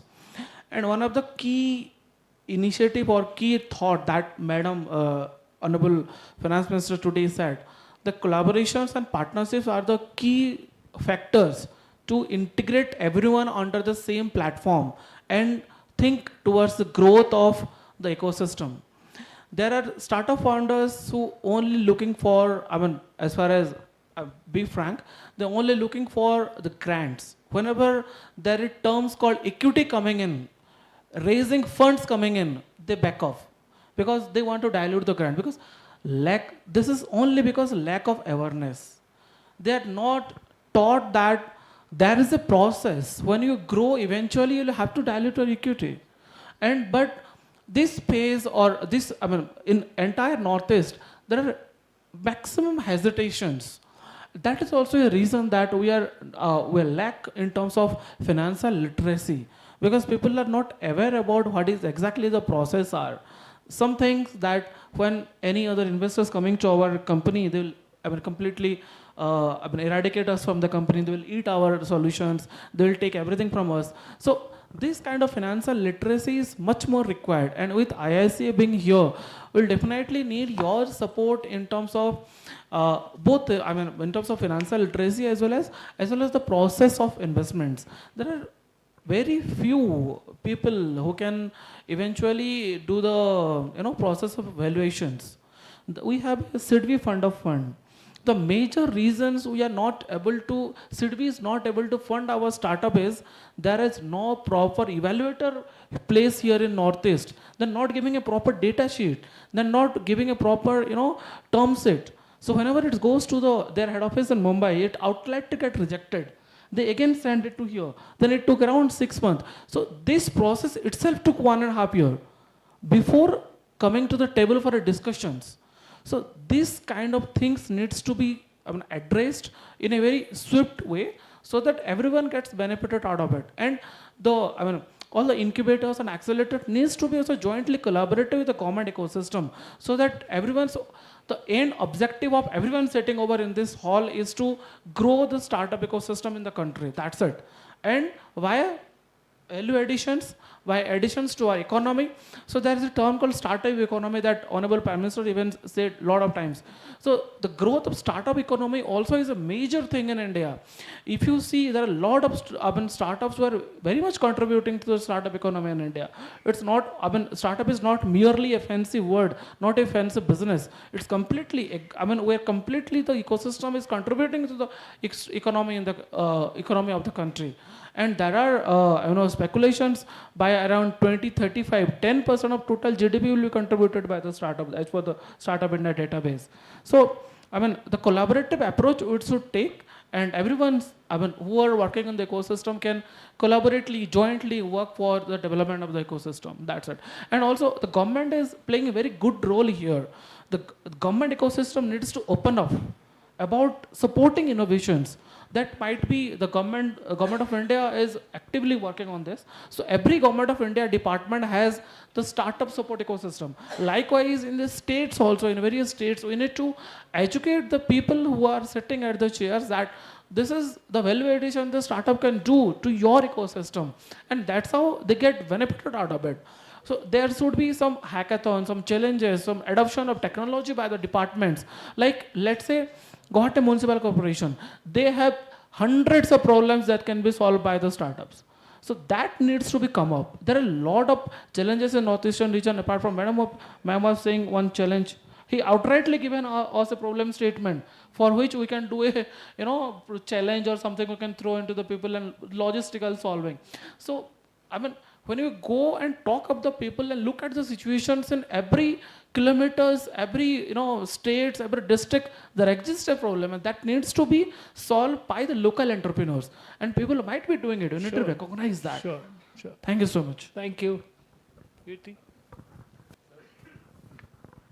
Since we are interested in incubation, and I'm picking up from what everybody has been saying, I think there is a definitive need to innovate on the incubation process in itself, right? For example, Swapnil there was talking about regulatory challenges that startups typically face and they don't understand.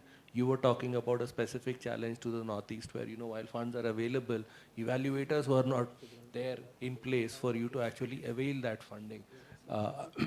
Himanshu at the end was talking about creating state innovation missions which will actually start supporting incubators. So taking cues from all of these, I think Northeast probably look for innovations within incubation in itself. What can we do better when we support startups as incubators? That is one thought that I want to leave on the table to consider.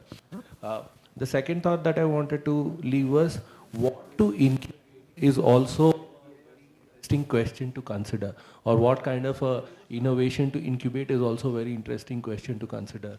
The DigiYatra example that you gave was case in point, because there was a demand and we needed a solution, so we were looking for an innovation. So if we can start curating such opportunities where there is a market present, and maybe do a hackathon or maybe throw up a challenge or then pick them up into the incubation channel properly within the Northeast space, that could be very interesting as well. These are the two thoughts that I thought I'll leave for consideration. Thank you.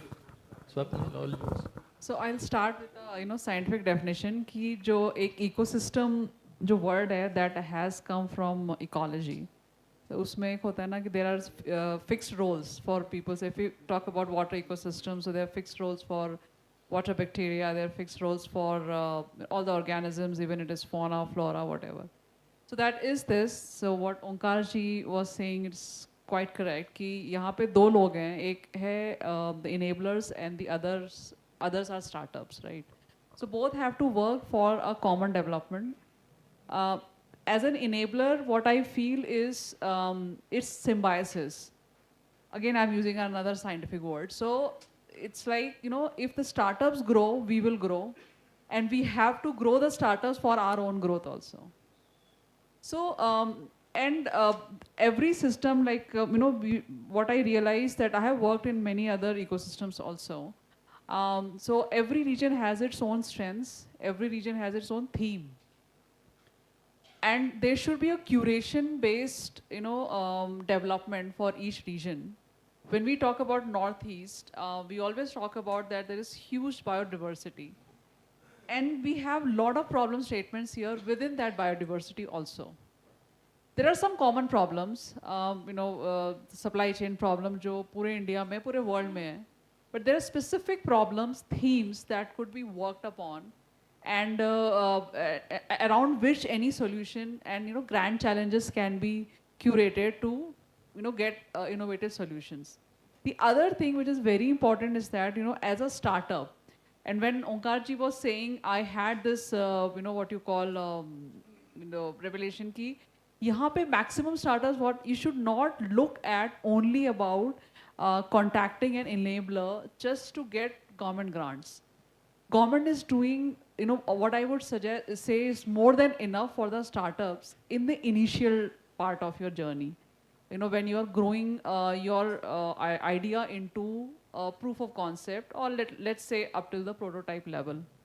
Up till that, huge number of grants are there, and all the enablers like us, we are mandated to support the startup at that point of time.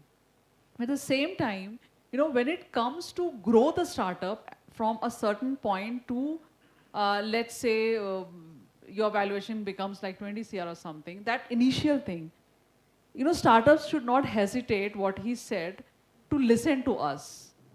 Because financial growth is important, and for financial growth, you have to collaborate. You have to collaborate not just with the enablers or with other business houses, but you have to collaborate with the investors.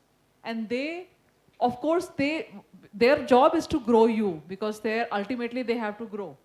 But what I have realized, which is a huge, what I call an endemic here with the startups, कि अगर हमने अपनी equity किसी को दे दी, how can I give equity to someone, right? So it is an example. तो मेरा एक startup है. I think आप Assam Nest में भी है वो, because they are everywhere. Most of the time they are. And he is a very bright kid from IIT Guwahati only. उसने वहाँ से BTech किया, फिर PhD भी किया, and he has a very brilliant product. So just a little, I'm just take 30 seconds on his product. He has this activated carbon, which he has made in his laboratory in IIT Guwahati itself. तो उसमें क्या है कि activated carbon, if you take, so उसका surface area बहुत बढ़ जाता है, and then let's say if it is used in some of the cosmetic products or in toiletries, you would just needing a pin के बराबर आपको product चाहिए होगा to do all kind of use of it, shaving creams या baby products हुए. Brilliant product. और जिससे भी मैंने उसको मिलवाया है, सबने उसको बोला है कि भाई तुम मुझसे पैसे ले लो, ये product मुझे दे दो. In the sense, he can become an OEM for all these industries, and every investor is interested to give him money, even though his product is not ready for the market. But ये लड़का इसको ये है कि मैं अपनी company का 0.0005% भी किसी को नहीं दूंगा. So I tell him, see, and it is I'm getting so, you know, आपसे मिलवाऊंगी मैं उसको, because this is something we are frustrated with him. You have got us, or I know his product is so good, everybody knows, but उसका जो hesitation है वो वहाँ पे है कि मैं कंपनी किसी को नहीं दूंगा. So I think together in the ecosystem, collaboration is important, and everybody has to grow in terms of mentality, in terms of their thought process, and in terms of literacy, of finance, of understanding how the business grows and how to take the product to the next level. So I think these are my thoughts, and I'll turn to Himanshu ji for his own. Himanshu, yes, please. Okay, I'm the last one. I'll try to keep it short. Right. So, two quick points. Point number one is exactly a question that the Honorable Prime Minister during our presentation posed to our mission director, right? And subsequently that was inside that room, but then Piyush Goyal ji during Startup Mahakumbh really opened up the conversation. We say 150,000, 170,000 startups, right? How many of them are genuinely solving something? Right, that's the question that Prime Minister asked us. That Atal Innovation Mission probably through its 100 odd incubators would have incubated 5, 6, 7,000 startups. How many of these startups are not run-of-the-mill startup, which is just an aggregator, right? Are we moving? His vision was very clear. He said, we have achieved this. I'm not saying or degrading these startups, right? But now we need to get into the next pedestal. Are we preparing these startups to think about that, right?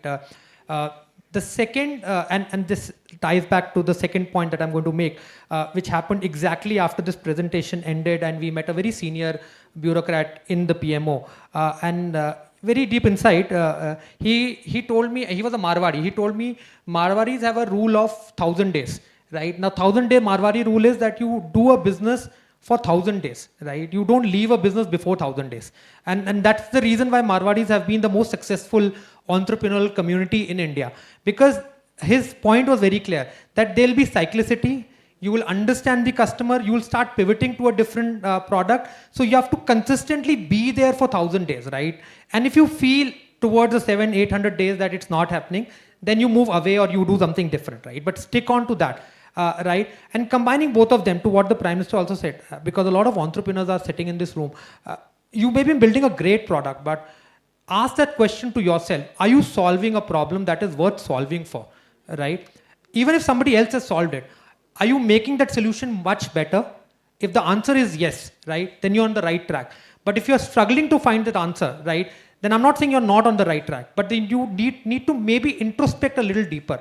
Because for then, because I meet a lot of founders, for them, the idea of a startup is to raise capital, exit, and make your money. That was true. But in today's time, even the funding has dried up, right? So that easy route is not available. So you have to genuinely solve something for anybody to bet something on you, even if your idea is to make money, right? So I'll just leave these two thoughts to the audience. Thank you so much. I don't know whether we have time for a couple of quick questions because we are already running late. So I guess, yes, 2 questions only. Yeah. Question to whom? And quick question. No comments, please. Just a question.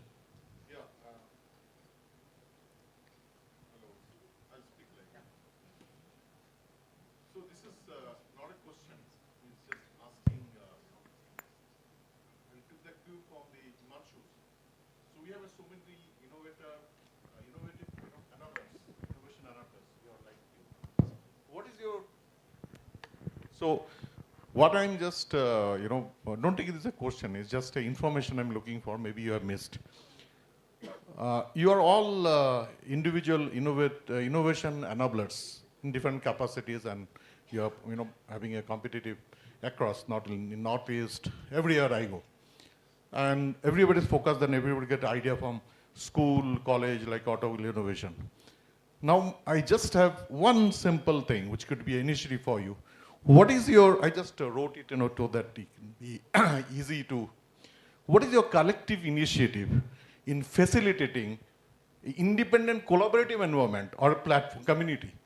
Like, you need not be just you facilitate, build up a community. We Just leave- a minute. No, we are very short of time, so I am not going to please. allow. No, sorry, I am So not this going to I take allow. an initiative. Yeah. Collaborative initiative, we'll answer. I'll answer this question, right? The genesis of State Innovation Mission actually happened in a workshop in Bangalore where we had called up only the government stakeholders. 29 states and UTs participated, and I think 7 ministries participated. That is where we realized that there's something good happening in Bangalore which maybe Guwahati requires, right? So the initial genesis of SIM was how do we enable this collaboration between two entities in the government where one is doing really well and other is wants to do well, right? But to be fair to your question, we still have a long way to go. Okay. No, next. Yeah. We can do it offline. You can do it offline, yeah. You. Like you have spent, Mr. Kala has spent, everybody has given. These are only 2 sentences I'm talking about. If anybody is building up, whether that's been built up parallel somewhere or not, correct? How you are facilitating, that's my thing. No. So you have your 2 sentences. There are multiple ways to facilitate it. There are multiple ways. If you have not been able to come, please come offline to us. We'll tell you how to do it. Okay? There are multiple ways. One more question. Anybody else? Yes. Sir. I have a question. How to keep the business sustainable when a business has very less profit but more of a social impact? Since you are talking about the impact, so we have to talk of the impact not only of the financial impact, economic impact, but also the economic impact in the society. So how to keep that business sustainable? This bother me a lot. Yeah, so ma'am, the one thing is that a business is a business. Okay, if I say a business is a business, it needs to have a profitability if you are doing a business. But if you are doing a social work, definitely there is a lot of implications are there. For that, also there are a lot of source of fundings, right? There are organizations like World Bank, UNICEF, Bill Melinda Gates Foundation now. So there are a lot of philanthropic organizations are also who are aligned their responsibility towards the social work. So if your goal or your innovations is aligned towards that, then you can please talk to them, because I know startups who have developed some medical devices whose mandate or the result was they need to screen the your hemoglobin screening of pregnant women or rural women across the villages. So then they develop their product with the government support, but right now they're scaling it to the village level with the help of the state National Rural Health Mission, with this Gates Foundations, with UNICEF funding, with World Bank funding. So there is a way to scale it out. But if you are thinking about your startup to business, so that should be business. But there are ways to get funds. There are ways to get business. It's not that if any Gates Foundation is taking some solution from you, they won't pay you. They'll definitely pay you, and that's the way you are sustaining yourself but getting revenue out of it. Okay. And one more addition. There are multiple companies, large companies, which are actually running social impact programs. Even IIM Calcutta is doing that with a couple of companies, in which we incubate the type of startups which you are mentioning. So there are enough and more ways today. Professor, can I add to that? Ma'am, I think about 7 years back I had done a project on how to sustain non-profits without external funding. Okay. One lesson I learned there, which might be useful in your case also, is they're right. You have to think of it as a business first. Social impact is part of the journey, but you still have to sustain as a business.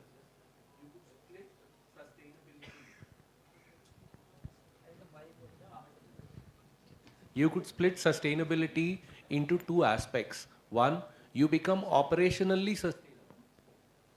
Okay? You earn enough from your audience. You earn enough from your audience to pay your own salaries or the team member salaries. When you need a larger amount to expand, that's when start looking for funding sources that others have mentioned. When you split that into capex separately and opex separately, become opex sustainable, capex look for external funding. That is a better approach to make sure that you're still delivering the social impact that you have. Yeah, and that that comes from somebody who has done it, so you know that's the right thing. Thank you, everybody. Thank you so much. Very interesting discussion.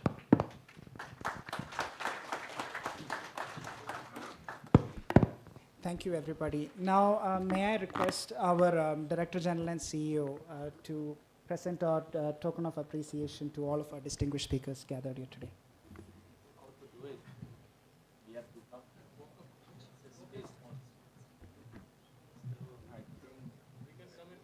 Yeah, that is better. Very good session. We'll catch up in Delhi. I thought an interactive session would be better than everybody speaking 5 minutes. That was better.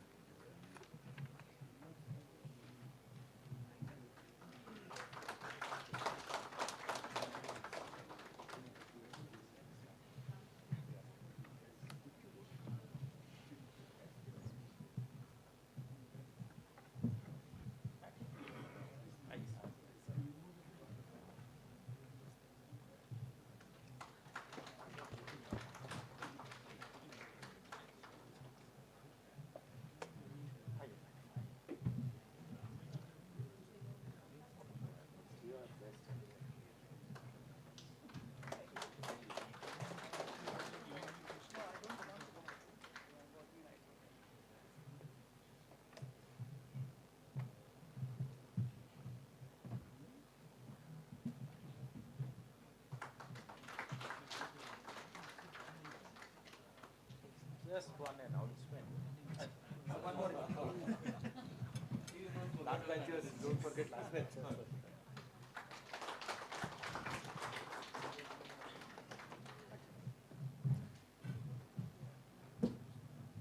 I think, Mr. Onkar, you have discussed about valuation. So this is an area, valuation as a profession is growing, but it has not established as such. So what you have said, that gives us an action point. If we have to focus on Northeast as a new Tier 2, Tier 3 city where, or the region where lot of starters should come, we should also address the valuation problem. Last time, in the inaugural session also I mentioned, I was shocked, there is no valuer here. So suppose someone is thinking of scaling up, or wherever you are there in the life cycle of a startup, you need, you said, one complete year to locate the right valuation, because if right valuation is not there, then you will not get the funding. So that is one of the takeaways for us. We have to think how to address this. And as a institution, Indian Institute of Corporate Affairs, we have like a gold standard course on valuation that is always in demand. So what we can think of coming up, not such a detailed course, a small course, because when you are starting this business and when you are working in the area of valuation, if you have to go for a long course, you are losing opportunity. So that course can be broken into 2 to 3 parts. And what Dr. Jan has said, that is this whole idea of this conference has started when we were interacting with lots of startup. They were saying they start, there is a passion. And what Mr. Joshi has said, that you are looking at a problem and how to solve it in a better way. And that should have a customer traction also. But you forget about the regulatory compliances. So how we can train them that they should be mindful of the thing that this is also required if you have to survive, if the startup has to be sustainable or it has to grow. So both suggestions are well taken. We will work on it. Thank you so much.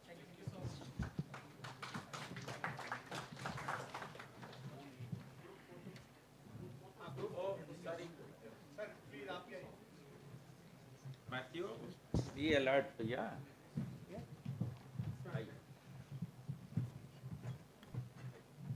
आगे आ जाएंगे तो अच्छा रहेगा, सब लोग आ जाएंगे।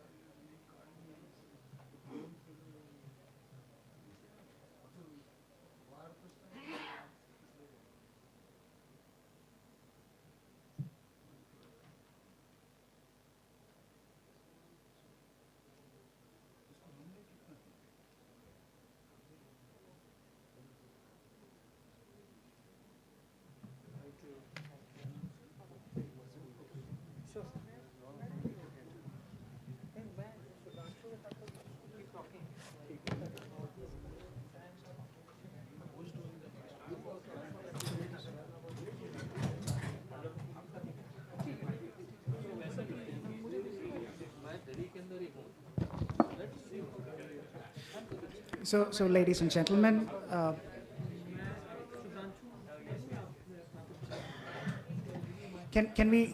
so now we'll be moving on to our next session. Ladies and gentlemen, I'll request you to kindly take your seats.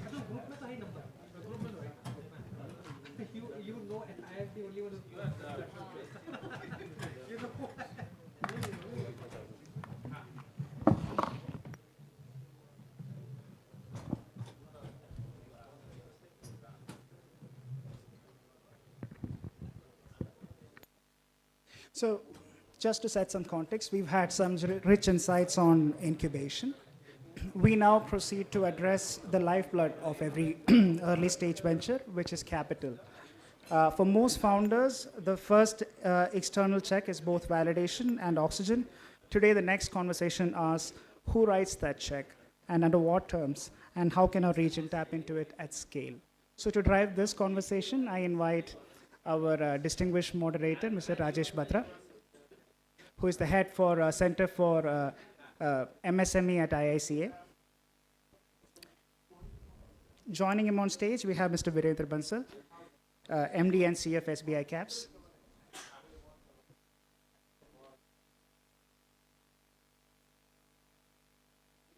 Mr. Virendra Bansal. Then we have Mr. PVSLN Murthy, Chairman and Managing Director of Netfee. We have Ms. Natasha, Managing Partner, Anukrit Capital. Then we have Mr. Purushottam Lal Khandelwal, Central Council Member of ICAI. Then we have Mr. Balbir Singh, CGM SIDBI. And finally, Mr. Dr. Vinod Juneja, former Managing Director of Bank of Rajasthan.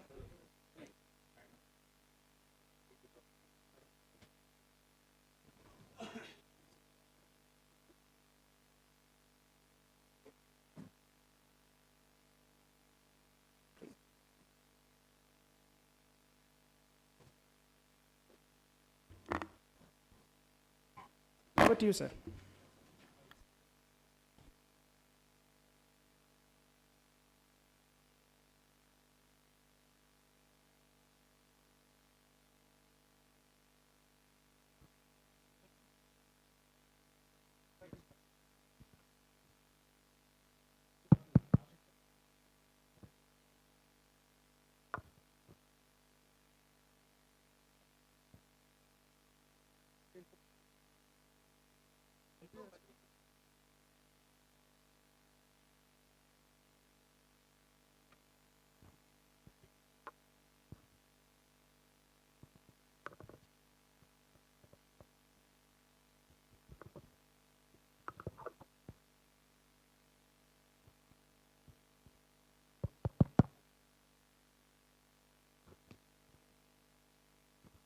Should we start? So we have a session, seed funding, the role of financial institutions. So we have total 5 eminent panelists with us. We have with us Mr. Virendra Bansal, Managing Director and CEO, SBI Capital Markets Limited. Then we have Mr. PVSLN Murthy, CMD, National Northeastern Development Financial Corporation Limited. Then we have with us Mr. Dr. Vinod Juneja, former CMD of Bank of Rajasthan. Then we have Ms. Natasha. She is Managing Partner of the Ankur Capital Early Stage VC Fund. And so we can start now with this. I need a detailed for the background, I would like to say that the scenario, in the current scenario, finance, which is the lifeblood of any business, which can be obtained either in the form of debt or equity. The equity route technically involves investment by angel investors, venture capitalists, private equity players, public finance through an IPO, or a transaction carried by means of merger and acquisitions. Whereas debt entails working capital loans, term loans from banks and financial institutions, bank overdraft facility, external commercial borrowings, debentures, etc. But debt financing still continues to be a struggle for the startups and entrepreneurs. and the access to the alternative source of finance, that is equity, it is also very limited and volatile. So keeping this scenario in view, the first pointer, sir, which is coming for deliberation is, when the first generation entrepreneurs do not get bank support for lack of collaterals, then what options, plans, and schemes can come to their rescue? I would request first the three financial institutions, SBI Capital Markets, then Dr. Vinod Juneja, and then I will request Northeastern Development Financial Institution. These are the three financial institutions present here. So I would like all the three panelists from these three financial institutions to throw some light on this question.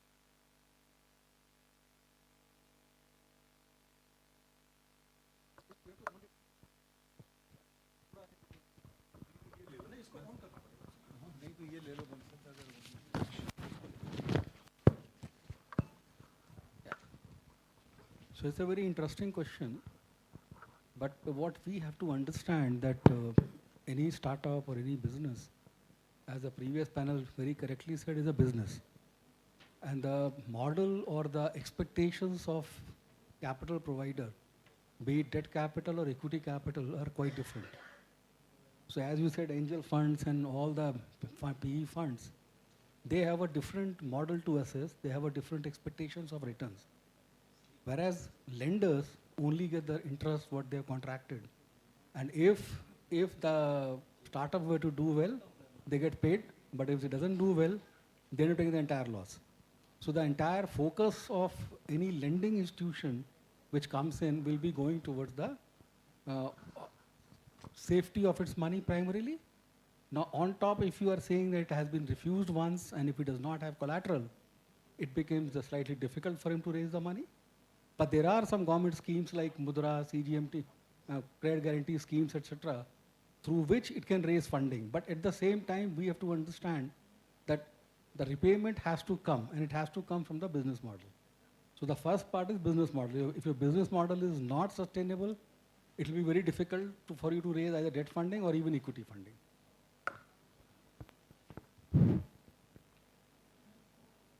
Very important panel discussion has come to the last discussion today. Anyway, here actually both are two different cups of tea. One is what do you call green tea, another is something else tea. Because for funding, institution has to prove that this is profitable. Then funding will be easy. Capital is something different. Because 92, the norms is 91 days norm. Even today, the 90 days norm is still vogue. If you don't pay in 90 days, your installment, you become NPA.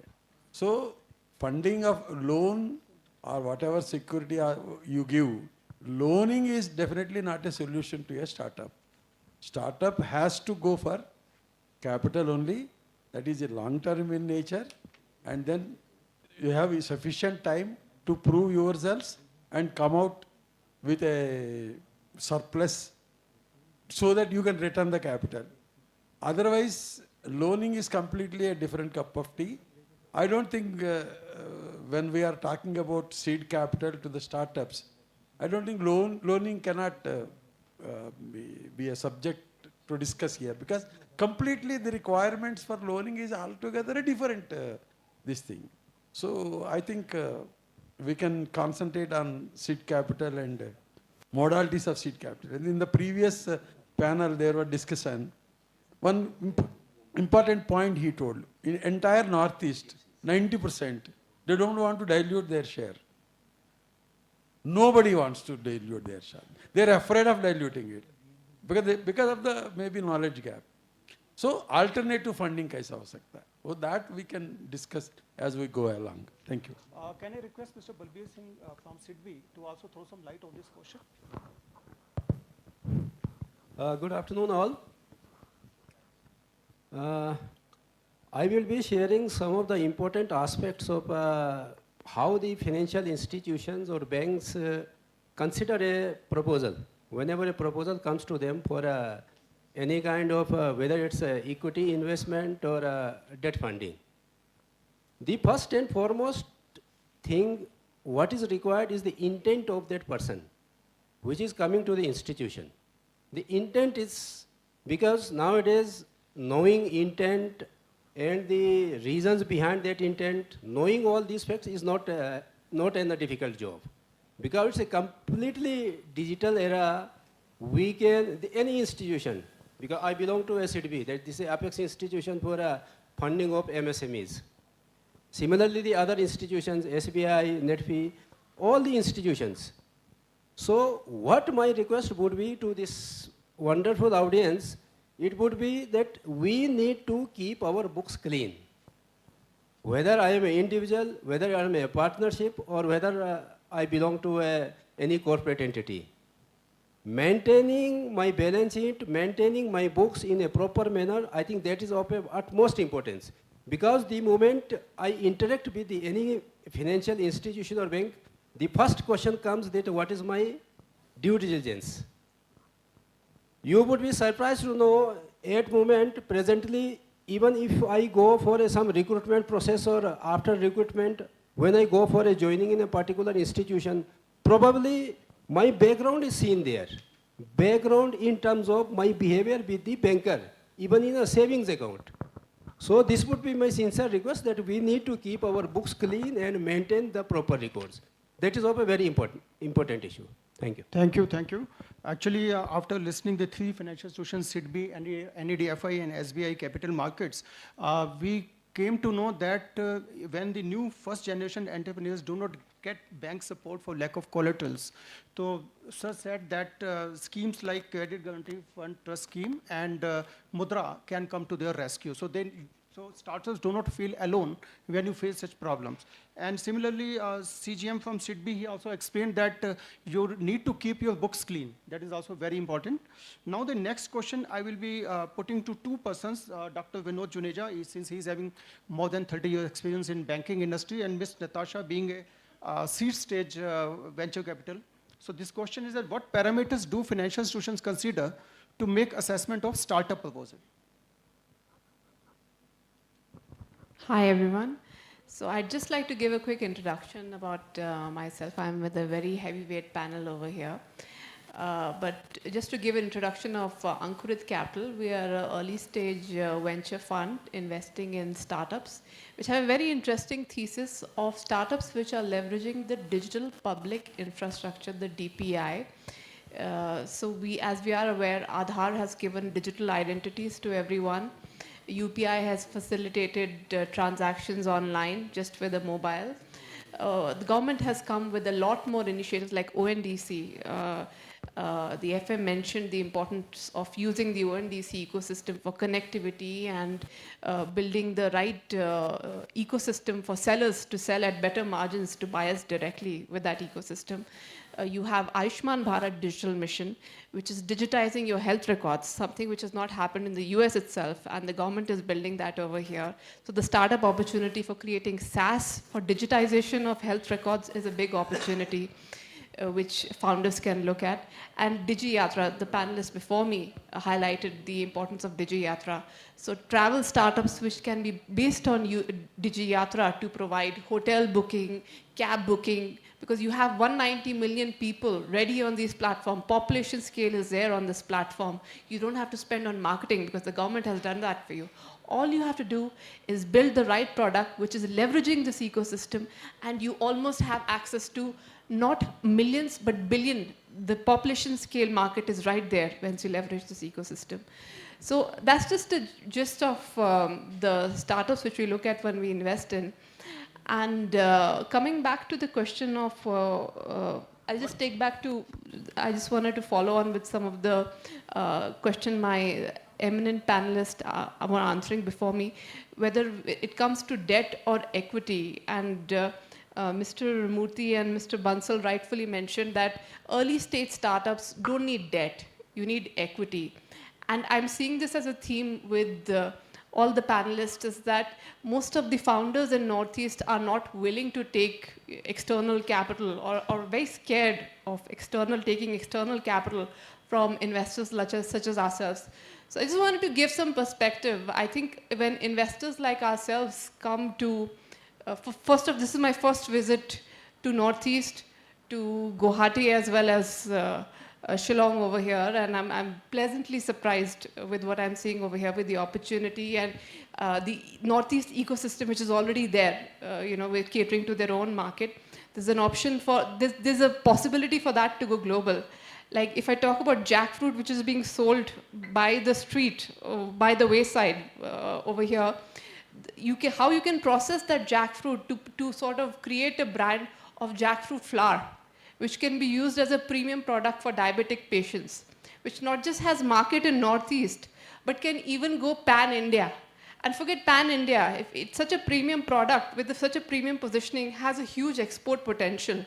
So I think the founders of Northeast should start looking at not just local, but like our PM says, go for global. So local say you should look for global opportunities, and that's what we look at when we look at startups which we invest in. And secondly, when a venture capital fund comes in, our objective, first of all, we are not just validating your product or your opportunity, but we're building value. So even if I'm coming in at whatever stage your company is in, you must be like a 20 crore revenue company, but what's your value? Who's going to determine that value?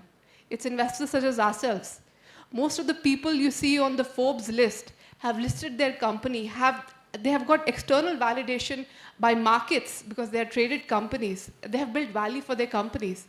And when private companies like yourself, even if you might be profitable, you are sitting on huge cash reserves, only an investor such as ourselves, when we come and look at you, evaluate you and say, okay, you're good for investment, we are the ones who sort of determine what your value is. And our objective when we come in is to take you from like a 100 crore valuation to a 500 crore valuation. So who's the biggest winner in this? Because you are the one who's sitting on more than 50% of your equity. It's you. So I would say you should look at investors not just as vulture capitalists, as some of you would like to see us as, but more as valued partners who will help you take you from that 0 to 100 journey, and more importantly, help you build value for your company and make you very rich, and ourselves. Thank you. Now we are coming to Dr. Juneja with his long experience in banking. Can you give us an idea that what parameters do financial institutions consider to make assessment of startup proposals? Thank you, Rajesh. And my co-panelist, it is very rare that we all three are bankers. If I calculate 1, 2, 3, 4, we have got more than 100 years of banking experience. Each has got about 25, 30 years. Total 100 years of banking experience you have got with you. I will not come in between. I will just give you one. All eminent speakers are there. Lords, where nowadays cricket match is going between India and England. Now second day of the third day. It was a match between West Indies and England. Sir Gary Sobers was the captain of the West Indies team, and he came as the opener in the match, and Lords was full of people, all full capacity of the stadium. First ball of the match, umpire has given him LBW out. LBW, you are out. Sobers very strange anyhow. He went to umpire and told him, umpire, people who are sitting here, they have not come here to see your umpiring. They have come to see my batting, not here. So in between I will not come. I've got such a eminent people, you will like to listen to them. Instead of me, I will not come in between you. I'll come to very practical now. You see all theory, very practical come. Capital you are talking, I can tell you capital is not free. All those people who has got idea that capital is free, they are illusion. Brahman hai unko aur kuch nahi hai. I have seen, for example, I was asked to open in India the Sumitomo Bank, which is now going to take over Yes Bank. So Reserve Bank was there, but RBI, you know, all these inspection, audit, you go for discussion and all. So we said it is our, say, that particular $100 million, they have put up the equity in their bank. Okay? So we were talking to, I said, this is capital.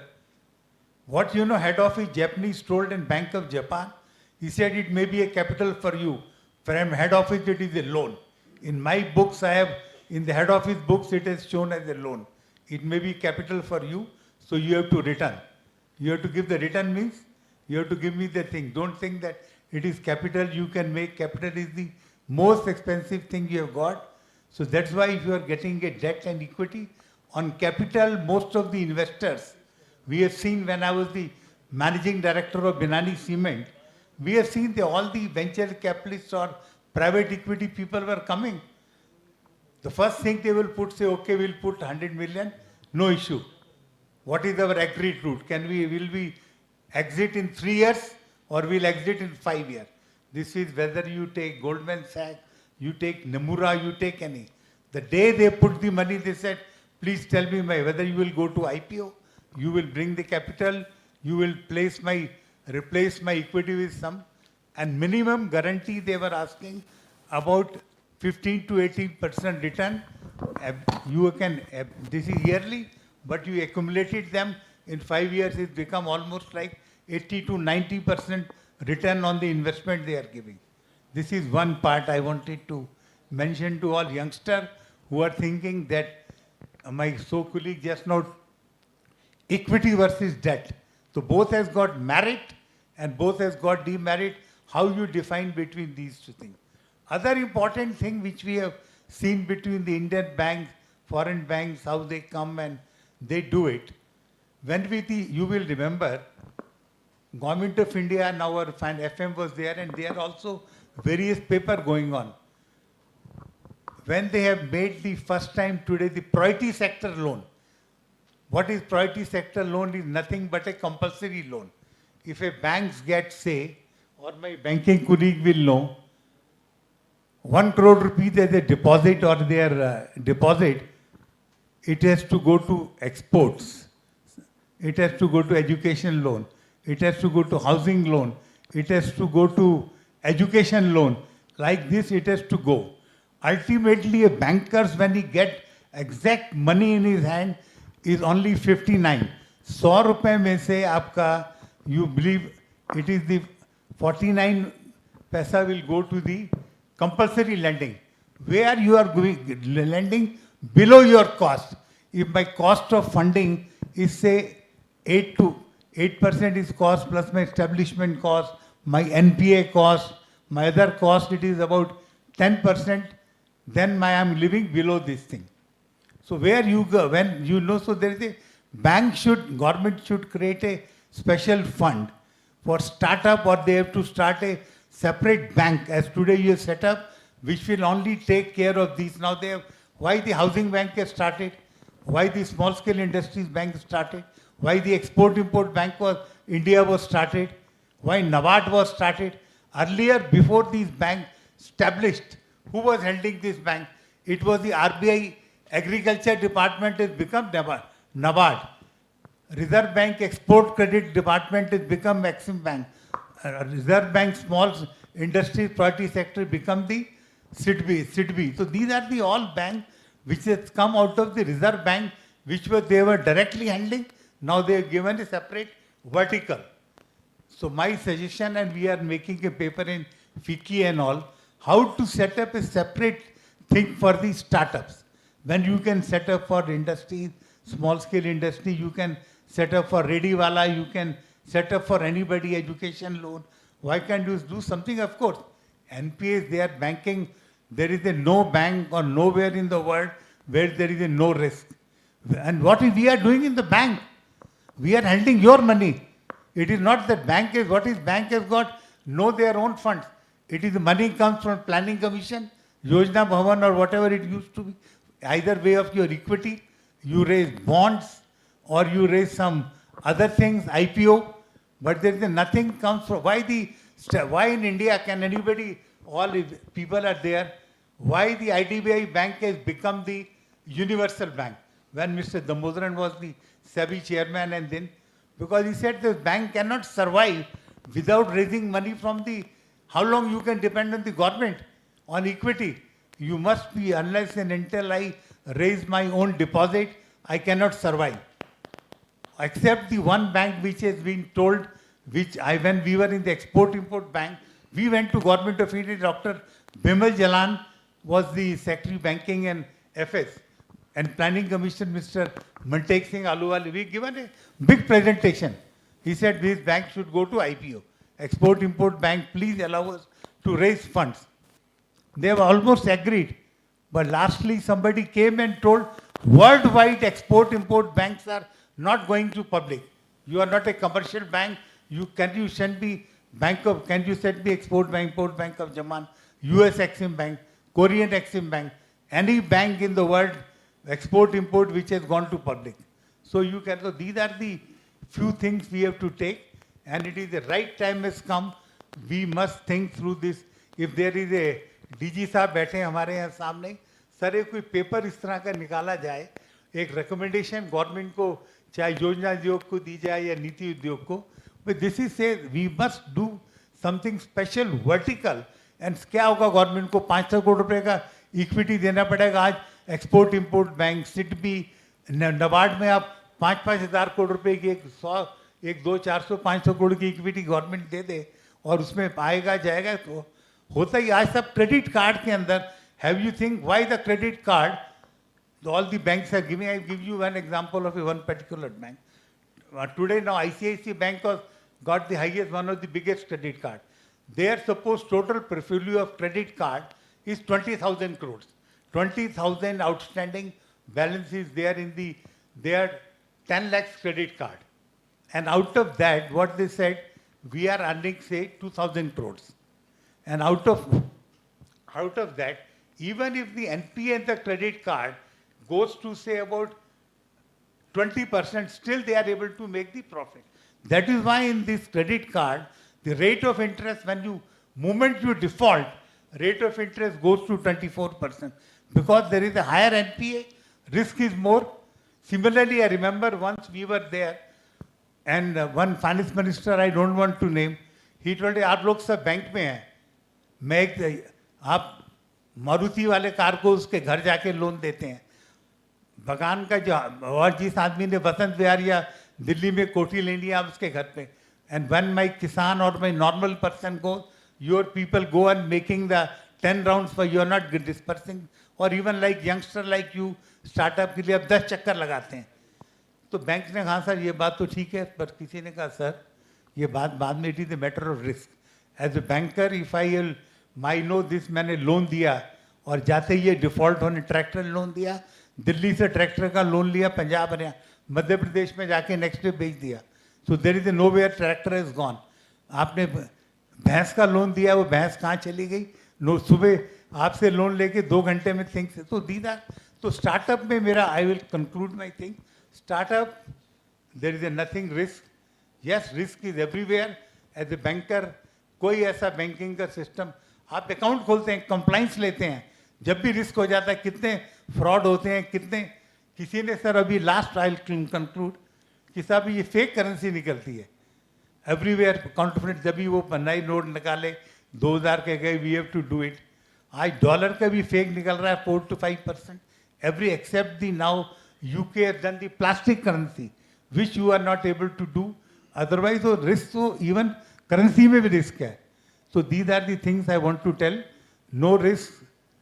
There cannot be risk. Even if your risk is there in your startups, we have to bear with. Thank you. Thank you, Dr. Juneja. And Dr. Juneja said that bankers, it is a perception that bankers give high ticket loans rather than to startup. That is what he wanted to convey. Now we would again like to go to 3 financial institutions, SIDBI, NEDFI, and SBI Capital. We would like to know, sir, are there special seed stage products for Northeastern region from your institutions, especially for startups? Special? We are asking, are there dedicated seed stage products for any region startups from your 3 financial institutions? Yeah. To be frank, there are only 2 dedicated funds as of now, and others are in making. In 2017, Honorable Prime Minister, when came to Shillong, he announced that there should be a dedicated venture capital fund to the Northeast. Then they entrusted that responsibility to NETFI. So NETFI, with the help of CDB and Ministry of Donor, we have established a first dedicated venture capital fund with 100 crores. So practically 100 crores mein 75 crores is of NETFI, 25 crores is from the, I think, fund of funds from CDB. So we established it because government gave me interest-free loan of 45 crores. So I had to give it back. Risk is mine. So practically 75 is my money. So this is the one fund we started with. But at that time, NRL was the one organization which has been helping the ideation grants sorry, to nurture the startups. Then after we started establishing and started investing, we realized that a lot of startups, they are trying from different smaller states also, but they are unable to get the funding. Then we started persuading the respective governments, promising them that we will contribute, NETFI will contribute equal amount if you come forward with a dedicated venture capital for the states. In the meantime, we ourselves and NRL, we jointly established one fund, which is Angel Fund, which is we both have established, registered with SEBI. So these are the two active funds. One more fund when we were persuading the state governments, the Assam government came forward. So Assam government along with SIDBI, they have established one fund which will serve only to the Assam state. Then Manipur government came forward. Then we, along with Manipur government, we established one 30 crores fund specifically to Manipur state. Then Tripura has come forward. So Tripura contributed 20 crores. I think CDBA contributed 10, we contributed 10. So there is one state specific fund in Tripura. Sikkim is coming forward, Nagaland is coming forward, but these are all very small funds. So my point is that there are two dedicated funds, others are coming up now. But only problem is, we don't need big money. I think on the dais, I am the only person purely representing the NETFI, Northeast. Others are all from maybe different institute, but Northeast, I can tell you, we don't need much money. We don't need much money. We need patience, we need product, we need repeat funding when you are growing up. These are the three things which we need. Patience means it takes longer time for the startups coming in the Northeast because economies of the scale would be is a problem. Because if somebody is coming from Nagaland or Mizoram, the population is very less and the product sourcing is very less. Madam was telling about the jackfruit. Not only jackfruit, ginger, pineapple, jackfruit, kiwi. These are all very potential products which can be scaled up. But the problem is, to start with, we need only 2 crores, 3 crores funding. Once that fellow establishes, starts getting the money, start doing commercial activity, then I need funding of another 4 or 5 crores. Not much more than that. But there is none of the venture capital funds are ready to come and invest here for smaller amounts.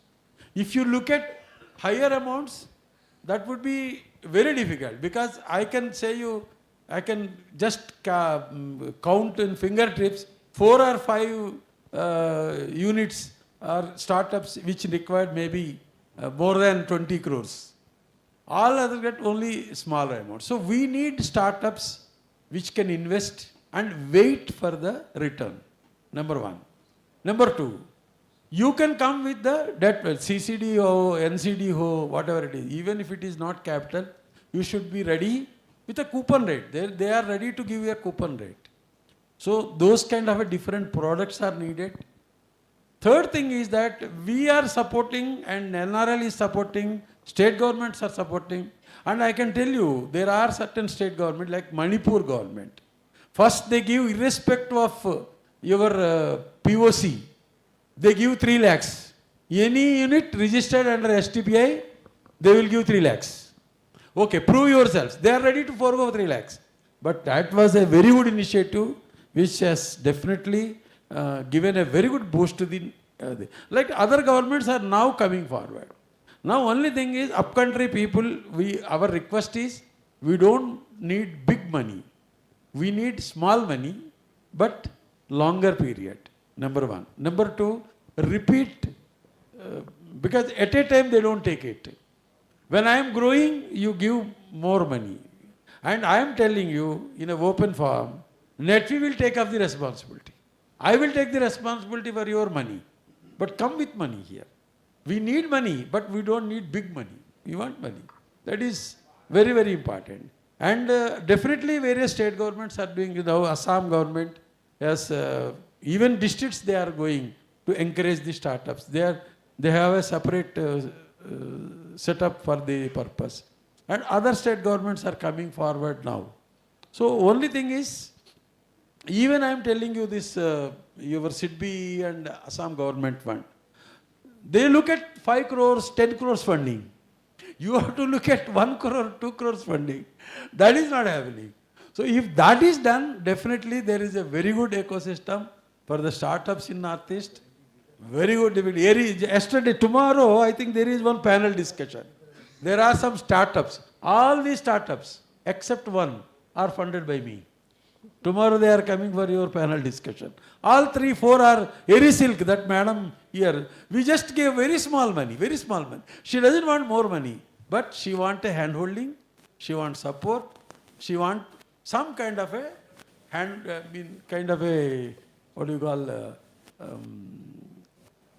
guidance in doing business. They don't know how to do the business. They don't know how to do the business. So business ke liye you need to give some. So NETFI with the professionals, I have a separate subsidiary I floated for this. Very good officials are there. We have taken from the market. So they are hand-holding these people. They are giving training to these people. And they are also examining whether they really need a capital or loan. If they need loan, NETFI is giving them loan. If they need capital, NETFI is funding the loan. Both I cannot give it to same people because now recent rule says that if I invest, I cannot lend. If I lend, I cannot invest. So what I am doing now is, if they need capital, we are providing capital. If they need loan, we are providing the loan. But there is a huge requirement of dedicated funds to the Northeast. I request all the people sitting here to just think in those lines. Government of India also thinking seriously, but it is a need of the hour. But only one final point I will tell. Mother fund, daughter funds. None of the daughter funds are interested in smaller amounts. I want the daughter funds to come and just see separate some vertical, you keep it for smaller fundings also. Thank you so much, sir, for giving the complete perspective of the northeastern states and and you have also recommended that there is a need for special funds for northeastern startups.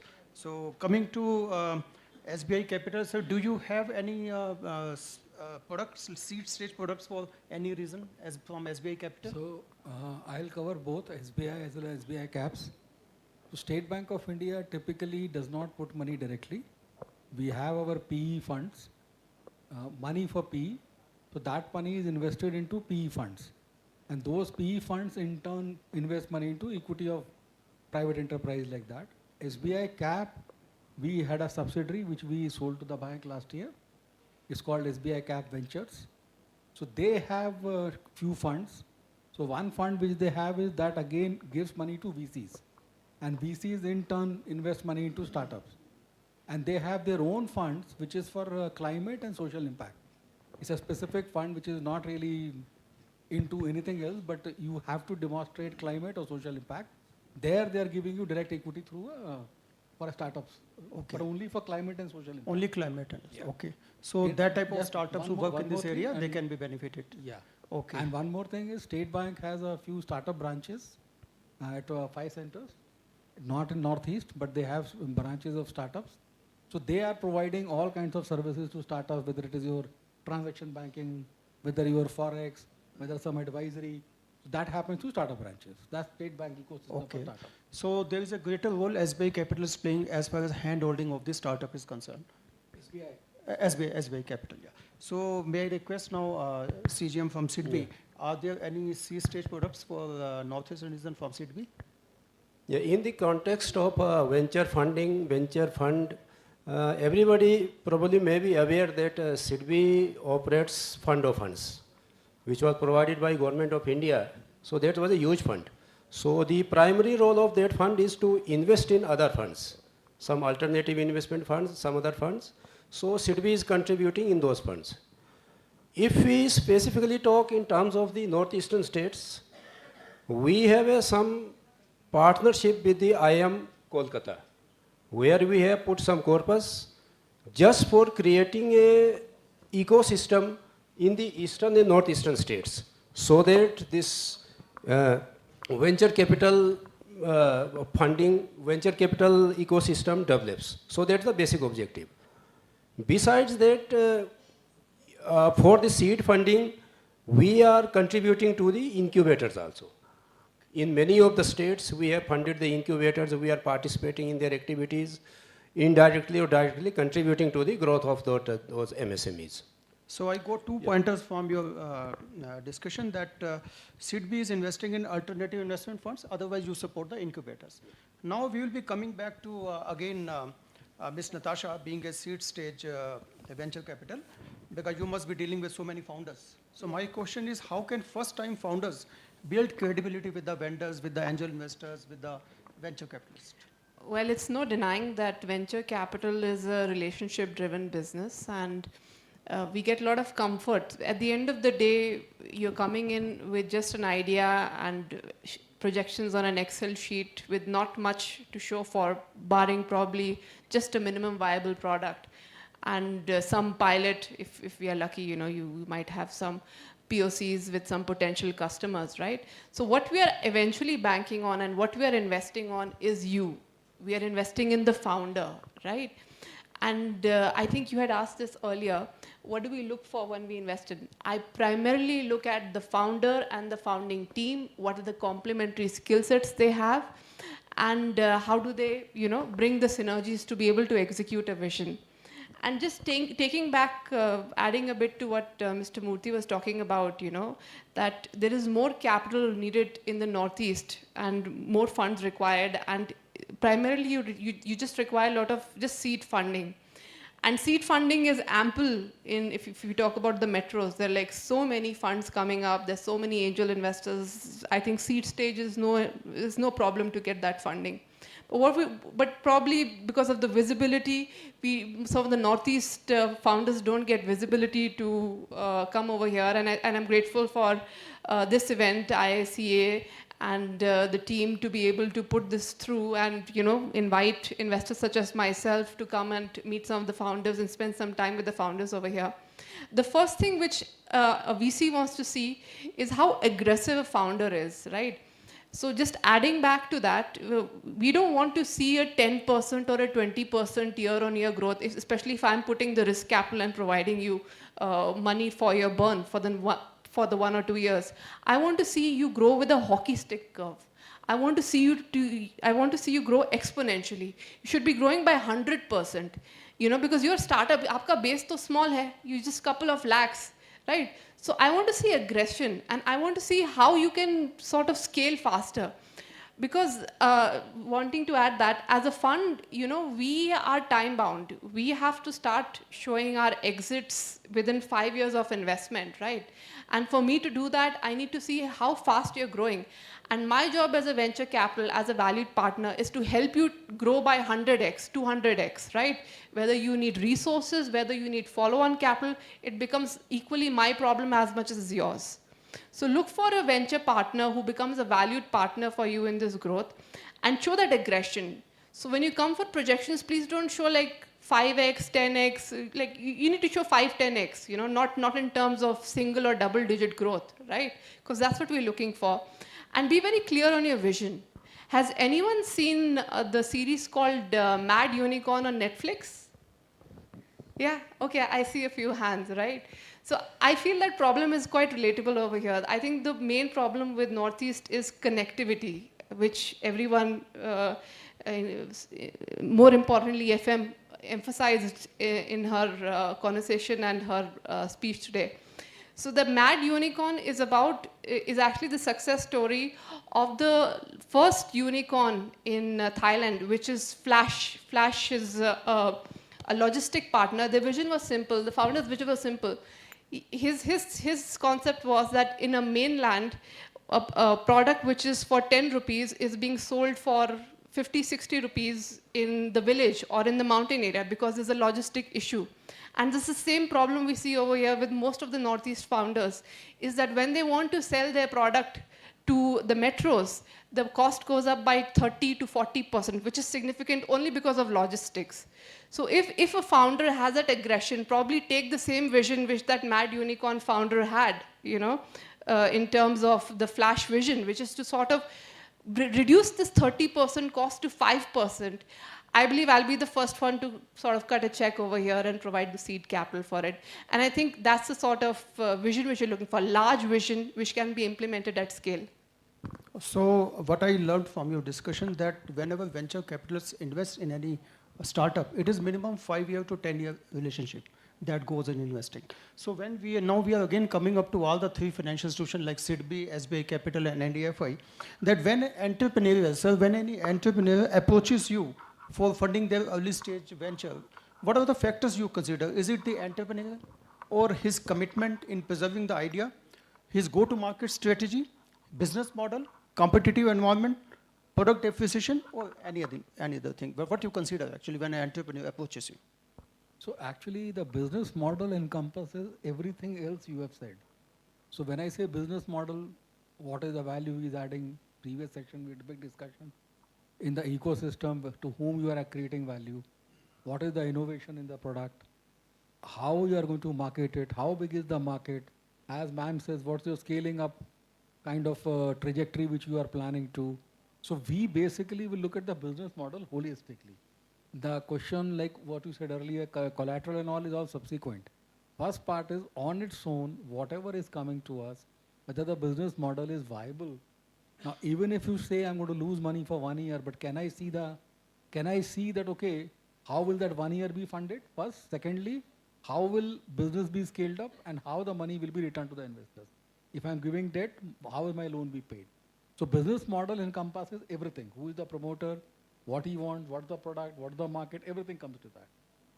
So sound business model is important. So looking to the time constraints, what I would suggest, I will ask all the panelists to give me one recommendation. That is, what relaxation would you suggest in startup space? One recommendation, I will be starting from NADFI. Sir earlier said there should be some dedicated products for any reason, but now we are asking one suggestion or one recommendation.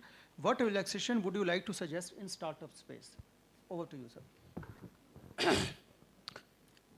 In December last year, we had a bankers conclave in Agartala, where Honorable Home Minister of the country has attended it, and Chairman of State Bank and other bankers have come. So there, it was specifically mentioned and decided that there should be a separate policy for Northeast, for all the institutions, whether it is NABARD, State Bank, other banks. So they should have a separate policy for the Northeast. So this was recommended and approved and it's being pursued. So in that line, I am requesting, this fund of funds is there, I think SRI fund or what is that fund name? Yeah, SRI fund. So that there the rule is 25% they will give, 75, I was mentioning to him, 75% has to be brought by daughter funds. So this is the rule there. But we are requesting, reverse that to the Northeast. You give 75% from that, don't need big money, small funds, 100 crores, 200 crores is more than enough. I established with 100 crores, now I supported 65 startups. Out of that, except 10%, all others are doing reasonably well. Some 20 to 30% are giving me very good return. Very good return. So that way your money is safe. We need only 100, 200 crores. So if this particular rule can be changed for the Northeast, even I will come forward with some contribution, 25%, and 75% can be given you by can have the a separate discussion today. We have yeah, I have here. MPNCO and My NSSC friend is here Venture Capital sitting. Fund. He's quietly listening. He's handling all So this he one. will take the Yeah, yeah. recommendation there. So that is what I am asking. I approached the MSA, their department also. We have written to Home Ministry also. Okay. So this is the one recommendation or request from us. Thank you, sir. Now I will request Mr. Virendra Bansal. What election would you like to suggest in the startup space? My take would be something different. Today there is a huge amount of money which corporates are spending on CSR. Okay. And the idea of CSR is social impact, improvement in quality of life of people. So probably government could think of creating a fund where we contribute some part of CSR money, and that money is given to startups which are working in that area. That becomes more sustainable spent of that CSR money. Okay. Yeah, to me it looks that by considering the nature of the entrepreneurship and the kind of the zeal prevalent in the northeastern among us the youths for the startups, I don't think any kind of relaxation we be required. Just we need to be in accordance with we need to be aware. So probably I think some of the schemes of the government of India, whether it's a banks or financial institutions, probably somewhere this information gap is there. So what I would suggest that we need to be aware of the market, what's going on. Just I will take just 1 minute. A few times back, SIDBI in association with IIM Shillong organized a program. It was a intensive program spanning over 8-9 months. We have selected some 30 candidates. We have given them this intensive training on this entrepreneurship. So today we were very happy to see in the ground floor that out of 30, I think around 15-20% were from that program. So that was a very nice experience with the Northeast. So this kind of program, the SIDBI is continuously doing pan-India, and our focus would especially be now on the northeastern states. So that's my take. Dr. Juneja, would you like to suggest or recommend any relaxation for That startups? time I'll just tell what Mr. Virendra Bansal was suggesting, 2% is going to see. So my suggestion is, for the corporate, 2% of your profit when you are running, you have to give it. For startup, they must give 0.25. 0.25% should add more and should go to the startup fund. So there should be amendment to the Act of Indian, what you call, and which comes within the Ministry of Corporate Affairs, because 2% is also issued, the guidelines by Ministry of Corporate Affairs. 0.25% is added, extra over into, only for startup. And you must understand, 2% goes money, whether it goes to toilet, education, garden, environment, it never returned. For this 0.25% or institution, suppose there is a company which is investing, they also got right to get the money returned. Whatever the one startup becomes after 2 years, 3 years success. So center point is add another 0.25 in the CSR activity, issued guidelines by Ministry of Corporate Affairs. All the companies which are making profit above 1 crore should contribute, and that funds can be created by a separate vertical and should only invest in the startup. Thank you. Thank you. Ms. Natasha, being a seed stage venture capital, would you like to suggest? I'll just take on what Mr. Janeja rightfully mentioned. Very good point on using the CSR funds. Probably you can even add venture capital funds to it also, which can give allocation towards startup, right? It makes a more prudent decision to invest in startups through venture capital fund to diversify your risk and to manage your portfolio, especially if it's early stage funding. It's good to have an investment manager manage it. We ourselves have been funded by SIDBI's Fund of Funds, so thank you very much for that. Wanting to if you're wanting to build an ecosystem in Northeast, there are a lot of fund of funds which are coming up at a state level. Kerala has it, UP has it, Uttarakhand has launched it very recently. So if something similar could be launched for the Northeast region, where while I don't have a fund focused towards Northeast, but journalist funds like or global funds like ourselves can also do some allocation towards Northeast, and you will start creating an ecosystem. If 10, 20 managers start investing together, you will start seeing that ecosystem being built around the entrepreneurs and, you know, having the growth stage investors. So we bring the growth stage investors, and sort of that starts the cycle, so to say. You know, so you should explore that fund of fund scheme where you're investing in managers who do some allocation towards Northeast, and then build this ecosystem with 20, 30 managers, such as myself, and, you know, get the ball moving. Thank you, Mr. Darshan. Now there's only 5 minutes for question and answer session. Any question, we can take 3 to 4 questions only, please. My question to Madam Natasha, what's your threshold, minimum threshold limit for funding to startups? There's no threshold. it could be an idea. It could be. You see seed investment going up to 20, 30 million also, you know. So minimum to anything 5, 10 lakh is the minimum, but not for that's for angel investors. So fund like ourselves is like we start as low as $125,000, which is like a crore or so. Any other question? Any other question? Anyone who would like to have a question, because all financial institutions are available here.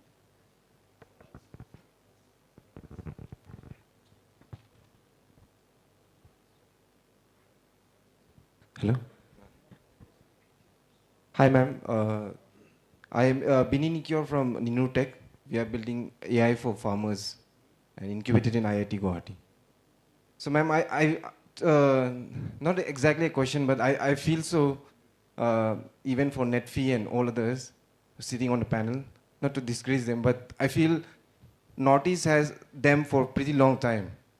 And the policies which the government has made along with them, and their spending money is on, it comes on 2 stages, and they don't really want to burn their hands. And I believe Northeast, even the entrepreneurs are ready to have people like you, the ventures, angel investors coming into Northeast, ma'am.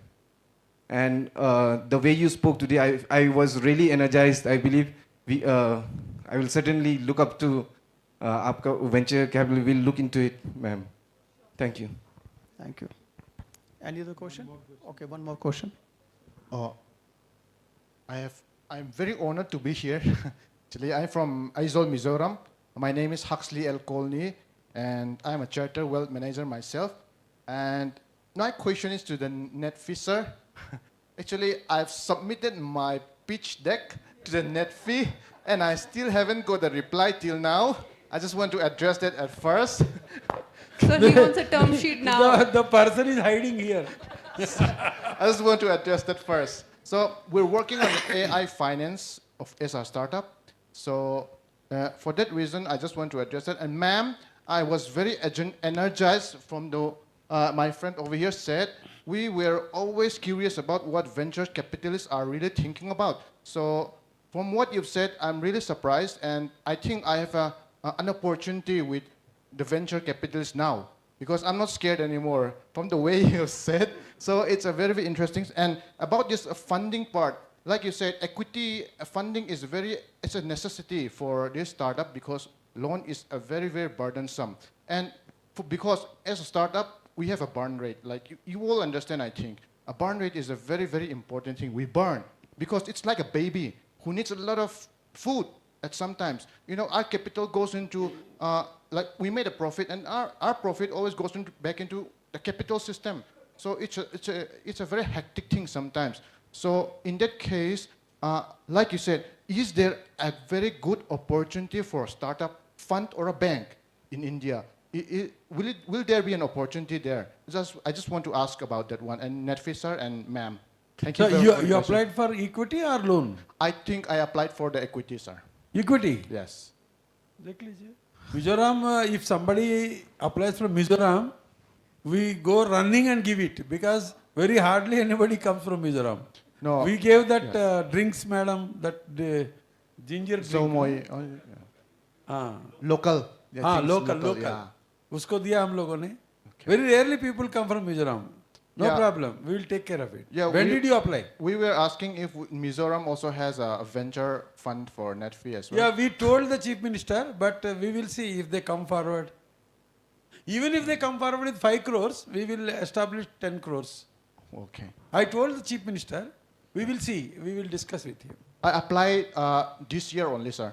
It's about a previous, not more than 2 months, sir. Okay. You come, we will sit and do it. Okay, thank you very much. So I think due diligence must have been done. Huh? Have you done the due diligence? Huh? Screening committee. TKT. Okay. So good news for you coming here and getting assurance from the MD and Netfee. I want to take the opportunity, that's why. Okay, thank you. So you have still any query to be answered by Ms. Natasha? No, that's all. So no other questions? Okay, you have one question. Okay. So everybody will come to Netfee now. Hello. Yeah. Hello everyone. And I was downstairs, so I heard Miss Natasha speak, so I came running up.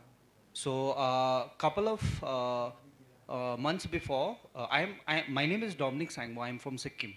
So we raised 1.5 million from Startup India, INR, but we only took 1 million because that was good enough for us in the ideation stage for concept validation.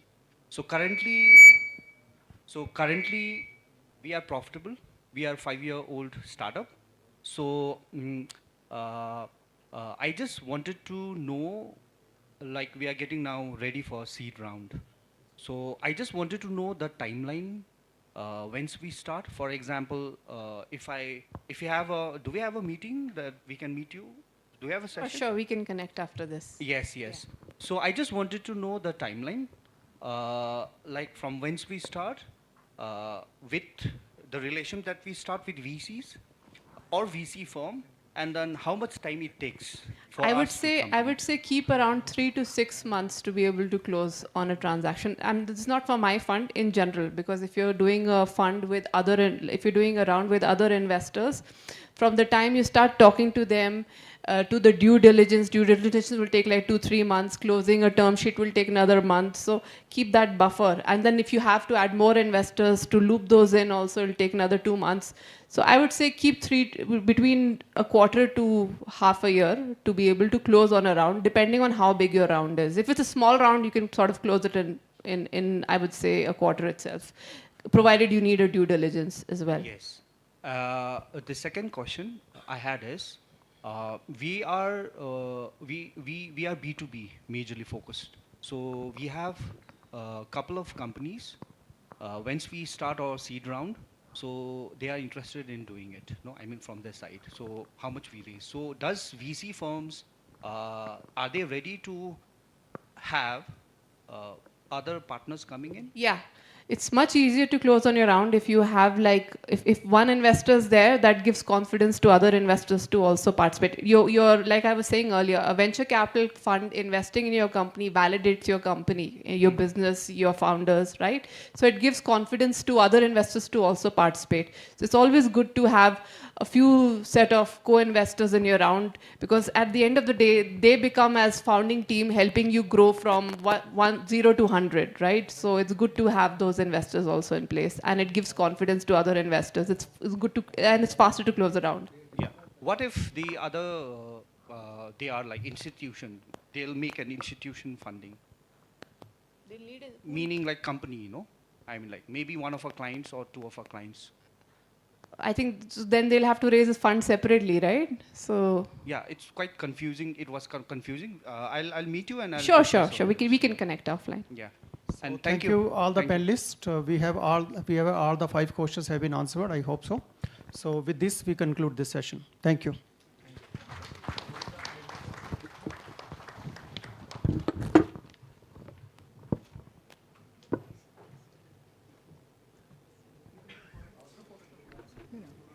Thank you to our distinguished moderator and our panelists. Now, before we move on to the group photograph, may I request our Director General and CEO to kindly we would like to express our gratitude to all of our distinguished speakers with a token of our appreciation. We have to come. Otherwise, it will be difficult. It's a small stage. Nice.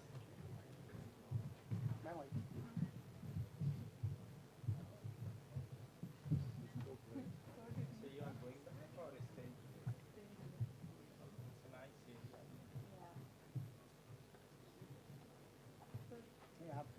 Ladies first. And you DG sir, ladies first.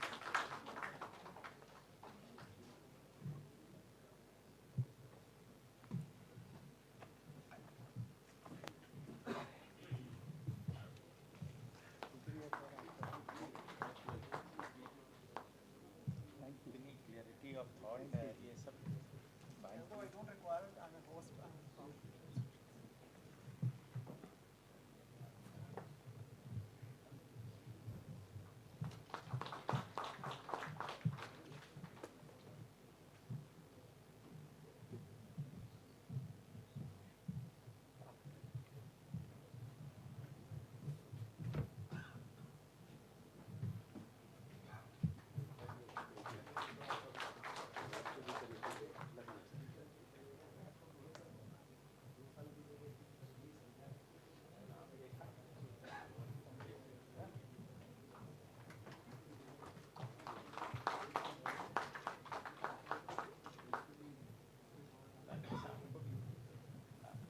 सबका आशीर्वाद है मेरे को बहुत बड़ा।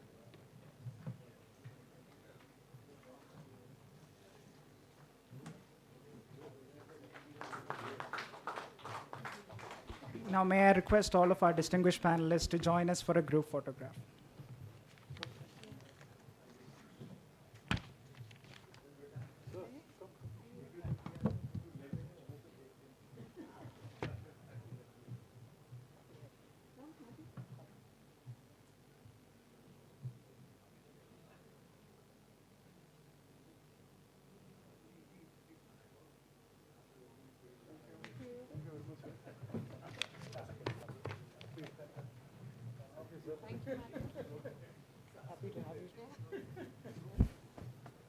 Thank you, sir.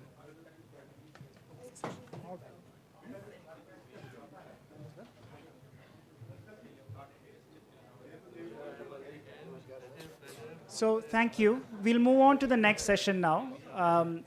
Owing to a paucity of time, we will not be doing the tea break as of now. So moving on, seed funding, we've talked about seed funding and we've talked about how it lights the spark, but sustained growth demands a reliable fuel line. We now move on to panel 4, which explores that journey from Series A all the way to public markets and alternative debt. Can I request all of our participants and speakers to kindly take their seats so we can continue with our proceedings today?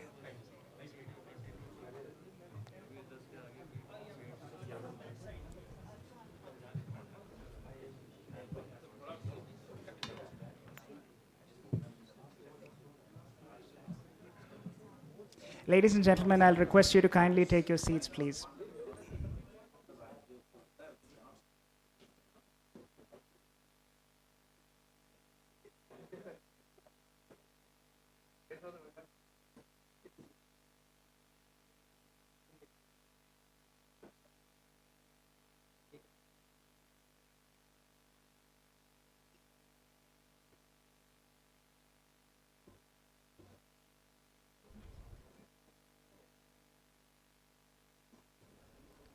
Can we start?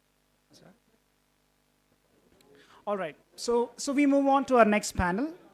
So we move on to our next panel. Like I've mentioned, we are now exploring our beyond seed considerations, exploring aspects from Series A all the way to public markets and external debt, alternative debt. Our moderator today is Professor Naveen Sirohi. Dr. Naveen Sirohi. He's the head of School of Finance and Management at IICA. And I also have the distinct pleasure of inviting our panelists for today, Mr. Sarvana Kumar, Director and CEO of NSIC Ventures, Dr. Sanjeev Nigombam, Center Head of IIM Shillong.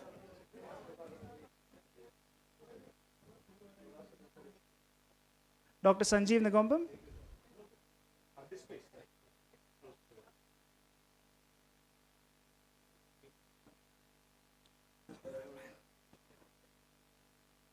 Ms. Radha Kirtivasan, Head Listing and SME at BSc.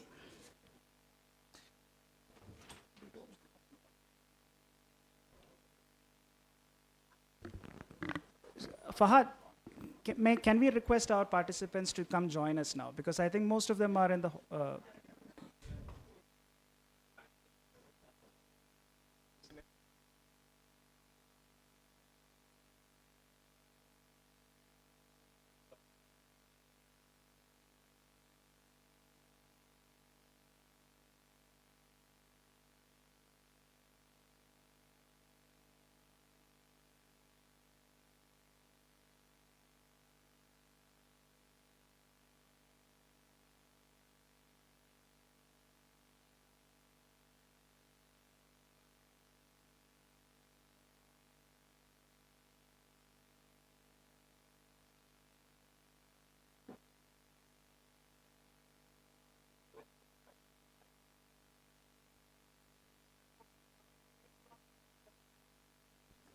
Based on popular requests, we'll be giving 10 minutes to our participants for tea break, after which we'll convene back.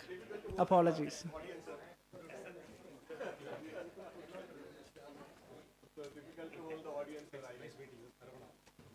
Audience demands.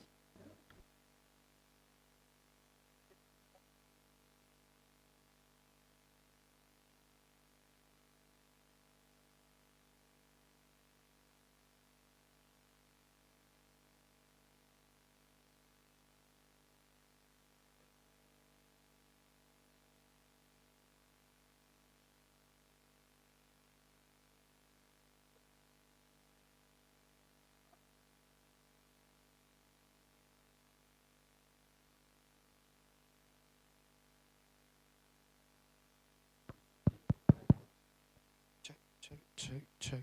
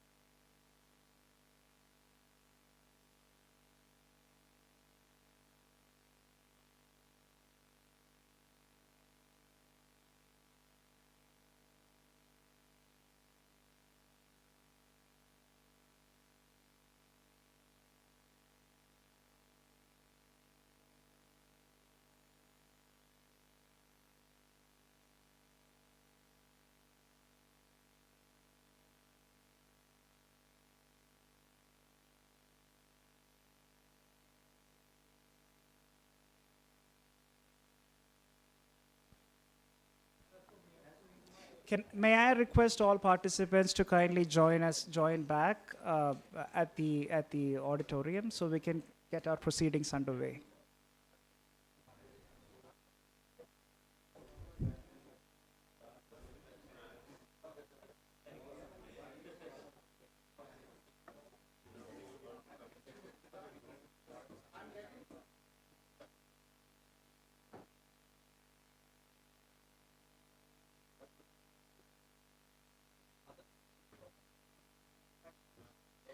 So we move on to our next session, Beyond Seed, Mobilizing Resources for Sustainability. This is the second last session of the proceedings for the day today.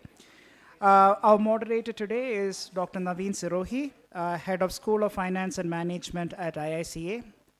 Please, and I also invite all of our distinguished panelists to the stage as well. Yeah. First, I'd like to invite Mr. Sarvana Kumar, Director and CEO, NSIC Venture Capital. Dr. Sanjeev Nigumbam, Center Head, IIM Shillong. Ms. Radha Kirtivasan, Head Listing and SME BSE. Welcome.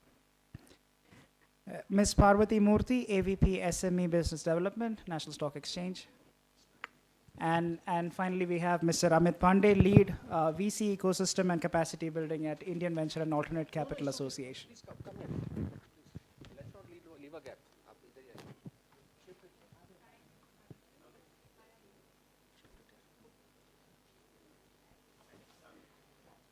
Amit, come, please move to this side. Let's not leave a blank thing.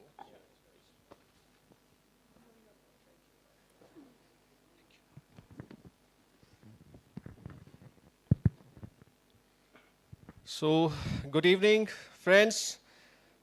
Thanks, delegates. I think this panel, we are, as panelists and moderator, we are happy we got a tea break and much awaited. So let's start with the session. The panel discussions have been designed in a very sequential manner, and this particular session talks about beyond seed. Scaling up, mobilizing resources for sustainability. We have experts with us on different areas. So since we are running behind time, I'll just start with the direct action. Context is more or less set, sir. Context is set by the earlier sessions. So the startup journey is not about a great idea, it's about fueling that idea sustainably. And the idea is seed capital gets you off the ground, but what happens next? So Dr. Sanjeev, if we can start with you, when should a startup look beyond seed capital? How does a startup identify and quantify its financing gaps accurately? So if you could elaborate and on this area for the share some insights with the startup community sitting here, please. Thank you, Professor Sirohi. Yeah, it's a very important question. I would like to share my own experience leading the incubation center in IIM Shillong. So I've been in the ecosystem for quite some time, not long enough, but see, I personally feel that in terms of seed money, in terms of grants, in terms of supporting finance for early stage startups, is very essential. It is a very essential for us, the ecosystem, to support youngsters to experiment with their ideas. But that should not continue for a long period of time. Why I'm saying this, I personally feel that kind of spoil their discipline. Again, I'm trying to retaliate on this should be, for example, based on the idea, based on the product, based on the services they are interested. I say seed money, initial seed money in terms of grants should be limited only for the term of experiment. That could be 6 months, 1 year, based on the context and structure of the product. Beyond that, there should be enough opportunity in terms of loan, in terms of venture, where through this funding, startups or young entrepreneurs will definitely have that sense of responsibility, accountability, and also have that risk on, I am borrowing someone's money and I have the moral responsibility to repay it. This is what I strongly feel. And coming to second question, Professor Sirohi, while we were delivering so many of entrepreneurship courses, we train students of business plan, financial. I'm not a finance background, I'm not a faculty of finance, but what I personally understand, realize is students, youngsters, startups need to plan their business plan and financial forecasting. So what is that they require? For example, we had a batch of 30 student cohort. We asked them to come up, they have a fantastic business idea. Maximum of them are early age. When we brought them to a platform of investment pitch, their budget is like much more kind of very artificial. They come up with the terms of like 2 CR, 3 CR, as it like someone is going to just give away. So it has to be very realistic. One cannot, as an investor, one cannot expect an early stage startup to ask you for 2 CR with a raw idea. So it has to be realistic. They should literally understand what is realistic budgeting. And about gaps, it has to be on realistic. Thank you. Thanks, Dr. Sanjeev. We move to Amit. Amit, would you like to first of all add something to what Dr. Sanjeev shared? And other than that, then moving forward, what should the founders consider while fundraising through conventional and even non-conventional models, if you could like to throw some light on that, and your own experiences, please? Sure. Thank you so much, Mr. Sirohi. So hi everyone. See, I would like to say first of all, it's been quite a journey coming from Delhi to Meghalaya. This is my first visit actually, and it was quite adventurous in a way that I got to. I mean, just on the way also, I kept on chatting with the driver, trying to understand, from his lens as to what are the things going on here.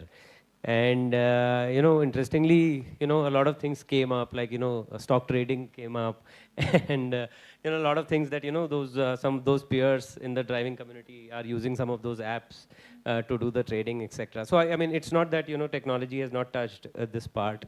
I just very strongly believe overall that, there is definitely a sort of an information asymmetry, and which will be solved in due course of time. I mean, there have been so many panelists. I mean, starting in the morning session, Honorable FM till, the previous panels. Everyone is very passionate about this area, and so is the Honorable Prime Minister. And, definitely, I mean, the Honorable Prime Minister set the tone. So, I mean, everyone is contributing and building on top of that dream and aspiration. And, from somewhere to, where we are at, it's been a journey, even in the northeastern state. And I'm sure if all of us get together like this, year on year, we'll be able to create a conducive environment for founders to, get that kind of mentoring, hand-holding, which they do need. Just a similar analogy, from a different field, like, I mean, probably 20 years ago, only we saw the, film actors coming from film actor families, 10, 15, 20 years ago. But now is the era of, Netflix, OTTs, and Rajkumar Raos of the world, right? So, I mean, people have come up on the basis of their own sheer talent as well. So, similarly, in the startup ecosystem also, it's the entrepreneurship journey is all about passion. It's an inside-out journey. And you see, we had one investor in one of the panels, Natasha, and while she was talking, people actually, from the ground floor, they came up to listen to the VC. So, I mean, there is definitely a lot of interest. And what I would like to say is, see, I mean, for a startup, there are different forms of, so I mean, again, I went back and visited every stall of the startup that one, down, and I've been working very closely with Head Start also, exploring some of the non-metro areas. I belong to Lucknow, so I keep on chatting with some of the founders, building in different towns, tier 2, tier 3 towns, just out of curiosity and passion. And a lot of people reach out to me because they assume I'm an investor, although we are an industry body of venture capitalists. But I do know a lot of VCs. So I see there's a lot of passion, but at the same time, I see there's a lot of information asymmetry. People actually don't understand what venture capital is, what angel investment is. Probably in the last 5 years, things have changed dramatically. Thanks to a lot of forces coming into play, again, boosted a lot by the government of India. But then, VCs are also growing in numbers. And we are seeing that, angels earlier used to be only in the metros, but now we are seeing in the smaller towns also. There are a lot of angel investors, other things like Shark Tank happened, So again, it's becoming a more common term. Probably 10 years ago, if somebody said, I'm starting up, they would have been ridiculed or questioned, but today maybe, there's some sort of hope that has come. Specifically on the fundraising bit, I think, in like, for example, in Northeast, a lot of these startups might just need, enough money to get them off the ground. And maybe at times you don't need to be so passionate to go into the venture capital ecosystem also. You can sustain on the revenue that you're generating and, build gradually in a part of the country and then, spread your wings. So it can be very tailored. So, I mean, that is for the founder to realize and understand. Yes, definitely with more information, capacity building, and what I am Shillong is doing here also, I think, you know, all of those startups have really built a lot of confidence after being incubated here. You know, I could feel that, you know, a couple of founders, when I was chatting to them, so they had that lingo, that those jargons, you know, which usually you hear in Delhi and Bangalore, right? So, I mean, that is happening, it's a start.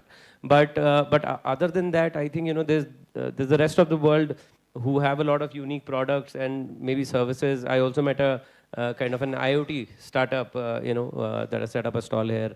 Very exciting, good idea. Probably needs to define the niche and, figure out how to really scale in a particular direction. But the passion, the excitement building from Assam and, the Meghalaya is definitely there. So that's part A. Part B is, if somebody wants venture funding, they have to understand how it works. There is a fiduciary responsibility. There's a way in which the term sheets are signed. I mean, so one has to, really learn and upskill. And thankfully, there are a lot of players have come in here. So, that problem will get solved over the years. And so, yeah, I mean, my 2 cents on that. So one thing that comes to you is definitely it has to be a kind of a customized. We cannot have a common, but yes, common response to all the cases.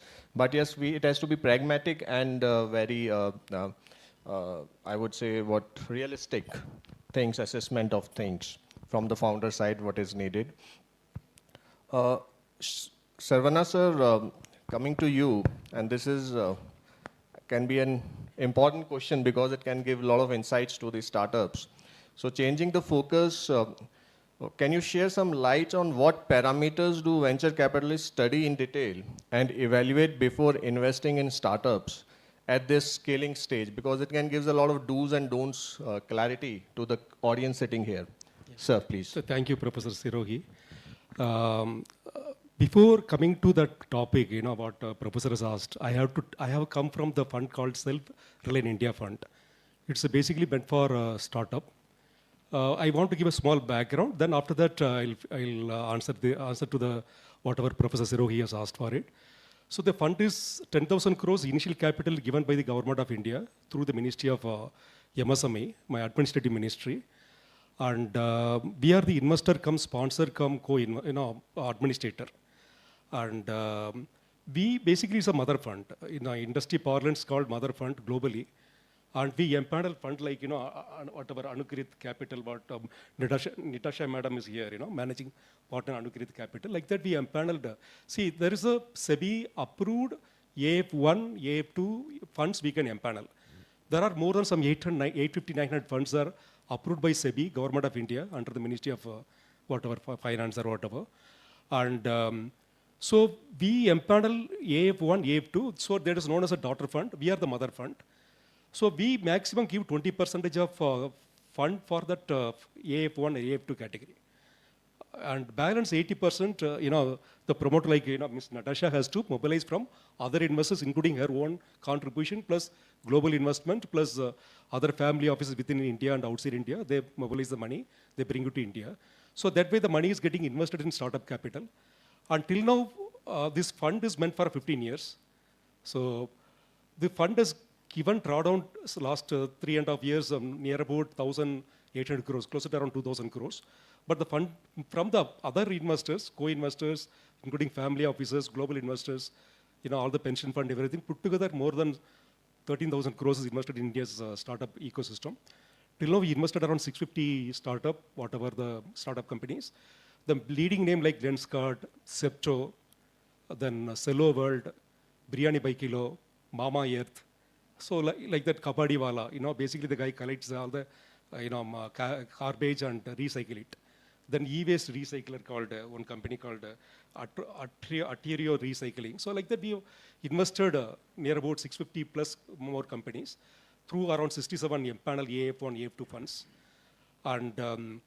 And we had given employment because coming from the Government of India, there is a social objective also there. Near about 1.6 lakh employment it generated. Out of that, near about 27% meant for a female. And it has created more than some 92 women entrepreneurs, startup entrepreneurs. So that's a small background. And the journey is very long. We'll go ahead. And coming to the, whatever Professor Sirohi asked, basically If you ask me, I can able to tell you what are the parameters look at empaneling the AF1, AF2 funds, the daughter funds. But in turn, the AF1, AF2, the like Anugrit Capital, they look for various parameter investing in a startup. But broadly, I know I can highlight, but I jotted down important points also. See, whenever the fund, venture capital fund, like Natasha Madam's fund, whenever they invest in any startup company, they look at various parameters. At least I know more than some 100 parameters they have in an Excel sheet, whatever. Out of that, maybe 10, 12 parameters is very important. This broadly I can tell you. One is, so for example, take Kabadiwala. So he was operating in a place called Indore. He was able to scale up collecting the garbage. Initially, he started with 1 or 2 streets. Then again, he went to covered almost 20% of Indore state. Like that, he covered. Now he's going for 2, 3 states also. He's able to scale up. So basically, we have to find out whether there's a need for that particular services or product. So sometimes the startup fails. There's no need.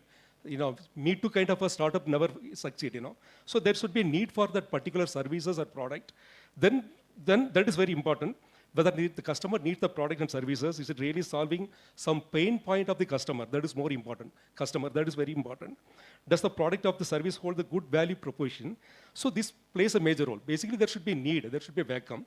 Second thing is even the startup promoter, whether he loves that particular field, that is more important. If you ask Natasha, he can able to explain better. There should be fire in the belly, So understand whether they have understand about the product and everything, and whether they're able to scale up, whether they have a fire in the belly. Third is market size, So market size is also very important. For example, take event management. This is humongous across India.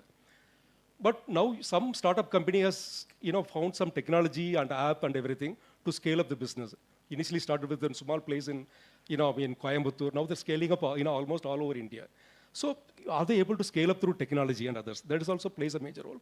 Plus that whether you have that product and services, whether you have that kind of market, that is also plays a major role. If the market is not there, then you cannot able to succeed.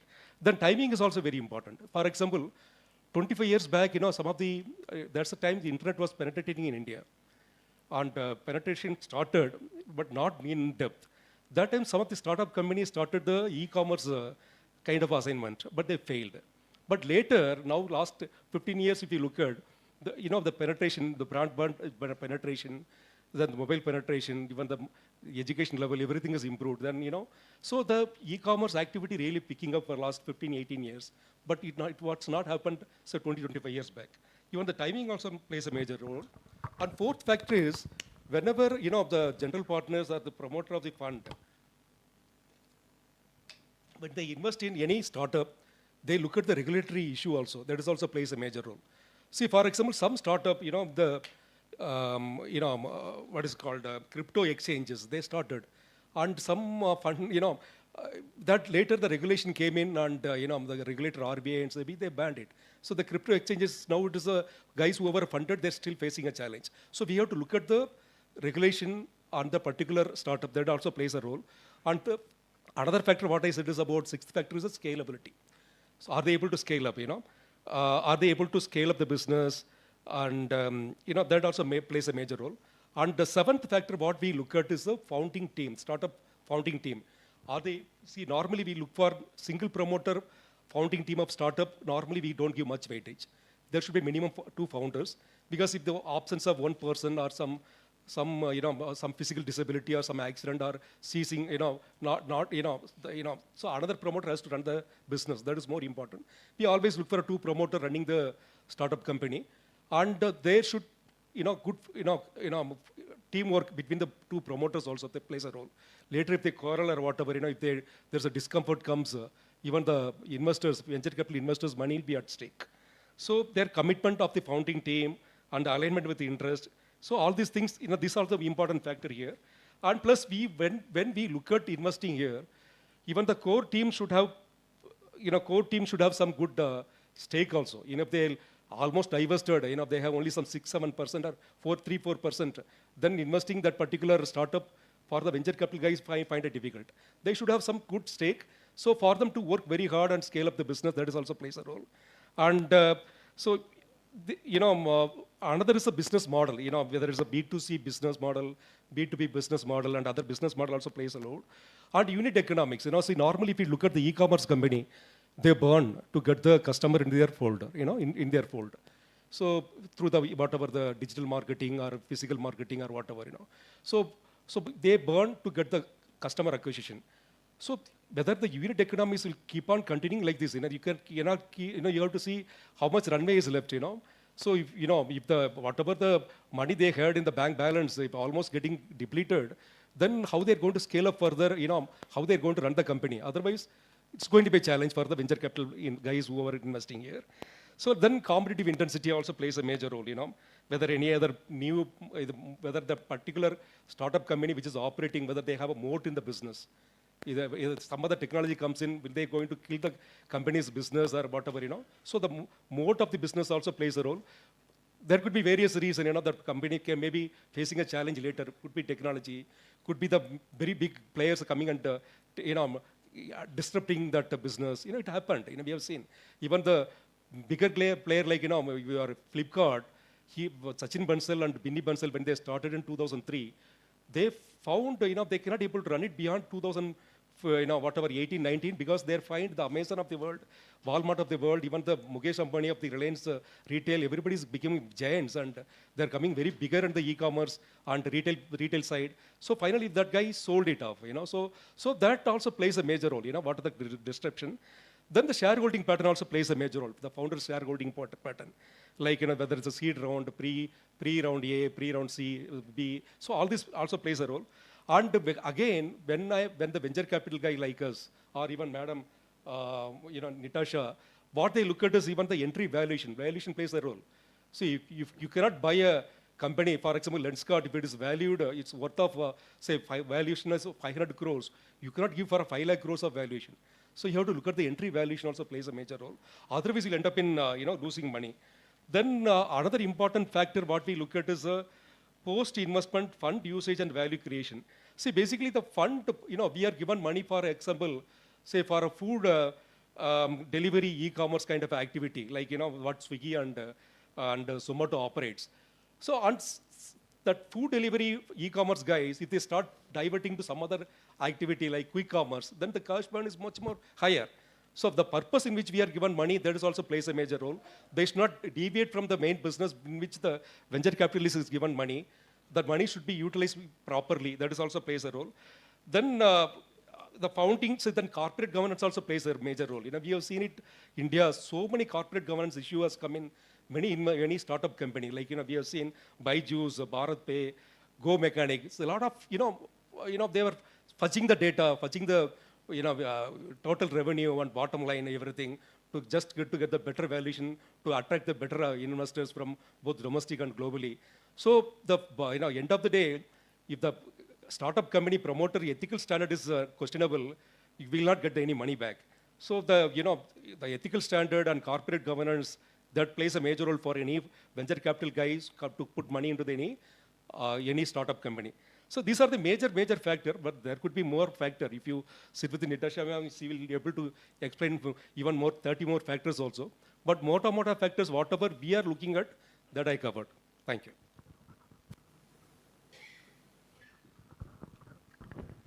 Thank you, sir. In fact, you have summarized the whole thing, and just for a quick recap, starting with an unfulfilled need for the audience, passion, market size, timing, regulatory threat, anything or clearances, scalability, team, founder stake, business model, entry valuations, moat, and corporate governance. Now, picking up two things from here, unfulfilled need or need in the market and corporate governance issues in startups. IICA, we also work like a startup, so we realize there is a need in the market. There are a lot of startups governance issues coming up, so we have launched a certificate course on startup governance recently, which is picking up really well, to be honest. So just practical insights. So moving further now, coming to the listing part. So Radhaji, can you share some insights on listing on the SME exchange? whether it's viable for early stage companies, and if you can run us through the eligibility, some benefits of doing it, and how should companies prepare for an IPO, if some kind of a process flow or timeline, so that the audience, the startups from NER who are sitting here can get some clarity on this way of raising funds, ma'am. Good evening, everybody, and thank you IICA for having BSc here. We have talked during the full day, we have talked a lot about startups and in venture capital funds investing in it. But I'm happy to share some insights on beyond startups, beyond seed funding, what is going to happen. Okay? See, what happens is when you have a startup, how long can you take it forward? Maybe 1 or 2 years, 3 years.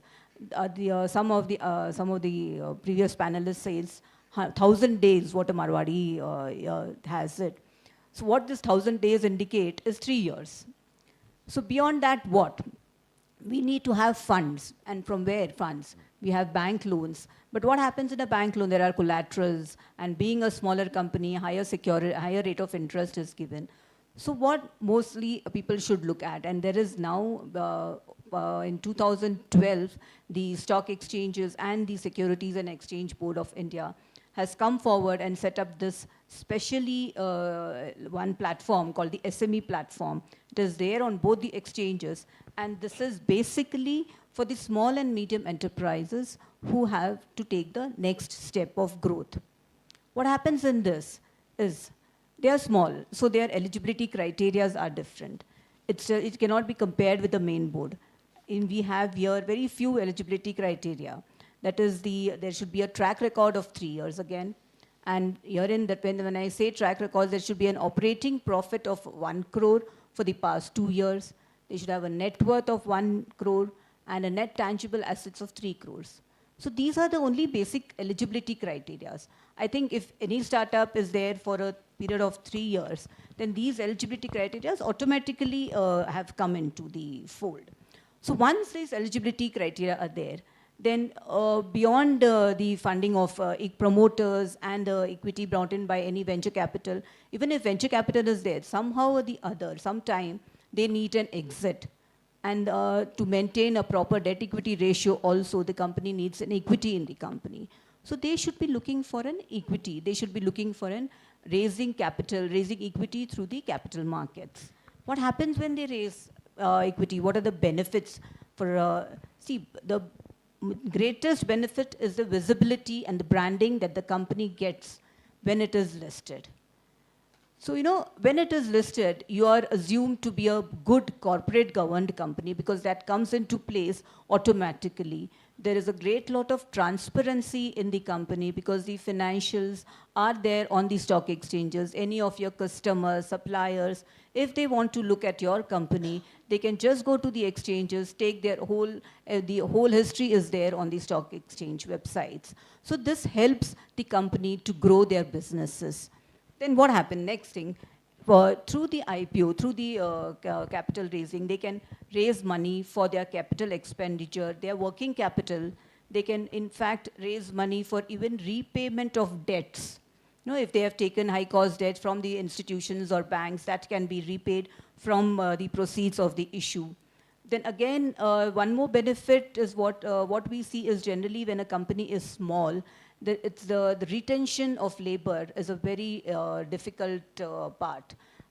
Labor comes and goes, and when they get a good benefits and some other companies, they move away very easily. But then once your company is listed, you can issue something called ESOPs, employee stock option plans, wherein you issue your listed shares to them. And as your company grows, their shares also grow. So they have a sort of commitment to the company and they stay in the company. So that's again one of the benefits in the company, in a listed entity. Further, once you are a listed entity, you have better ways of growing the company. You can raise, if you're performing well, your market price is good, you can raise further capital by way of a preferential of allotment, by way of a qualified institutional placement, follow-on offer, rights issue, wherein you get a better price for your shares, and you can raise money out of it. So that again is a benefit. One more benefit I would say, is acquisitions can be done without the company actually taking out money from the books. The acquisition of another company can be done by issuing shares of the listed entities. So through a sort of swap, the company can acquire good companies if there are some good targets that can be acquired. So these are some of the benefits of companies, benefits of listing, sorry. And when I compare the benefits of listing to what happens generally is the entrepreneurs, they feel that the whole procedure is very cumbersome. There are too many regulatory hassles that are there post listings. So all these benefits actually overweigh the your hurdles. As an SME, what are the compliances that you have to make? It's only that you have to have your financials, every half-yearly financials submitted to the exchange. Then there should be a proper board. These are the prerequisites also. There should be a proper board. That you have to have independent directors on the board. 50% of the composition of the board should have independent directors. And here I'm saying 50%, there's a lot of mindset change that needs to be done at the promoter end. They will feel, in the beginning itself, they'll feel, why should I get in somebody other person to on my board to tell me how to manage my business? But then these will be helpful for you. They will give you ideas financially and technically also, and that will also help you grow. So you need to have a professional board in the company. You need to have an auditor who is a peer-reviewed auditor in your company. There has to be a company secretary, and your company secretarial records need to be done. So these are some of the prerequisites. And one more major prerequisite is that you need to have a business plan in place. Means, why do you require the money? That should be set right completely, so that there is something called objects of the issue. You need to have a proper justification of why the money is to be required, where are you going to put that money. Why? Because you're raising money from the capital market, from the public, and you are responsible for the money that has been raised to the investors. So all these are basically the preparation of the IPO that goes in. Thank you, Radhaji. I was just doing research on this listing, whether we have some startups in the NER who have gone for listing, and I came across Zero Labs from Assam. There is a startup. One more company called Anmol listed. This is from, that's from Assam. And we do have quite I think 1 or 2 filings also from Tripura or Agartala that they are going to raise money. So yes, we have. I know, so just good sign for the NER. Yeah, good sign. Just from the Northeast, there are around 17 lakh MSMEs that are registered and there are over 6.3 crores MSMEs that are registered all over India. But when you see the number of listed entities put together in both the exchanges, there are not even 1,200 companies. And let me tell you, there are a lot of scope of growth once the company is listed. So would call in for more and more companies to come and get listed. And let me assure you, it is not dreadful as you think it to be. Thanks for simplifying it a bit and making it more easy for the founders sitting here. So we move to Parvati. Parvati, what are the major concerns of the entrepreneurs? We're just taking forward the listing part. And if you can you can highlight some major red flags that regulators look for in a filing to give a clear what not to do. Because mostly we discuss a lot of what to do, what to do, what to do. What not to do is more important. So from that perspective, if you can share some insights. Sure. Yeah. Good evening, everyone, and thanks to have us here in this beautiful campus. So I think one of the concerns, like Radha ma'am was mentioning, in the minds of the entrepreneurs is that share market, it's complicated. It's far away in Mumbai, and we don't know the jargon, right? As she said, it is not so complicated. And these 1,200 companies who have raised funds from the share market have in fact had a lot of benefits which have come to them and not just monetarily. It's about being visible. It's being able to, get discovered. A lot of collaboration opportunities which are otherwise not open for unlisted companies become available because these are listed. So there is a lot of benefits. But the biggest difference, because we have a lot of panelists who've spoken from the venture capital side, these two are very distinct markets and very distinct providers of capital.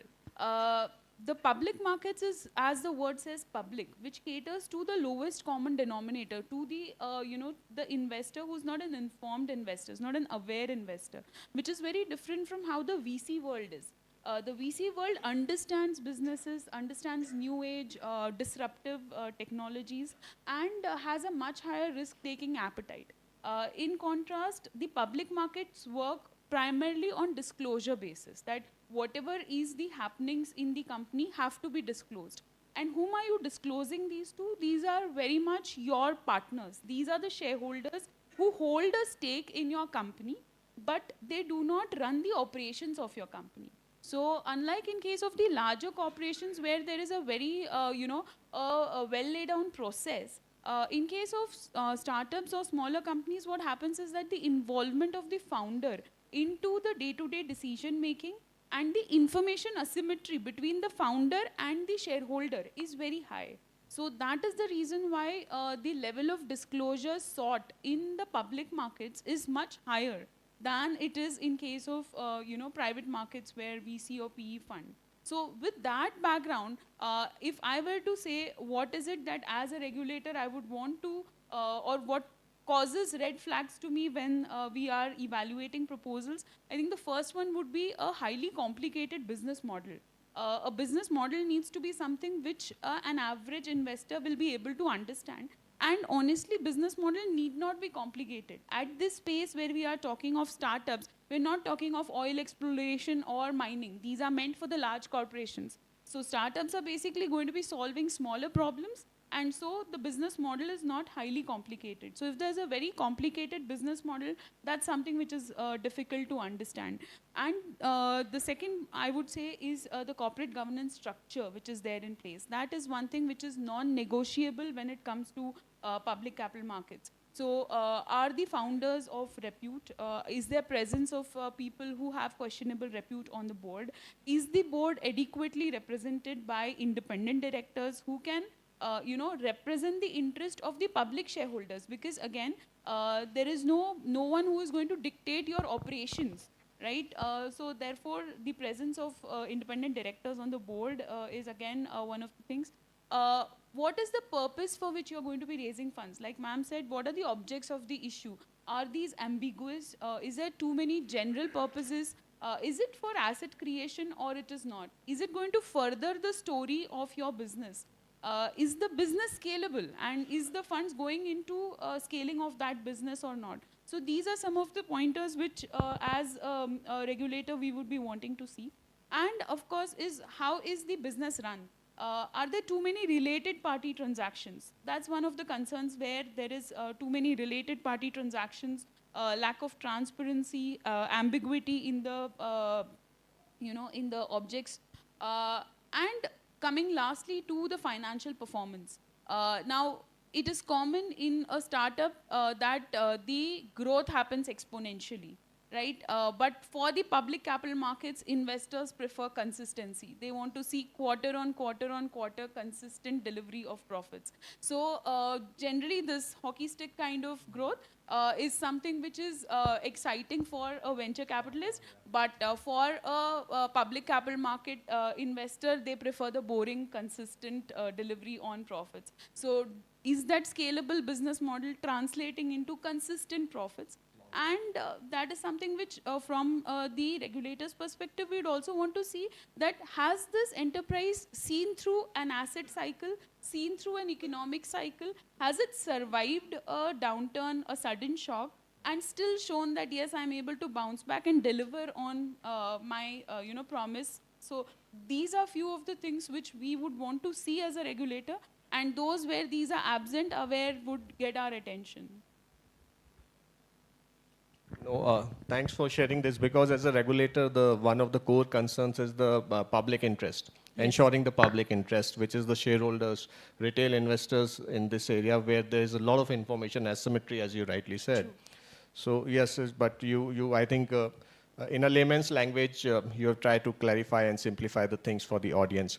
So now, considering the paucity of time, we can take 2 questions from the audience. So 2 quick questions because we have 1 more panel to go. So anybody?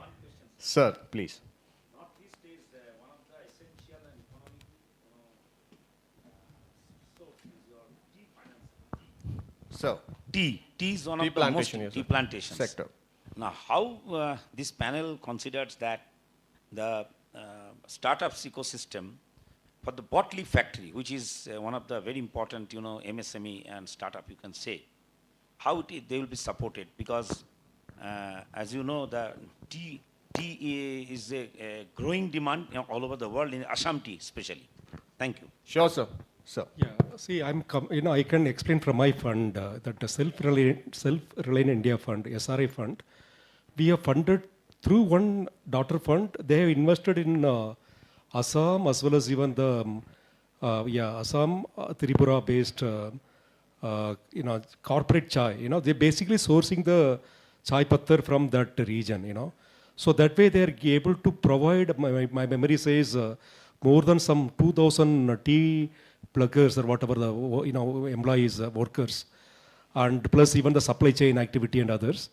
And that particular fund, our empanel fund, has invested more than some 12-13 CR in that particular chai related, tea related one.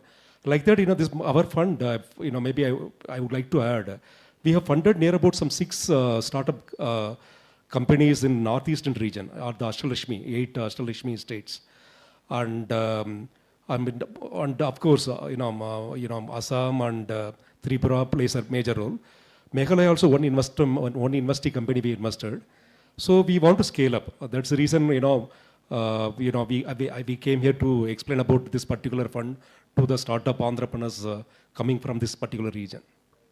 So Amit, you want to add something? So not just tea, actually. See, I mean, Northeast, like I started off with, also is a gold mine, right? And definitely tea, obviously, it seems like a low-hanging fruit and something which can be very widely distributed, not just in India, but overseas at a much premium price also. But what I understand is, see, Northeast is a gold mine. Why I said that is because even though, so the opportunity is big because less than 2% of the overall startup funding, I mean VC funding, has gone into Northeastern states. SME obviously has a much bigger, sort of because of the MSME base here, that has a much wider appeal. But in terms of startups, only 2%. Now, why it can be very exciting for venture capitalists and the overall VCP ecosystem, because northeastern states, specifically like Meghalaya, is mostly driven by women, right? And our VCs, when they raise their capital from outside of India, because 85% or more than 85% of the capital the Indian VCs raise is from global institutions, and they have a mandate of DEI, right? So given that the northeastern states are driven by women largely, I mean Meghalaya has 980 women to 1,000 men as a ratio, and the working population is also extremely well distributed. So I think what I'm trying to say is it's a gold mine. The VCs have not been able to explore this area, mostly because of the information asymmetry, because people are not so well versed with the VC world per se. That problem will solve, and I think VCs will be chasing this opportunity. Leave tea, there'll be so many other opportunities that will emerge. Thank you. So we can take one more question, if there. Yes, ma'am. Hello, everyone. Myself, Dr. Junmoni Devi Khound, and I am into a media company. So it is Niri Media OPC Private Limited. I am the pioneer of OTT platform in Northeast region. So we have initiated one OTT platform which is called Niri 9. It is available on App Store and Play Store. And we stream regional content as well as Hindi and English content also. So regional content of the dialects of Northeast. The Assamese, Bengali, Hindi. Can we come to the question, ma'am? Yeah, please? yeah. Yes, so yes.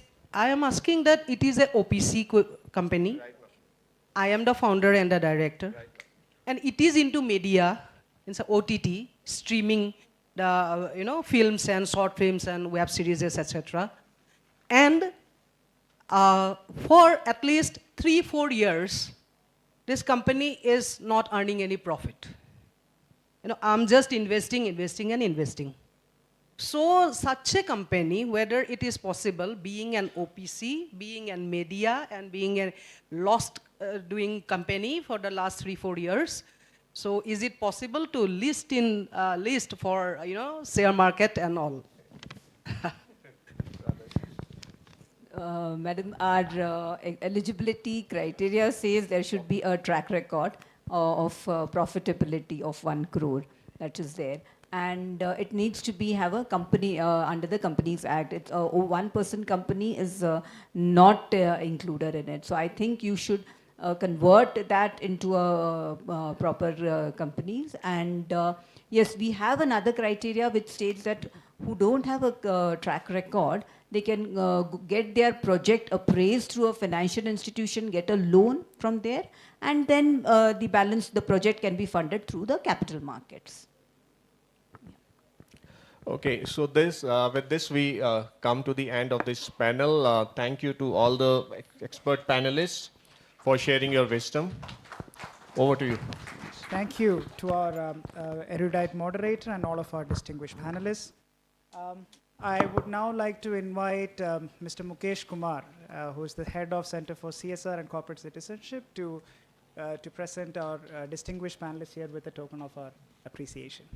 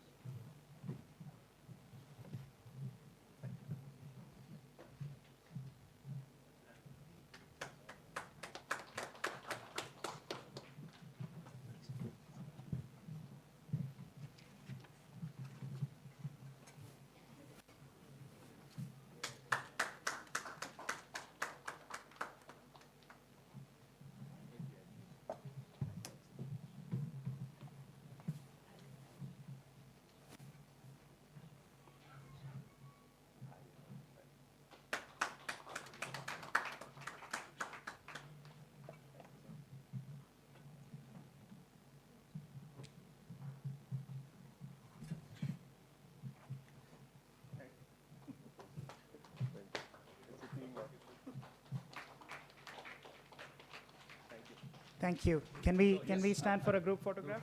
Yeah.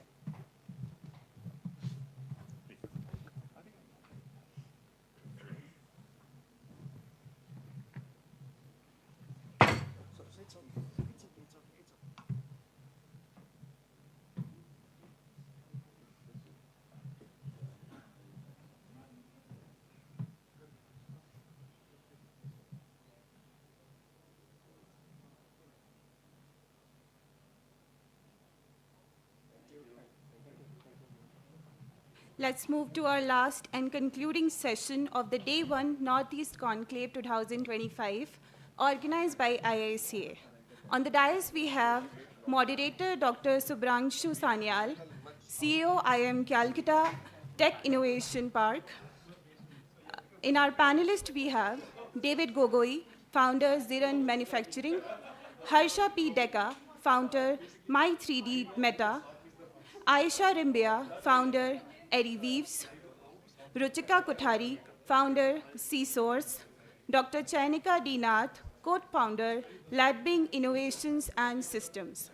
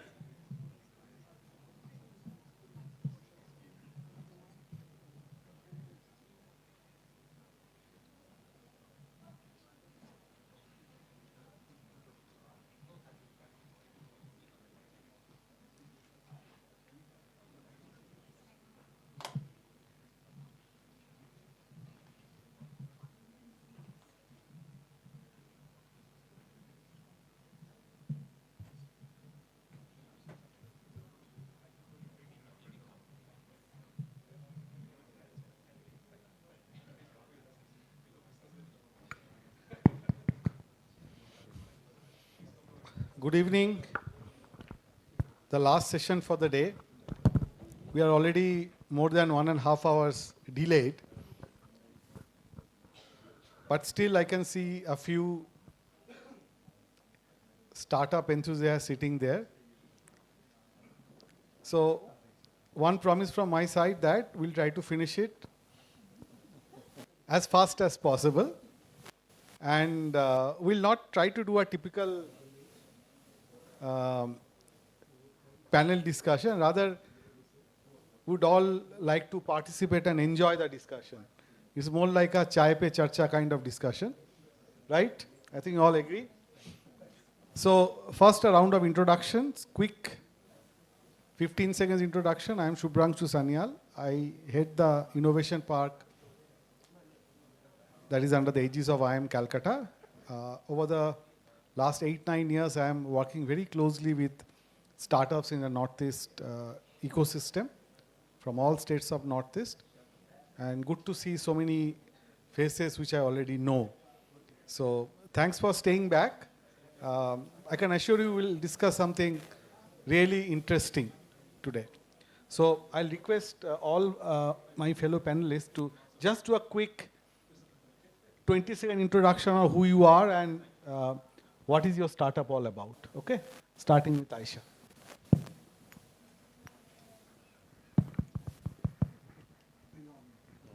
Yes, very good evening to everyone and to my fellow panelists.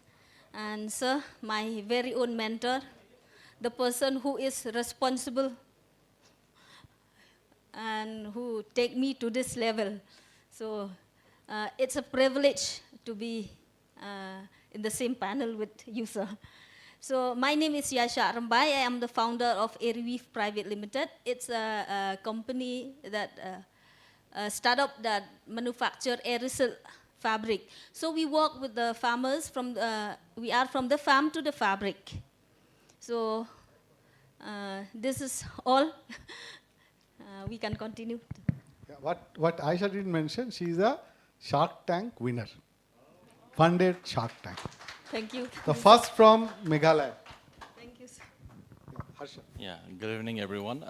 Thank you, IICA, to having me here today. My name is Harsha Pideka. I am founder and CEO of My3D Meta. So we are building 3D technology, which is makes 3D modeling faster, better, and cheaper from Northeast. Thank you. Yeah, David. Hello. Really, thanks to IICA for having me here. So I am David Gugoi. I am one of the co-founders of Zerand. We are a sustainable construction material company where we are mainly into walling solutions. We manufacture lightweight bricks and all the adjoining products. So we are a Series A funded startup having operations in Eastern and Western India, also presence in countries like Bhutan. We have offices in Guwahati and Mumbai. Thank you. Hello everyone, I am Dr. Chayanika Nath, the co-founder of Labdic Innovations and Systems Private Limited. So first of all, thanks to IICA for giving this honor. I mean, sitting in front of you and introducing myself. Thank you. So basically, Labdic is making innovative, frugal, amazing solutions for everyone. Yes, so we have a stall there downstairs. So all of you most welcome to see our first, our flagship product, MoU Scope, which is a smartphone-based optical multimodal microscope. Thank you. Good evening, everyone. My name is Ruchika Kothari. I'm the founder of C-Source Private Limited, a dreamer, and sometimes, occasionally, a policy satirist. I have around 20 years of experience. My startup is working to help value chains verify and prove their claims on sustainability. So with that, thanks a lot to IICA for having me here and giving me this opportunity. Thank you all. First, I would like to thank the organizers who have designed this panel. And I mean, just because I know all of them very well, okay? So that way, my life is quite sorted because I know what questions to ask. Second thing is, I always love the word fireside chat. So where is the fire? Can you guess where is the fire? in their belly, right? Yes. So fire is all around me, okay? Now, what we'd like to do is, we have startups who are at different phases of the life cycle, right? Startups who are at a pre-launch stage, startups who are at a prototype stage, startups who have already launched in the market, and startups who are scaling up, right? Raise Series A kind of funding. So let us understand the story from each one of them. What are the specific challenges, achievements that they have to share with all of us? So, and another interesting thing is that, we call about diversity. This is a panel designed like that. Great job, organizers, okay? And let me tell you, this is a characteristic of Northeast. Every year we do so many business plan contests, we run so many cohorts, and we don't need to have a quota on women entrepreneurship. By default, it is at least 50% of the cohort, or 40 to 50% of the cohort. So that is one of the very key characteristics of Northeast entrepreneurship ecosystem. That I'm telling you, analyzing last at least 6-7 years of data. Okay. Now let me start with Ruchika, because Ruchika's startup is at a stage where she is working with the idea, developing a prototype, developing technology, testing it. So we call it an early stage startup. But let me tell you, Ruchika, I know her before she has started the startup journey, and she was a top-notch corporate executive earning lots of money, right? And I never imagined that she would leave her job, come back to Guwahati and do her startup, and fighting out every day to establish a startup, right? So Ruchika, can you share with us that what motivates somebody to take the plunge, specifically people who are at a very, like a mid-career doing very well? Thank you, sir. I think, first of all, thank you for the subtle phrases there. But yeah, it's not an easy decision, but as I would say, it's the inner compass, right? What is it that really drives you and motivates you?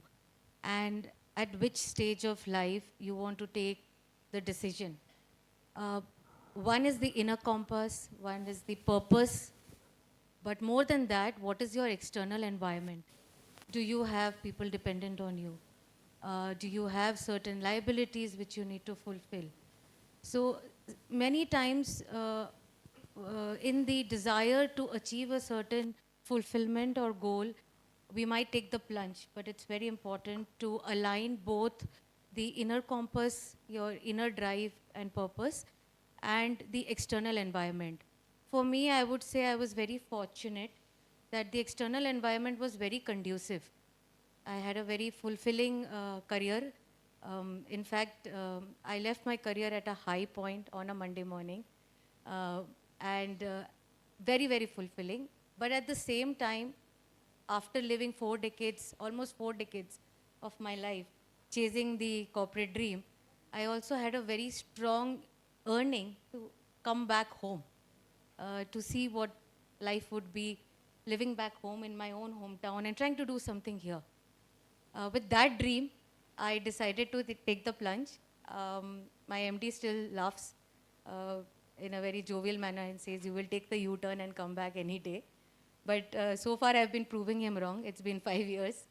And working steadily, the journey has been quite challenging, but very rewarding because it fulfills my inner compass and my inner motivation. Excellent. So, are you still enjoying? So far, so good. Okay. Now, the story of Chayanika is also very similar. When I met her during one of the programs, she was teaching at Tejpur University. Okay, USTM, sorry. USTM, computer science expert. And parallelly, she was doing research on some very interesting technology, right? And she wanted help. I told her straight away that we don't support part-time entrepreneurs. Unless you are full-time, no funding, no support. So I don't know whether you are disheartened or not, but then when I met her today, she shared a great news. Sarah left my job and I am full-time now. She left a very comfortable job in academia. So Chainika, what gave you that strength? Why did you do it? I think it's a learning for many of us there. Yes, yes, definitely. So thank you for that wonderful, introduction. So actually, this जो कीड़ा है ये business का or having a product on your hand that is of your own. So it started long back in 2012. So at that time, I was working as a programmer abroad at University of Illinois.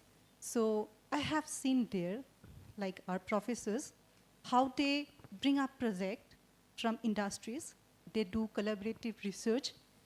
Okay, and this research, the students are also benefited. They get their, research project out of those projects. So, and then they sell that product to that industry. Okay, so at that time itself, when I had this exposure, I had that era of doing something. So I returned back, but I was unfortunate at that time because collaborative research was not supported by our university. I did my PhD in Tezpur University, so at that time it was not supported, but nowadays people are fortunate, enough to have collaborative research. So I completed my PhD, and then I got a chance to collaborate with Dr. Pavitra Nath from Physics Department, APN lab. So they were doing very interesting projects. So they were making microscopic technology. So at that time, he asked me, how about you, give your expertise to our project. So it clicked immediately. So it's like, we are going to make it. We are going to take this technology into product form. And then at the time, yes, sir said, I was working at University of Science and Technology, Meghalaya. So, but the thing is that the two things cannot happen together. As sir said, at that time, many, people were not, they do not want to fund to a group where people are not full-time into something, giving their devotion into something. So finally, I decided, I just quit my job. I am into this journey now, full-time in making the product, and very soon we are going to launch in the next month. In fact, we are going to launch our very first product, that is MoU Scope. Yes. Kira, right? I think you all have that Kira. So that's a common factor for all. Now, Aisha. I met Aisha 2019, Meghalaya Prime. Yes. So when she was pitching, she was talking about why she started this. Definitely there was her own personal need to sustain her livelihood, because she learned this skill from her mother. So it's a traditional skill. She had a loom, she was doing it, and she was also training a few women, right? But then that's it. Nothing beyond that, right? So that is Aisha version 2019. Now we have Aisha version 2025. So Aisha, what do you think has changed between Aisha 2019 and Aisha 2025? Thank you, sir. So I should say in one sentence, Aisha 2019, 0, and Aisha 2025, a company's hero. That is what. So in 2019, Aisha cannot support even her own family, but now in 2025, Aisha is supporting 100 plus livelihood of families. So that is Aisha now, sir, I should say. So what takes me here, what takes me to this level, is the knowledge that I gain from the incubation center, IIM Kolkata Innovation Park, Prime Meghalaya, and many more organizations that supports me. And also the confidence, the determination that I have, and of course, the financial support that I get from the Prime Meghalaya, the government of Meghalaya, and also the many more organizations. So this is... Yes, that's fabulous. I mean, I think she asked one question that how do you keep on scaling up impact and also survive, right? So Aisha, Yes. what is your current challenge? Like you have one Shark Tank fund and everything, right? What is your current challenge? Can you share with all of us? Yes, that was a question I asked in the last, for the last panelist. It's a big challenge for us in this industry that I am in the handloom and handicraft industry. It's very, very difficult to scale up because it's labor intensive. It includes the almost 70 to 80% of the revenue goes back to the grassroots. That is the problem. So we have a profit of 20%. So with that profit of 20%, we have to do the operation and all. So that is a big challenge for us. But having said that, I'm not giving up. We try to find out ways and means. We try to strategize on how to make it profitable. So for this, we are trying to go digital, selling online, getting B2B customer, because before we focus on B2B, and now we are trying to go B2C so that we can have more margin. So we are trying to strategize this in order to keep it profitable so that it will be sustainable, because it's very important for us to be sustainable in order to support our community, because our objective, our mission is to support our community through this traditional practices, through the handloom weaving. We have to support our community. We cannot give up. So we have to strategize, sir. Aisha, one more question. Sorry. I'll not leave you like that. One more question. See, another experience. When she pitched 2019-20, when I met her for the first time, I also met her daughter. And her daughter, I asked her, we all asked her that, are you joining your mother's business, supporting her? She said, no way. I'm studying. I'll join Nehu Tura, and then I will take up a government job. Okay? But then, if you have watched the Shark Tank pitch, she was pitching along with her mother, and she committed that I will take it forward, right? Yes. What changed, Aisha? What magic happened? Why she changed her mind? Yes.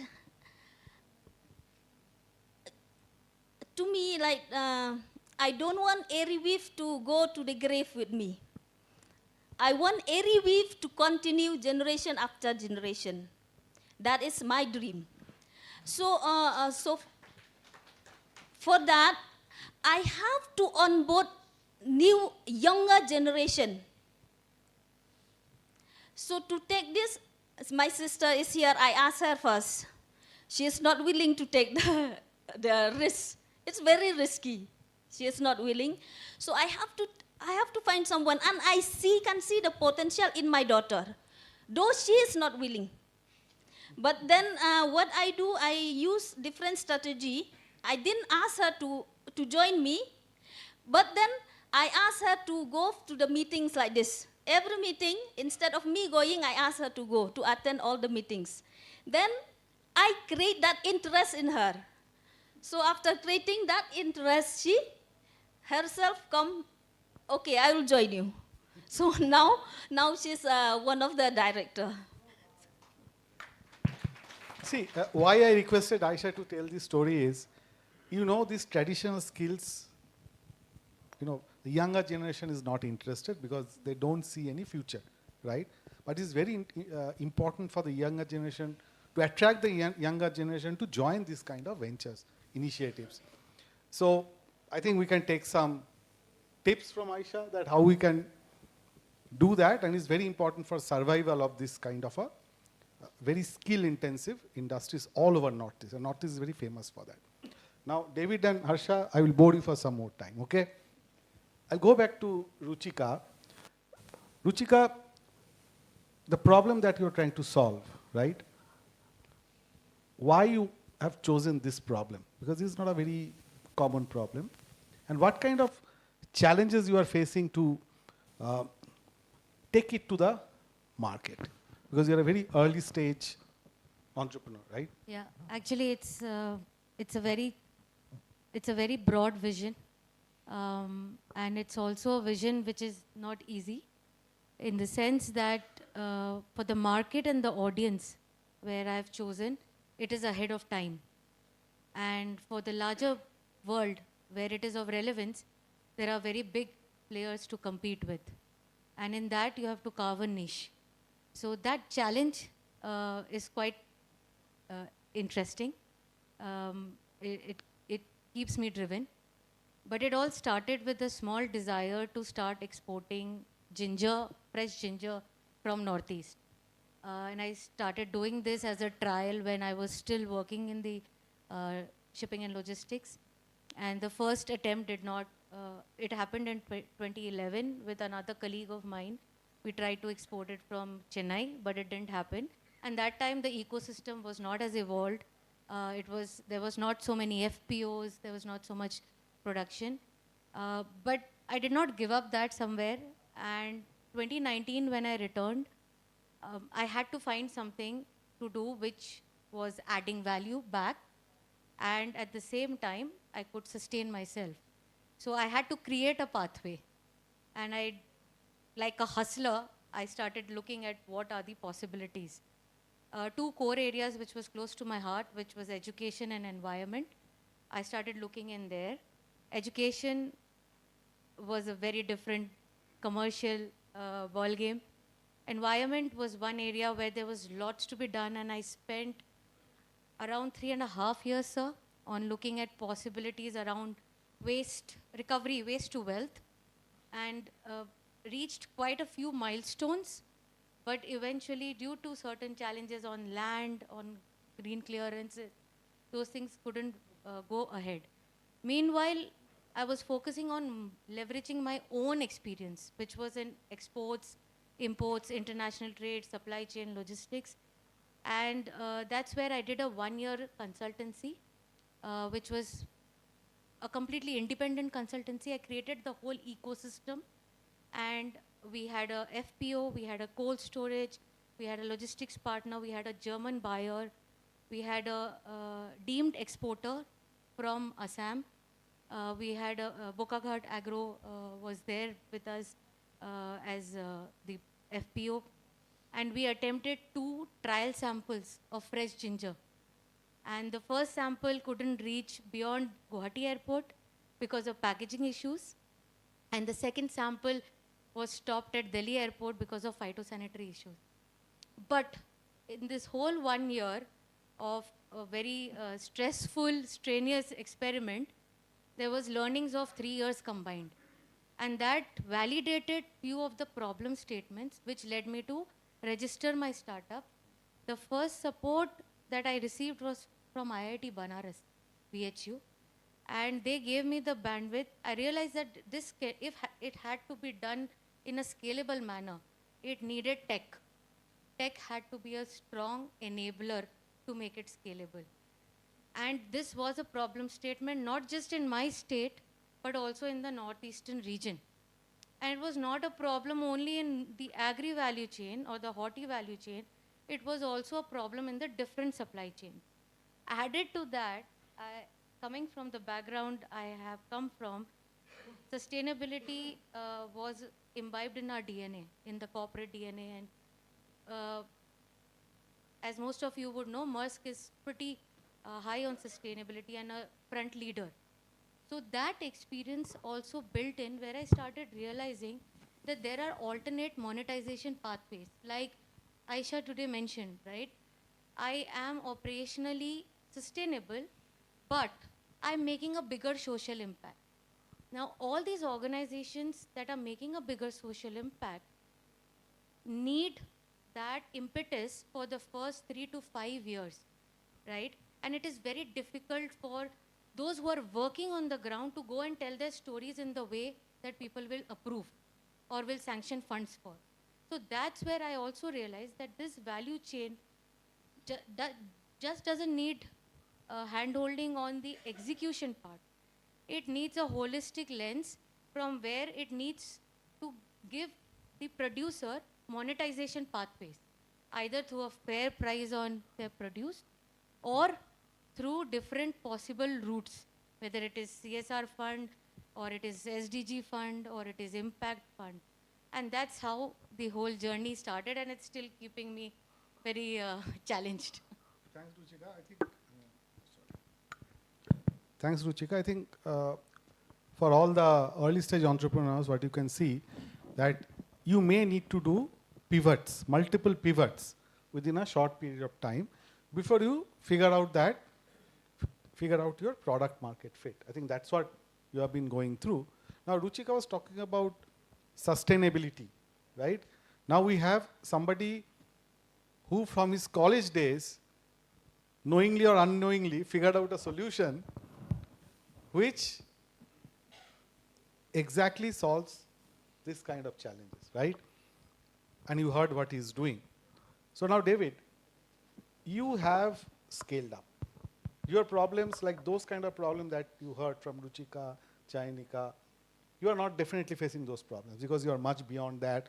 Now you have raised funds. And the perception is that if you have raised a Series A fund, you are all sorted and your path to unicorn is clear, right? Is it really true? What are the challenges, if any, that a startup like yours, who are at the scale-up stage, faces? Thank you, sir, for the question. And first of all, going ahead, I really want to mention about one fact that Subhranshu sir already mentioned, that he knows all the 5 founders very well. This really implies that IMC has really worked on ground with the startup entrepreneurs from Northeast. So really kudos to the IMC team. You have asked me a very good question. So I think we have raised some good amount of capital in the likes of around 45 crores we have raised. But I think having said that, it is important that we understand what all these, while raising this capital, what kind of challenges that we have been facing. And you rightly mentioned that people on the outer side think that things are on a very glorified stage right now. But it is not like that. I mean, I should really mention everyone that it's always a struggle. I mean, the bigger you become, the bigger struggle it becomes. I mean, the problems become larger once you become large, and the problems become much larger. And then it becomes much complicated to solve those larger problems. So I think, having mentioned that, I think I should really tell you what are the challenges while raising funds, and especially for a capital like who are into clean tech, sustainability. When I was having a discussion with you when we started back in 18, 19. So this clean tech or green tech or whatever sustainable businesses that we hear as of now as a buzzword, so it was not like that. I mean, currently we hear about these points as a very big buzzwords, but at that point of time it was not like that. So it was very difficult. I mean, we had to understand that what the investors were really looking up to, what the business was really looking up to. We initial days only, as I was mentioning, that this was finally a college project. Myself with two other co-founders, we had done our civil engineering, and straight out of passing out of college and back in 2018, we had started this company. So we would really understand that if we just focus on the sustainable capitals or the clean tech capital, it is not going to suffice us. It is not going to suffice our requirements. A. B, it is not going to suffice our own sustainable business commitments. I mean, so we would understand that, first of all, what are the core problems that we are trying to solve. At the end of the day, we understood that we are a manufacturing company. We are hardcore manufacturing. In some terms, we are trading also. But we understood that companies like us have to be, from day one, we have to be profitable. So when we were mentioning about sustainable businesses, so most founders, what I hear about the problems that they are facing is with profitability. So this is something which was really imbibed into us in a very early stage. So we understood that being profitable is very important for us, because at the end of the day, I mean, we have to understand that at this stage of my life or in my professional journey in my business, I understand that equity capital is very expensive as compared to bank debt or debt capital. So at this point of time, my inclination is more towards raising debt capital as compared to equity capital. So we understood that to be debt ready, to be bankable or debt ready, we have to be, as I mentioned, profitable. The balance sheets have to be very clean. The balance sheets have to be showing good top line as well as good bottom line. So I think those were the challenges that we had tried to overcome. But having said that also, I mean, just very few days back, I mean, very few months back, we would still face some huge challenges while raising those capital. I think we should address the elephant in the room. Being from this region is not tough, especially for entrepreneurs like us who have core businesses in this region. It is very tough for us to get the larger check size. I mean, people are quite skeptical about putting in larger check size in places like this when we go for the Series A's or the Series B funds. So it is important. That's why, to be very honest, that's why we had gone to places like Maharashtra and Mumbai and those areas, which is more equity friendly or investable friendly. So I think that those were there. But having said that, I think we understood that not only this, but in some stages of the time also, we understood that licensing is also very important.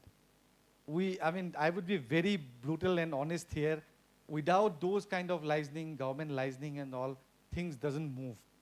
I mean, I might be sounding very brutal here, but this is very true. I mean, for businesses like us who is into hardcore manufacturing and who is into construction tech and everything, so these things are very important. So we had to solve these problems big time, and even banks, as I mentioned, were not very friendly at some point of a time, but I think we have to go through many problems, and we have to solve those many things, and that's how we had been fundable so far. Yes, thank you. Thanks, David. So what you made all of us realize that, as you said, that as you scale up, your problems get magnified, right? Amplified, whatever you say, and some of the snapshots you have given. Now let me move to Harsha. Now Harsha's business is unique two ways. Number one, he's one of the very early startups who started working on technology. I don't know whether I can use the word deep tech or not, but definitely very intense technology. And number two, his primary client base is all international, right? So this is the kind of startup he thought that he will build. And now he has also raised a few rounds of funding, scaled up, but his challenges are still there in different ways, different shapes and forms. So Harsha, can you also share your stories and challenges while scaling up? Thank you, sir. So basically, in a very snowy winter on Friday, I was in Canada. I actually did my bachelor's in Canada doing my computer science. 2010, I received the news my best friend died. It was horrifying news, and I could not sleep that night, the next night and whatnot. And I wanted to give his family a 3D model, a putla, a figurine. I want to create that figurine, and I want it to be 3D so that it can be animated later on. It can be digitized later on. Went to a bunch of 3D modeling studios, animation studios, and so on in Canada, and nobody at the time could do that because it is very difficult to create a replica from a photograph.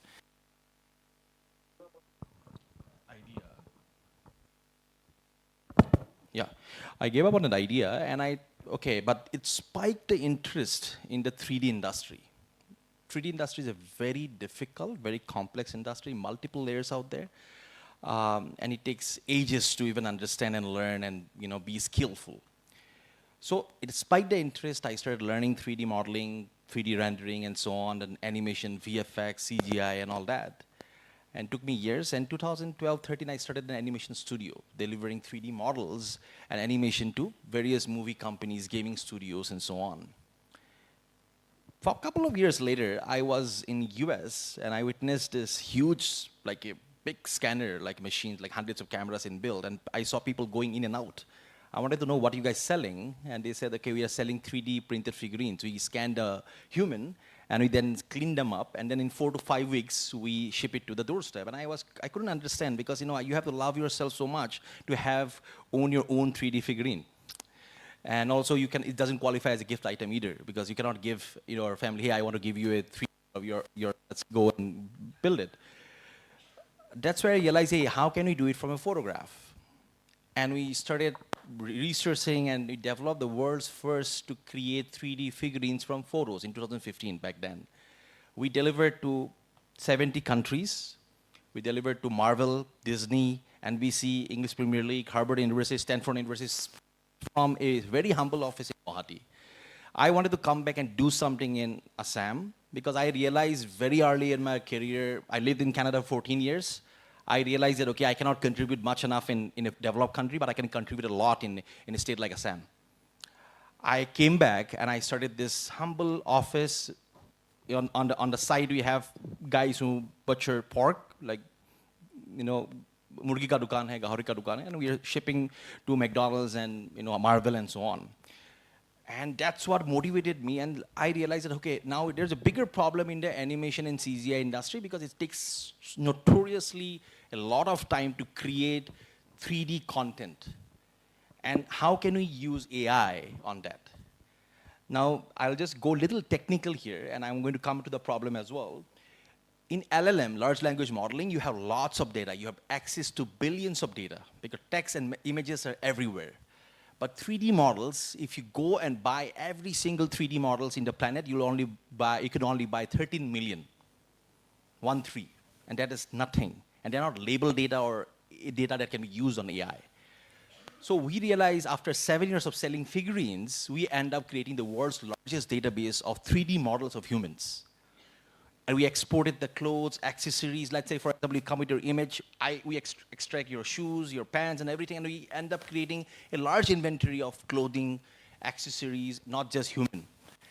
And we did segmentation and start training our AI model. In fact, we're the only company in the world right now who has trained the data on 3-dimensional data. We have trained the AI model on 3-dimensional data. Last year, we've been recognized by Google as a top 20 AI startups in the country. We raised a few $1 million. Being in Northeast, the biggest problem is that David rightly said, tribe. Like, people are very happy to give me money when I was building statues. But people then realize, hey, how can you build deep tech company from Northeast? Like, even if I came back from Northeast, my brother is an AI scientist at Intel, wrote a best-selling author. He's also in the advisory board. We have a bunch of guys in the advisory board. We have office in Bangalore and Guwahati, but still people feel that, okay, in deep tech, obviously 3% investment happens in India and so in Northeast. So how are we going to build that company from Northeast? So that's kind of stereotype I faced. The other stereotype is, okay, there has to be some kind of, dedicated fund for deep tech startup. If we have to compare to China or whatnot, we also need to be like little aggressive on funding those deep tech technologies. At the same time, Northeast has a very big advantage because it is closer to Japan and South Korea, because they have the animation, anime, manga, and all these industries. And we also are very creatively inclined. So those are the things that can be adapted, in a bungalow together, and then we can build something better for the future. But yes, there are a bunch of other challenges as well that we face, but yeah. David, Harsha spoke about opportunities, right? So from a clean tech startup perspective, what are the opportunities do you see which Northeast startups can leverage? Because I know Northeast is naturally chemical free, whether I don't know whether I can call organic or not. And there are a lot of traditional skills which are eco-friendly, sustainable. So do you see any opportunity for clean tech startups or sustainable startups, or startup in the sustainability domain? Yes, sir. I think really rightly you have mentioned about sustainable sector being a very, very bullish market for the northeastern region. I think it is we always know that a lot of the sectors, may it be from the agricultural point of view, as you rightly mentioned, are following various sustainable methods traditionally. I mean, these are the methods that have been there from times immemorial in places like this. And I see a lot of founders who are trying to solve a lot of problems in those kind of those kind of sectors, and some have started doing really well. Some have started scaling as well. I think when we do businesses like that, especially I also fall into sustainable construction tech. So I mean, this is something I would really mention to the founders here, that we should really, whenever we are building these things, we should think beyond Northeast. I mean, this is something which I feel is there imbibed in the feeling of our founders. We normally build products which are very Northeast centric. I mean, we should, whenever we are building some food-based products, I think we should try to try to check about the taste buds of the larger people, larger population, which is in mainland India. So whatever the raw materials that we have, may it be from the pineapples, I mean, all the beautiful things that we have, pineapples or the turmerics or the chilies that we have, we should do some innovations on trying to check on the taste buds of the other people, so that these products can be sent elsewhere as well. So I think that is how we scale these products and scale these businesses, and I think this region has a lot of opportunities. And also I would rightly mention about what Harshada has also mentioned about other countries like Japan and Korea, even the whole ASEAN region, all the Vietnams and the Thailands of the world.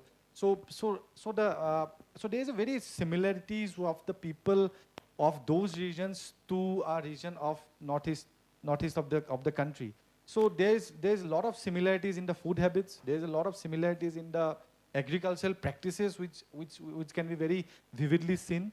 So I think those things can be really taken care of, and government should. I mean, here we should talk about billions. I mean, when government, today Honorable FM had already mentioned about Asta Lakshmi and how government is very bullish about this part of the country. And when she mentions that, I think she also, and I should merely mention to the policymakers here, that government should focus on putting in billions, especially for the logistics.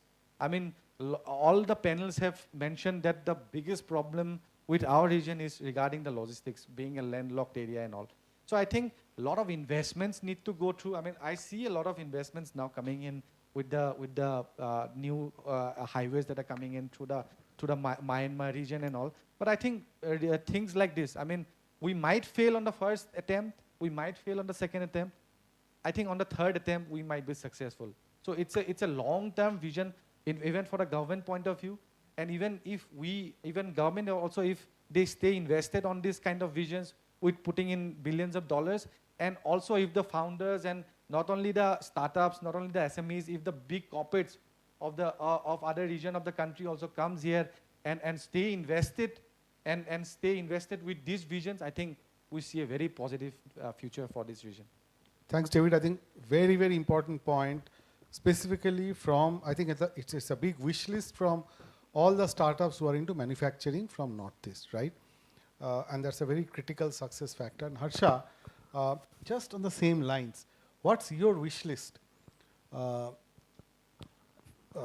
in terms of, we are policymakers, Right. academia. What's your wish list from a deep tech startup perspective? Right. One of the aspect here is the understanding and having the right knowledge of the taxation part and the GST part. When we, export our goods, the software goods, digital products, we exactly don't know how much GST or what. And another example here is that if we are billing someone from Canada or US, we exactly don't know whether should we pay GST over there, because if they have office in India, we have to pay GST. If they don't have office, so these are some ambiguity out there. So that needs to be probably certain courses needs to be established where those fundamentals can be cleared. Secondly, export. China has become China because of a lot of reasons, but one of the many reasons for e-commerce dominance is because of Alibaba and AliExpress. Not because just of Alibaba, AliExpress have established themselves as a pioneer and a bigger e-commerce, but also something called ePacket. ePacket was a collaboration from a shipping company in China to a USPS, United States Postal Service, which offered 1/10 of the shipping cost. And that's why people could buy something, a $10 good from China for a $1 shipping fee. If we can kind of figure out the shipping fee, then we can export a lot of things from Northeast. And we are very closely connected with Japan, South Korea, where we can actually export a lot of stuff. So those kind of shipping costs and other export duties and everything needs to be like, cleared out, and it can be, there's some policies can be established out there. So yeah. Yeah, thanks, Harsha. In fact, we meet startups, MSMEs, grassroots level entrepreneurs. So far, I have not seen any entrepreneur who is not scared of GST. Maybe because of the lack of awareness or how to do it. I think this must be done. Something must be done to it, because I'm talking about, my comment is based on primary data, which is at least 500 plus. Now, last question. I know we are running out of time. I have 5 minutes. I will take just 5 minutes. I must ask this question, okay? We have 3 women entrepreneurs. Now, Choyanika, you have been silent for a long time. How is life of a women entrepreneur? Right? We have never spoken about that dimension, being a women entrepreneur. Can you share your experiences, thoughts, being a women entrepreneur? Definitely. Thank you so much for the question. So it's dedicated to all the women. So yeah, as a woman entrepreneur, from the side, from the point of the view of our work, entrepreneurship, it's same as a man can do. The devotion is same what a man does. Yes, but on the other hand, we have multiple hands. We have to balance the family, kids, kitchen, everything. So yes, when a few days ago, like during the Durga Puja, you see a woman, mother standing with all the hands with different objects. So that is the life of a woman entrepreneur. Ruchika, quick point you can add? Sir, I think I'll only say, I will not say what are the challenges, but I'll say that, you know what, don't shrink and don't dim your light. Don't try to fit into any boxes. Break stereotypes. Every time, break a new stereotype. Another new stereotype will come up. Break it, keep moving on, keep that tenacity. You're no less than any boy or any man. We are all equals. Great. Since you spoke about stereotype, I will end with Aisha. She is our hero. Do you all agree? She is our role model. Thank you, sir. Now, Aisha, since we all consider you as a role model, what would be your advice to women entrepreneurs or grassroots level women entrepreneurs? Because we all want them to scale up and grow. What would be your 1 or 2 line advice for them? Yes, sir. So keeping with the topic, ideation to incorporation, I have 2 things to say. As entrepreneurs, if we have ideas, if we have problem, don't shy out to talk to professional. There must be someone somewhere who will support us. And find yourself the right support system, stick to that, build the relation with that support system, because you will need in your way. When you fall down, they will pull you. So find yourself the right support system. And startup of Northeast, let's take some risks. Let's go to incorporation. I have incorporated my startup as a private limited company with that risk and with that thought that if my startup is not profitable, I will not shy to step down. So let's go with that. Let's incorporate. And if if in 5 years I put a target, now 3 years in the run, in 5 years, if it's not profitable, I will not shy to step back. So that's my message. Thank you. Big round of applause for Aisha and all the startup entrepreneurs here. I think we have stuck to a time of 45 minutes. I was looking at my watch. I don't know whether you allow questions or not, but then thank you, Ruchika, Choyanika, David, Harsha, and Aisha. I have thoroughly enjoyed the discussion. I think all of us learned a lot of lessons from your practical experience. Thank you so much.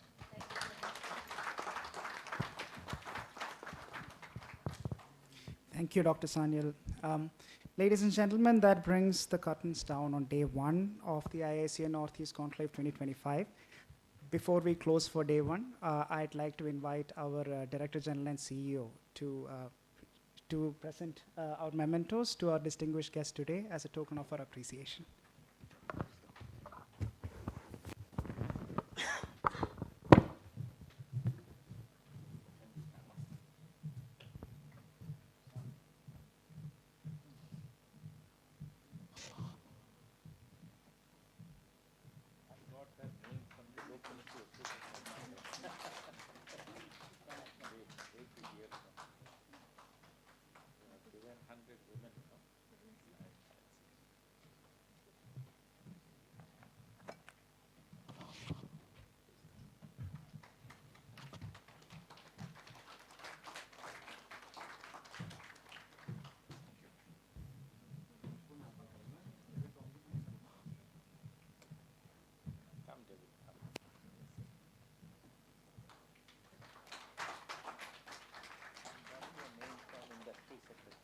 Asking Asa. So he gave me your number.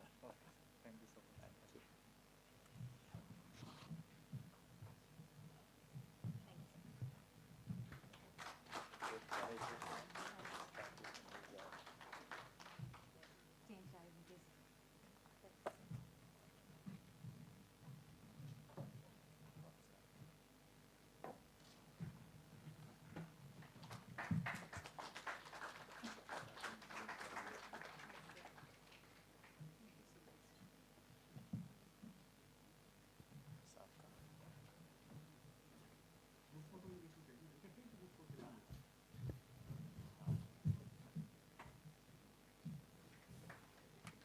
Best moderator like a professor.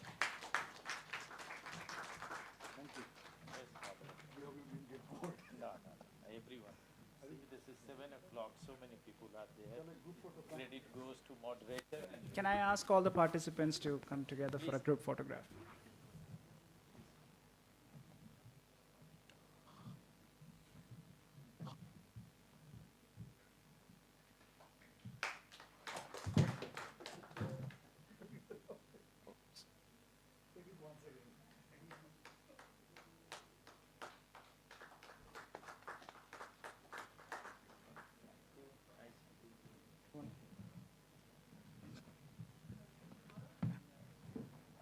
This deliberately we kept this session in the last, so only those who want to listen to them, serious startup, they should be here. Tomorrow also we have in the last.